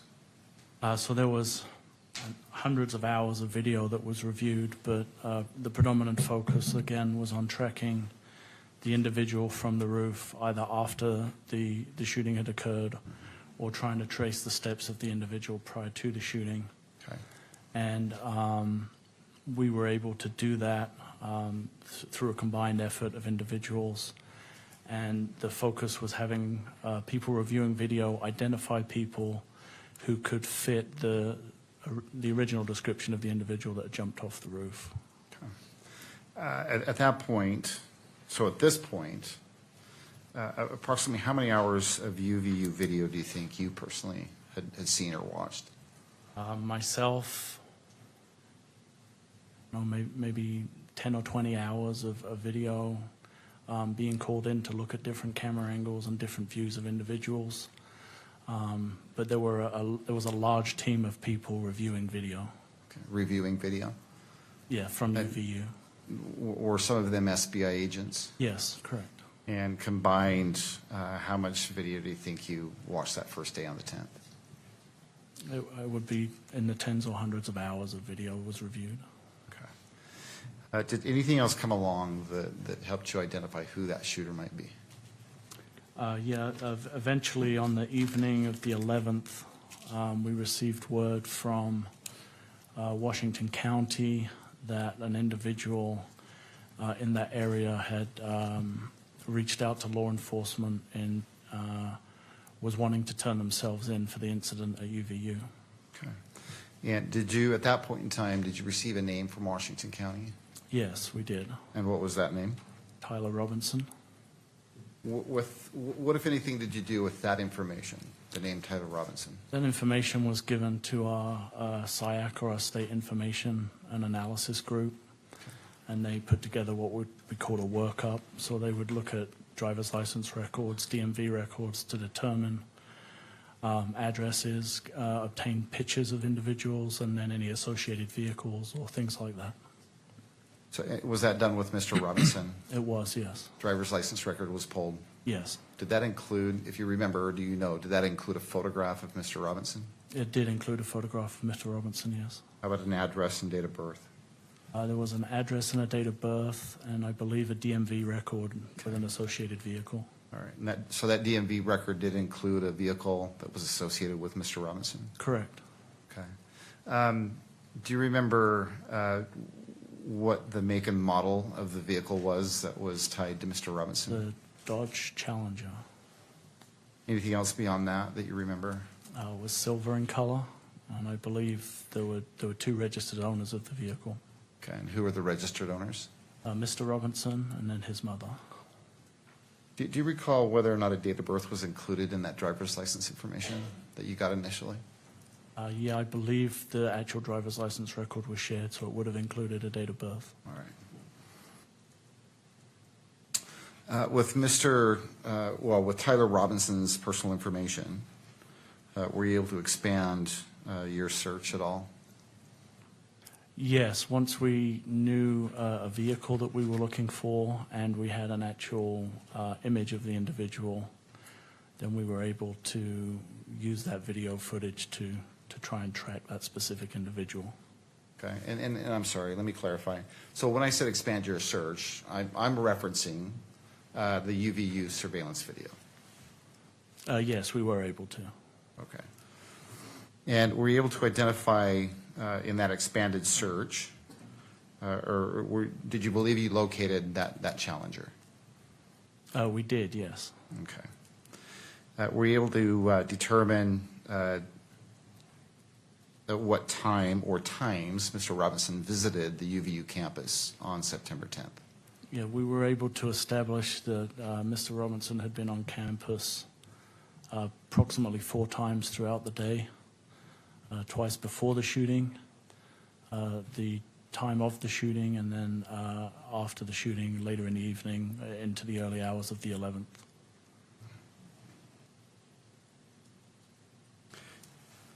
You said that you initially tracked the shooter forward and backward.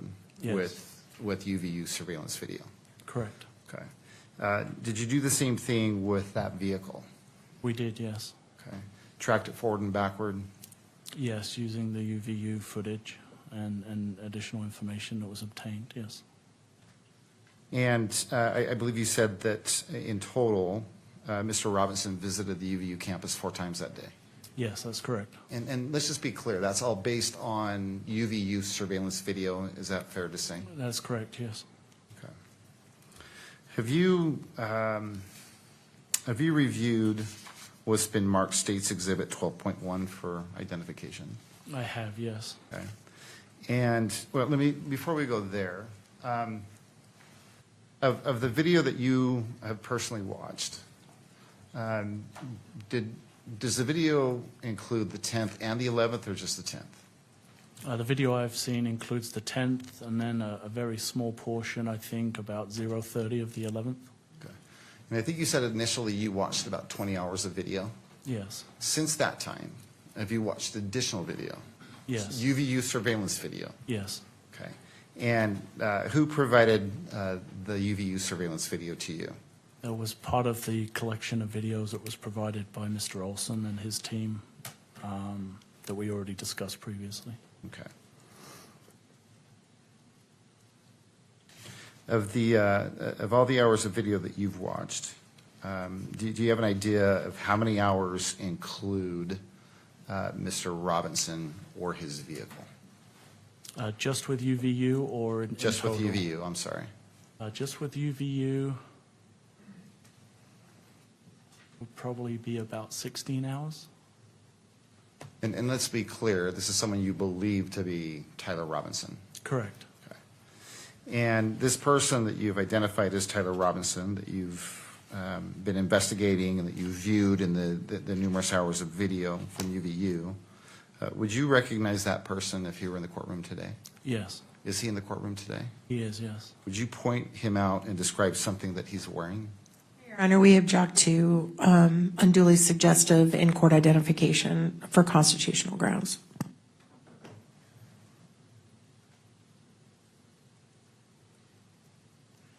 Do you wish to specify unduly constitutional?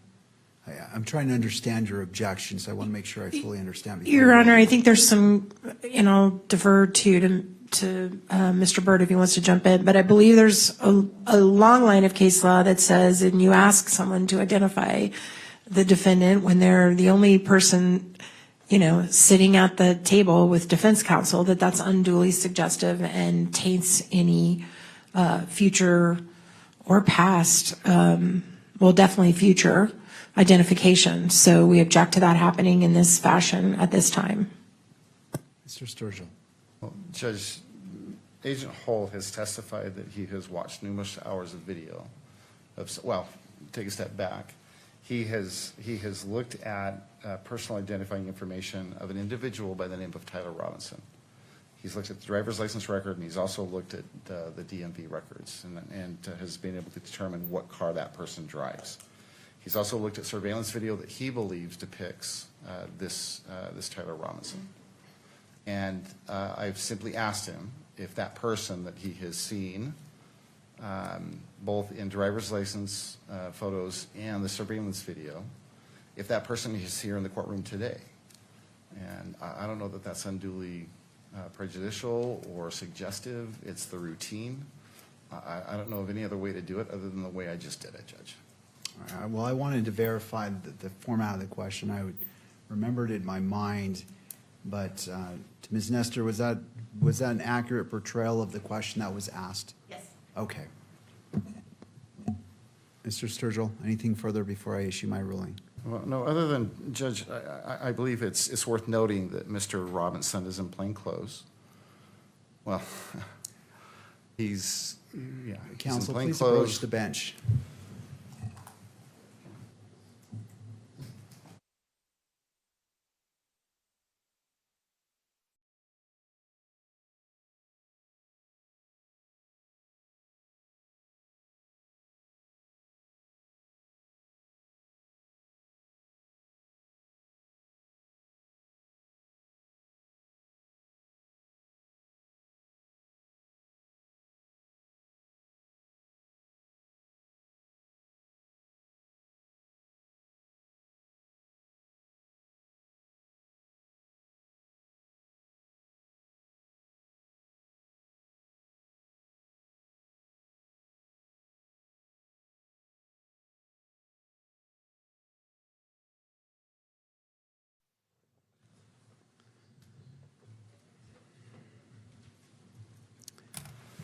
All right.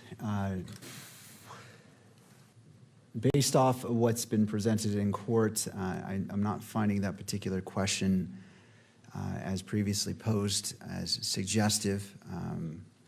I find for the purposes of this hearing only that in-court identification by Agent Hull of Mr. Robinson has been made. Again, this only relates to the preliminary hearing, and you may proceed. Thank you, Judge. Agent Hull, have you reviewed what's been marked State's Exhibit 12.1 for identification? I have, yes. And where did you review that video? It was provided to me. I reviewed it on my computer in my office. Okay. And is that the first time that you've seen this particular video footage? This particular version of the footage, yes. Okay, so this particular version the first time, but have you seen the video that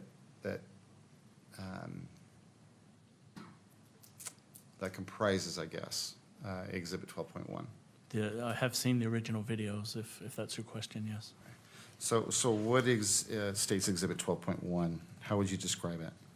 I would describe it as a compilation of the video that we obtained from Utah Valley University during the course of the investigation that depicts the movements of the individual I believe to be Mr. Robinson moving around the campus on September 10th, 2025 into the morning of September 11th, 2025. Did you prepare this video compilation? I did not. Okay, do you know who did? Yes, Utah County Attorney's Office. I believe Ms. Durfler is the one that produced the video. Okay. Do you know Ms. Durfler's first name? Kimberly? Okay. What, if anything, did you do to authenticate the video in this compilation? I reviewed the video to make sure that it was a reflection of what I understood the original videos to show. Okay. What, if anything else, did you do?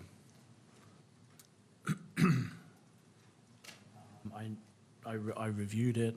I know that there was some zooms and some changes to the footage. Okay.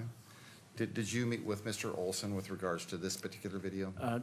Yes, this video was also part of that original meeting with Mr. Olson for the prior exhibit, yes. Okay.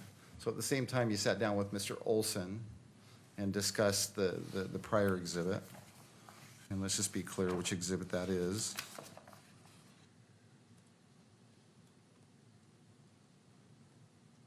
So I believe the 1102 statement that you gathered from him is Exhibit 12.3, correct? Yes. Okay, so the same time that you gathered that 12.3, or that written statement that is State's Exhibit 12.3, you talked to him about this specific exhibit as well? Yes, Mr. Olson was shown this exhibit. Okay. And did he include that in that 1102 statement? Yeah, I believe he specifically referenced the exhibit by name, stating that it was a true reflection of the footage from the campus. Okay.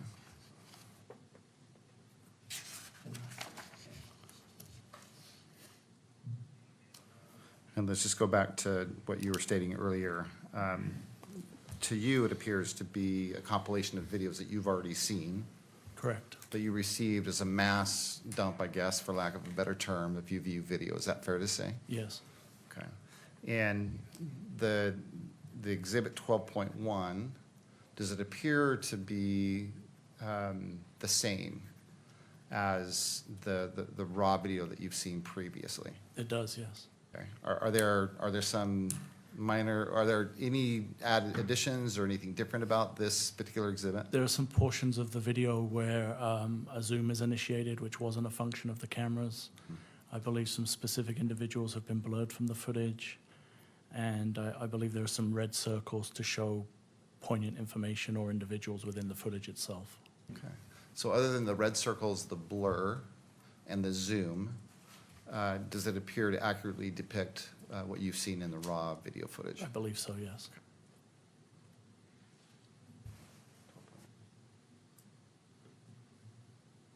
On your screen, I'm going to have displayed an image. Let me know when you see it.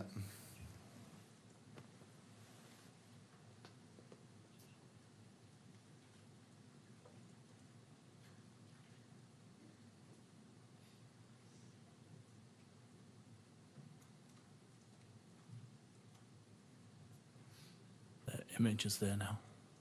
It's gone again. Is it there? We're back, yep. Okay, we're back. So do you recognize what this is? Yeah, this is the first frame of the video compilation that we just referenced. Okay. And again, this video portrays what you believe is Mr. Robinson visiting campus that day? Correct. Okay, and is it throughout the day? It is, yes. And then I believe you said into the early morning hours of the 11th, is that right? Correct. Okay.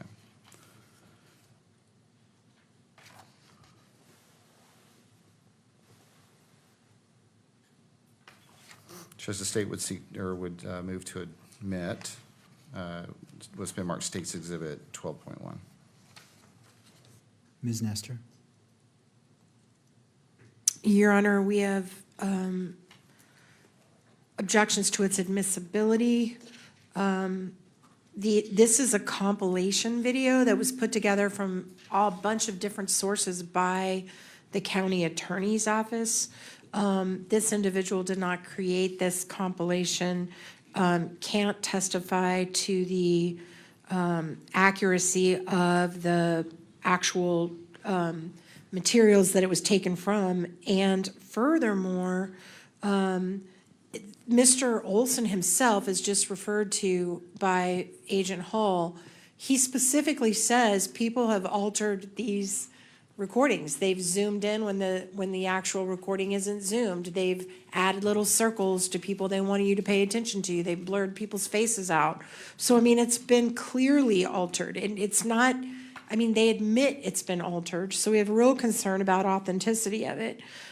Furthermore, this particular video should be protected. And so that deals with the admissibility factor. As far as the publication factor of it, the video should be classified as protected under UCJA 4-202.02 subsection 5, J as in jelly bean, and then little I and little double I, because this is going to interfere with the defense's ongoing investigation, with Mr. Robinson's ability to get a fair trial. This is basically putting together photos that are clear with photos that aren't clear, putting them all together in such a format that it makes the case that it's all one person. It would be extremely prejudicial for people that may ultimately serve on this jury to watch this video before this case goes to trial. We don't believe a proper foundation's been laid, which would make it admissible at this point. So the fact that it would be shown to the public would be extremely damaging to the ability to put on a defense at trial. And so we object to its publication both in the courtroom and to the media, Your Honor. Mr. Sturgill. Judge, Ms. Nestor is correct. This is a compilation of a series of videos. The videos, as Sergeant Hull has testified to, is a compilation of raw videos that he has received from Utah Valley University. And he has not only seen this video, but he has seen all the raw footage. And by his estimation, or according to his testimony, these are all videos that are accurate and they depict what the raw footage depicts, other than those minor additions. Judge, if you refer to Mr. Olson's written statement, it's Plaintiff's Exhibit 12.3. He too has reviewed this video, and he has also identified this video as being accurate with the exception of those additions. In his words, it's the zooms and the red highlights. They weren't part of the original recording, according to Mr. Olson. But other than that, as he states, the same as Agent Hull, these videos are accurate, and they were captured by UVU surveillance video. Do you have a version of this video that does not have alterations, such as zooming or circling? My concern is that if the 1102 says what it says about the videos, these were the videos. Right. But then it was altered. And typically an exhibit which has been altered, and if it wasn't done by the person who supplied the 1102, that can become problematic. And so do you have a version of this exhibit that does not have the zooming in or the circling? Again, I don't know all the alterations that were made, but that seems to fall outside the 1102 because you don't have a person testifying 1102 saying, I made the alterations. Right. And so that's the concern of what Ms. Nestor was talking about as it relates to the state's evidence. I have that concern about those alterations. I don't know when they were made, what they were made, how much was done to manipulate the video. And I say manipulate to, not saying it in a nefarious way, but I don't know what the scope of that is and how much it deviates from what was the original form. Well, Judge, to answer your first question, do we have a version of this particular video that has not been altered? We don't, not right now, not today. I guess there's a couple of things I'd simply like to point out, Judge, and that is that we have two witnesses who have watched the raw footage. And Agent Hull here today on the stand and Mr. Olson in the form of his written statement, they have both said that this video, with the exception of these alterations, accurately depicts the video that was captured by UVU surveillance video. Judge, I will proffer that those changes made to the video were not done by either. I know who that person is. We could actually call that person as a witness if that would cure that. And we're prepared to do that if necessary. But Judge, I think that our burden is to simply authenticate, what this is. And it is a video that, with only a few exceptions, alterations, that really don't change the substance of the video or the content of the video. They're accurate. They depict what the cameras captured on September 10th and the 11th. And we have two people who have seen that raw footage, and they've explained that's the only difference between what we have originally in the original videos and what you're seeing here today. And the additions, I will submit, Judge, were only added to make it easier to view. All right. Anything further from the parties? No, Your Honor. All right, I'm going to go ahead and I'm sustaining the objection. Typically, when exhibits are admitted to the court, it is without alteration. If a party circles an exhibit, a photograph, that's not the original format, and I do not have the person who made the alteration, an 1102, to substantiate that, and what I have is the original video, and Mr. Olson saying, this is the video minus the alterations. And we have Agent Hull saying, this is the video and there are alterations, but I'm missing a link. And it may be minor, but in this type of case, I want to be thorough. And I want to make sure that what is minor is still important. And for those reasons, I'm going to sustain the objection and leave it to the parties on how you wish to handle the video in the future. I don't want to provide guidance either way. Right. But as it stands today, this exhibit, State's Exhibits 12.1 is not admitted. Okay. Judge, could I have just one moment? You may.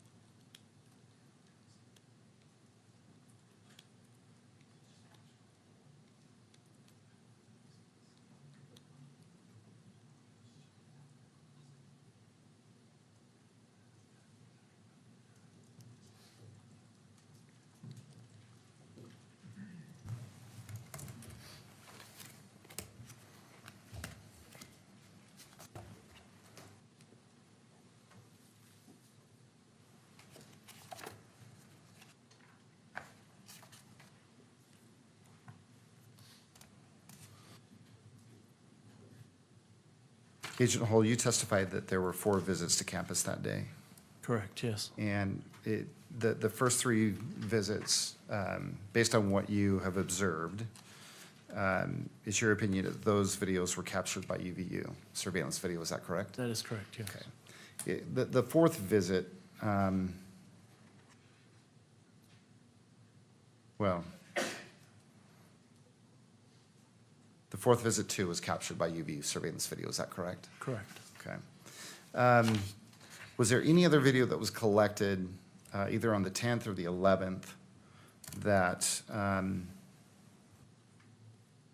you believe might be important or relevant to today's hearing? There was a large amount of video that Well, let me, I'm going to be a little bit more specific. Was there, other than UVU surveillance video, was there any other video that you collected and subsequently gathered an 1102 statement for? Yes, we collected Ring doorbell footage from the surrounding neighborhoods. Okay. Let me ask you this.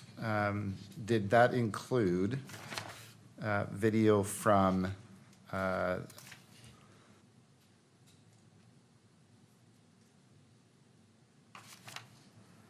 residence located at 680 West, 925 South Orem? Yes, that's in the horseshoe area, yep. Okay. That's in Orem Correct. and close to campus? It is, yes. Okay. And what can you tell us about that video? There was a Ring doorbell video that was provided that showed a vehicle consistent with the one we had identified as belonging to Mr. Robinson, parking in front of the residence across the street. Okay. And what can you tell us about the timing and the timing of that parked vehicle? If I recall, that vehicle parked approximately 0:38 hours on the morning of the 11th. Okay. So 0:38 hours, what time is that to regular people? Just after midnight At 12:38 a.m.? in the morning, yes. Okay. So how did this video come to your attention that you're talking about, this doorbell or whatever? This footage was obtained as part of the canvass of the area that was conducted as part of the investigation. Were you able to identify the owners of that residence? Yes, Where that video was collected from? correct. Okay. And do you know who it was collected from and by whom? Was Mr. and Mrs. Noble. I believe Agent Davis collected the video directly from them. Okay. And do you know what date it was collected? If I can refresh from my notes. If referring to your notes will refresh your memory, go ahead and look at that. Don't read it out loud.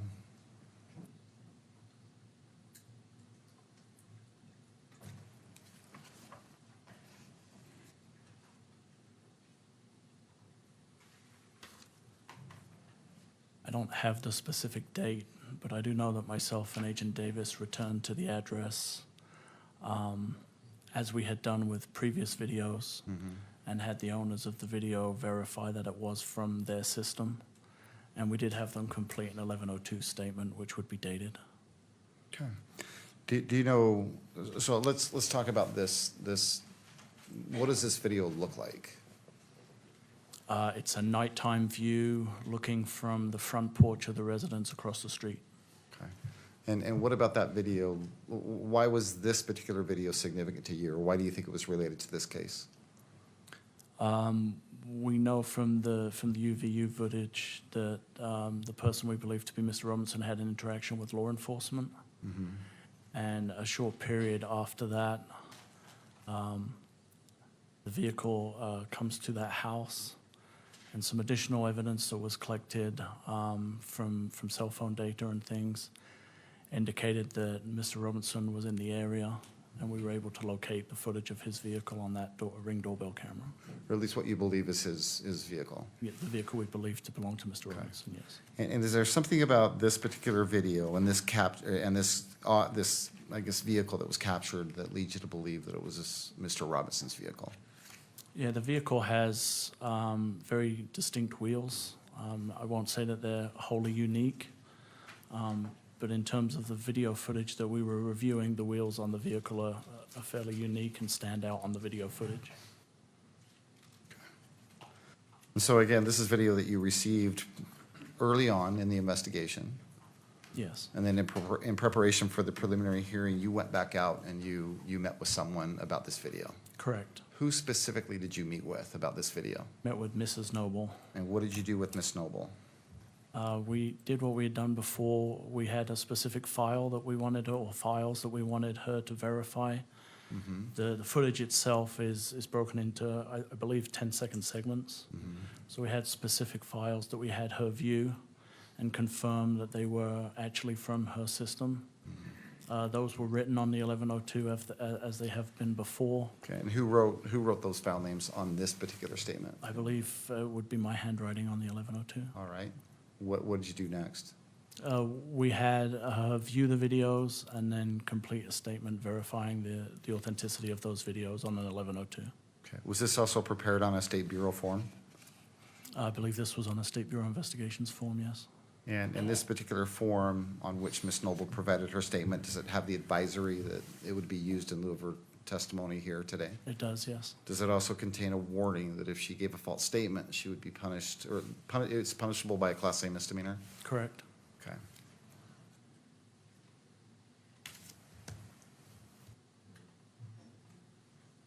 I'm going to have displayed on your monitor what's been marked State's Exhibit number 13 for identification. Let me know when you see that, would you?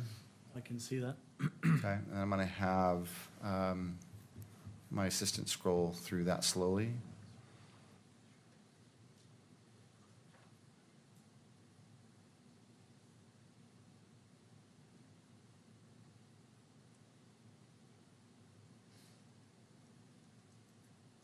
Okay. Do you recognize that? I do, yes. What is that? The 1102 that myself and Agent Davis collected from Miss Noble. Okay, and does it appear to be in the same condition as when you collected it? It does, yes. This is a copy, right? Yes. Okay.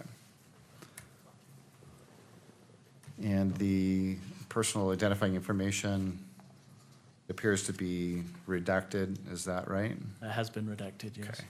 It wasn't redacted when you collected it, right? No, the original form was not redacted. So other than the redactions, it appears to be in the same condition as it was when you collected it. That is correct. State would move to admit Exhibit 13. Ms. Nestor? Your Honor, we renew our concern about unconstitutional hearsay being admitted. We also have the same concerns about the fact that Agent Hull amended this himself, and there's no foundation as to when he filled that in, if it was before or after she signed it. And due to all those reasons, we object to its admission and object to its publication as well. Mr. Sturgill. Judge, again, it was collected in compliance with Rule 1102 of the Utah Rules of Evidence, specifically subsection B8. It's in writing. It's on a form. It includes both the advisory and the warning. And it was collected by Agent Hull. It's also collected in compliance and being introduced as reliable hearsay, which is lawful to do here in Utah under the state constitution, Article 1, Section 12. Do you wish to lay more foundation about when the statement was written, whether it was before it was signed or not? I can do that, Judge. I appreciate that, yes. Agent Hull, do you recall when you collected this written statement from Ms. Noble? Yes, it was in April, In April, do you know what day? April 6th, I believe. Okay. And you collected it, did you go to her home? I think, is that what you said? Yes, myself and Agent Davis went to the residence. Okay. And did you sit there while she prepared it? I did, yes. And did you witness her sign it? I did, yes. Okay. At this point, I'd move to admit Exhibit 13. All right, and to the state representative, could you scroll down?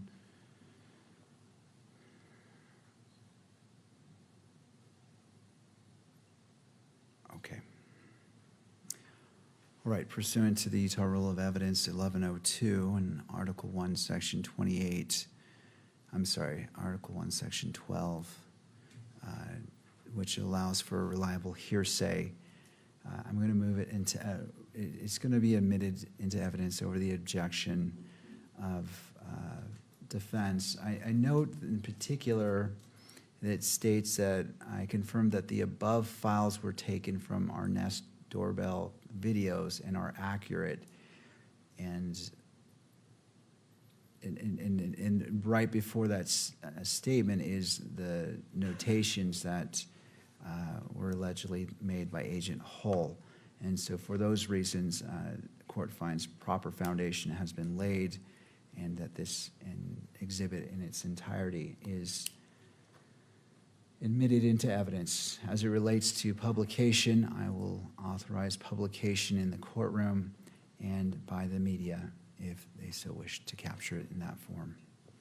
Again, following the same format, have it on that first portion of the screen for about 10 seconds and then scroll down to the written portion for about 15 seconds and then scroll to the very bottom to ensure that the full exhibit has been displayed.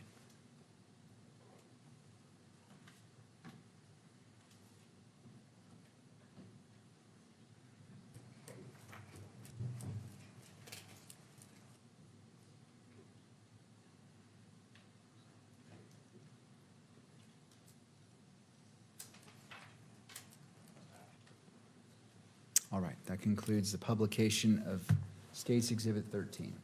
Okay. Thank you, Judge. The video that you took with you that day when you visited with Noble, or Miss Noble, had you previously, well, you've stated that the videos that you showed, the Nobles, were actually more than one video. Correct. Okay, and I believe you said they were like 10-second clips. If I recall correctly. Short yes. clips. Okay. And you showed Miss Noble all of those videos that are identified in that statement.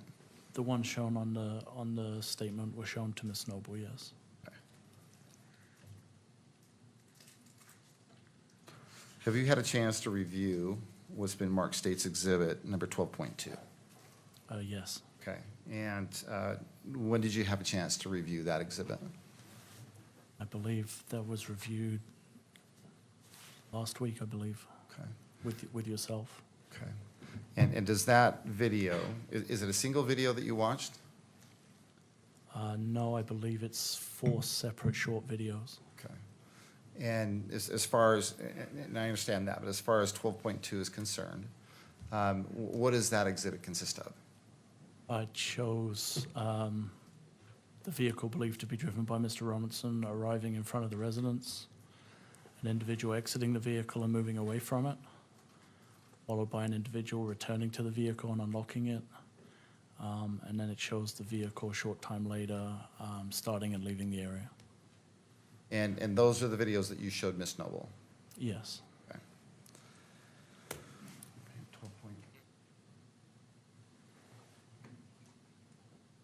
What I have displayed on your monitor was Benmark's plaintiff's or state's exhibit 12.2 for identification. Let me know as soon as you see, should be a still image. It's there. Do you recognize what's depicted there? Yeah, this is the view looking what would essentially be west across the street from the Noble's residence. Okay. At 12:38 a.m., I guess, or 0:38? Yes. Okay. And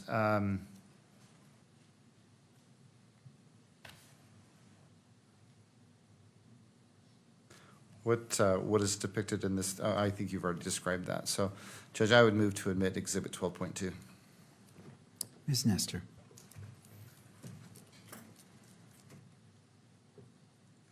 Your Honor, we renew our objection to allowing in the evidence without the sponsoring witness. I do have some concerns because I'm not totally sure if this is a compilation, or if this is just one of the 1, 2, 3, 4, 5, at least 6 videos they took from the Nobles. So if we could have that clarification, I think that concerns me about authenticity, that I don't understand if this is just a portion or if this is the whole thing, or is this just all of them or none of them. And for those reasons, we object to the admission and to publication. Thank you. Mr. Sturgill. That's a good point. And I'll ask additional questions before I seek to admit it. Agent Hull, this particular video, you've described taking several videos to Ms. Noble and having her review them. Yes. Okay. This particular exhibit, 12.2, have you watched it in its entirety? Yes. Does it consist of either some or all of those videos that you showed Ms. Noble? It does, yes. Okay. And is it a single video? Is it a compilation, that is to say, or is it 4 different videos? It would Or a number of different videos? be a number of short videos sequenced. Okay. A number of short videos in sequence? I believe that's how this one plays, yes. Okay. Just again, I seek to admit it. Anything further from the parties?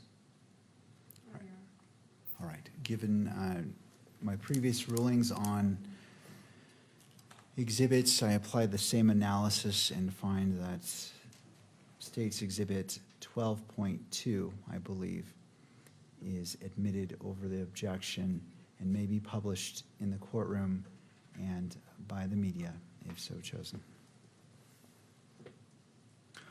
Okay, so before we play this video, again, what is it that leads you to believe that this is Mr. Robinson's vehicle? The shape of the vehicle can be clearly seen as it pulls up, and the distinctive wheels on the vehicle also. And well, let's go ahead and play it. Is there any sound associated with this? There is, Judge, but it's night sounds. It's crickets chirping and. Okay, I just wanted to see if there was. I just wanted to see if there was sound or not. Okay. Yeah. All right, you may play the video.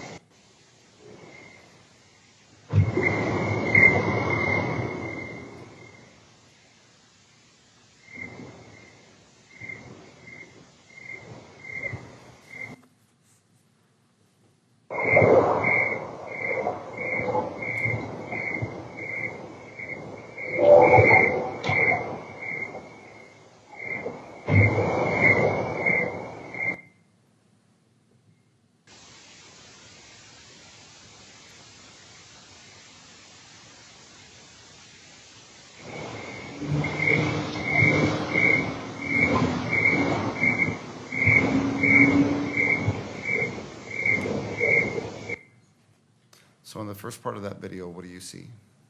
The vehicle we believe to be driven by Mr. Robinson pulling up and parking in front of across the street, but in front of the residence. Okay. And then in the next video, what do you believe is displayed in that video? There's an individual who gets out of the vehicle. You can hear the door close, and then that individual moves away from the front of the vehicle. There's actually 2 reflective panels on a dumpster, and you can see the individual past those reflective panels. And in the last of those series of videos?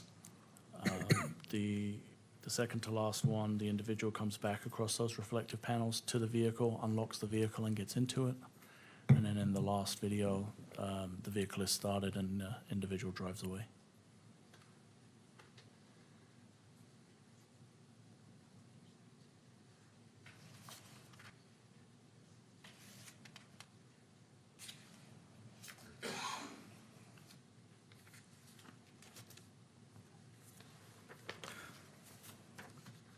Just one moment, Judge. Yes.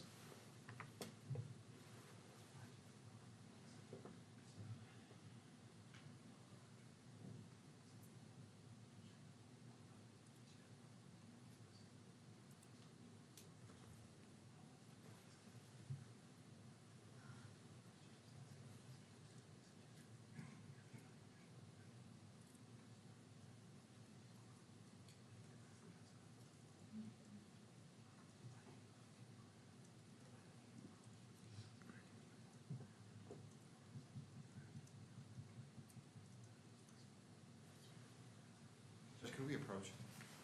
You may.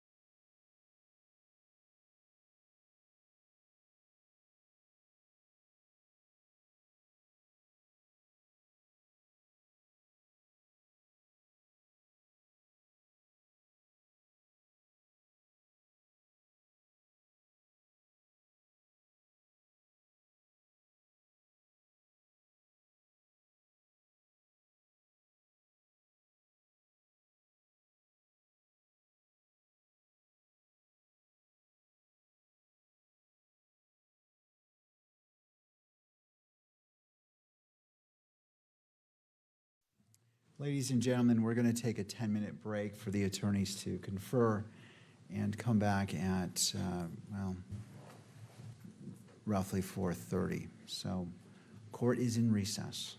All rise.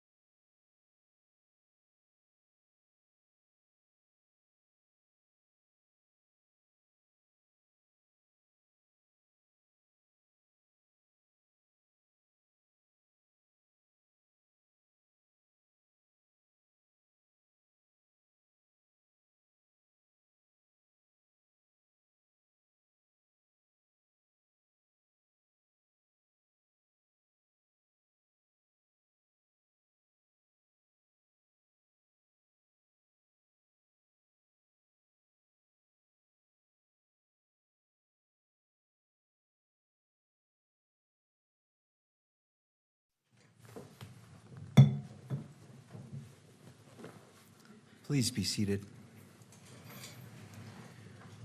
Court is back in session. We ended with the parties, the attorneys discussing. How would we like to proceed?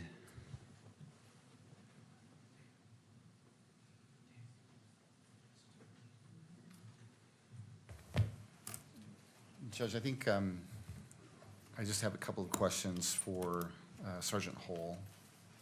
To finish out the day, I think we're in agreement that once we've sorted out these few questions, we're all in agreement that we want to break for the day. Is that right, Ms. Nestor?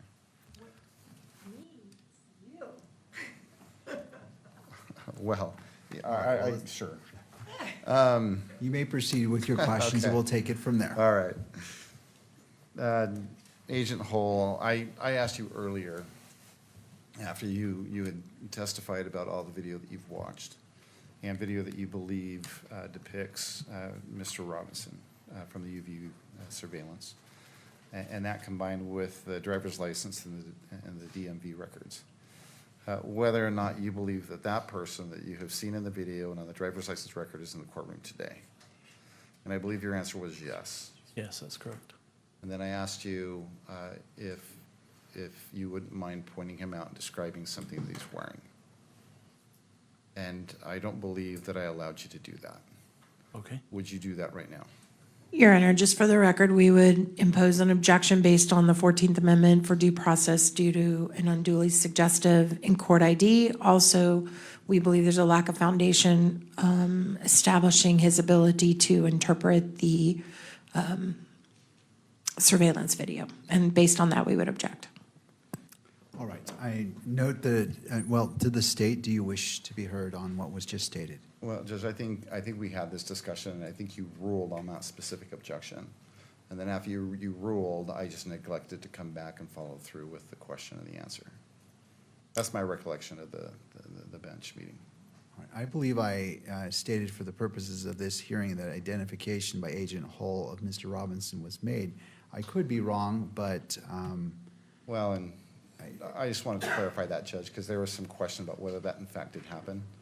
And so if that's your recollection of what happened, and if you're willing to put on the record that Agent Hull has identified the defendant, I think we're done.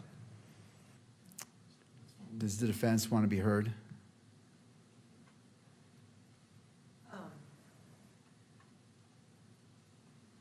Just a moment, Your Honor. Of course.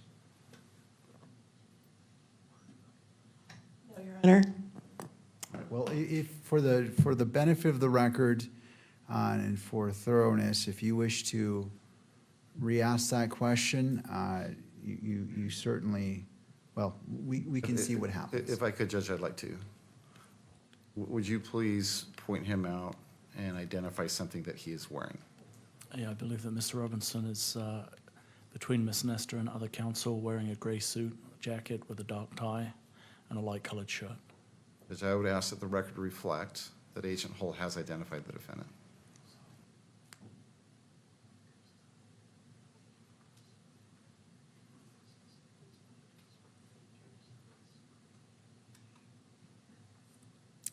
I have no objection. I mean, I made my objection already. Okay, I just wanted to check. No, thank you, All Your Honor. right. For the purposes of this hearing, I find that Agent Hull has identified Mr. Robinson. Again, this is only for the preliminary hearing. You may proceed. Judge, I think for today, with Agent Hull, we're done for today. We'd ask that at this point we take a break until tomorrow. All right, so are you saying that you're going to recall Agent, well, we're going to let me- resume with Mr. Hall tomorrow morning? Tomorrow morning, and let me explain and I was going to explain this, but let me explain why. Judge, our intent is to prepare an original version of the video that has been in dispute today, without the circles, without the blur, and without the zooming in. And our intent is to introduce that tomorrow as a different exhibit. And we just can't prepare that in the next hour or so. So we're going to need this evening to prepare that exhibit. And we'd like to return with that. Judge, what I would also suggest, well, let me get your take on that, Judge. All right.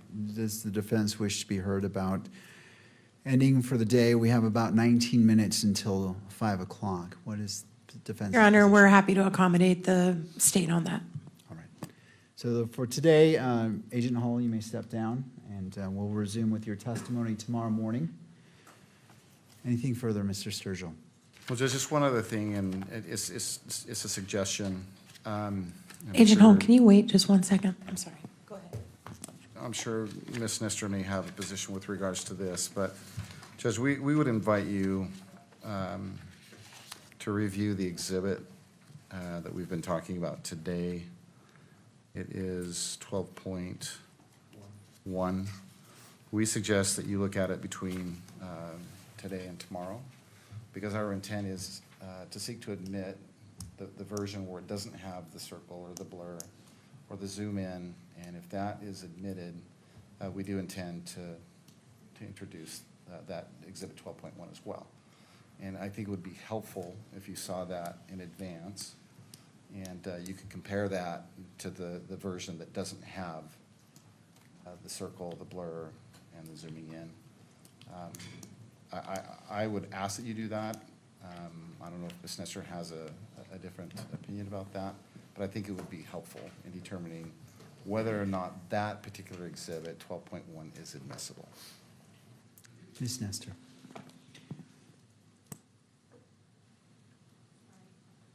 I don't have anything to add to that. I defer to what the court prefers to do on that. I do have another matter before Agent Hall's release that I do want to address with the court, but I don't have any concern if the court wants to look at it in advance. It's kind of a little bit of a long video. I think it's just about 5 minutes, maybe. It's not very long. So if you want to wait until tomorrow, it's not going to slow the matter down very much, but it's up to the court on that.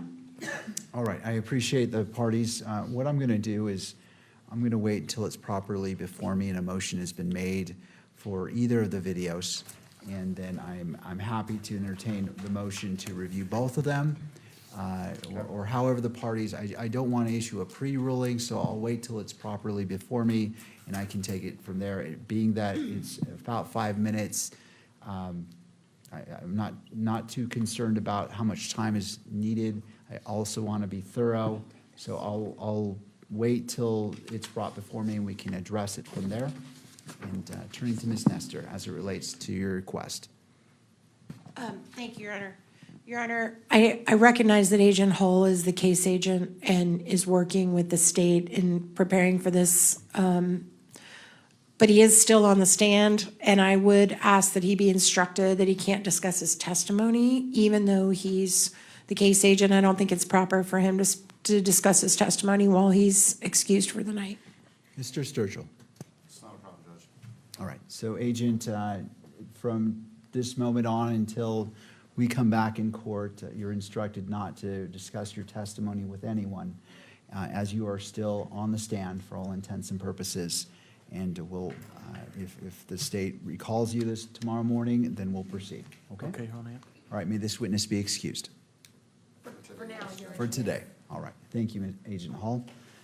Anything further from the parties, or do either party need the benefit of the record before we adjourn? No, Your Honor. Not from the state, Judge. All right, noting neither party wishes the benefit of the record, court is in recess until 9 a.m. tomorrow morning.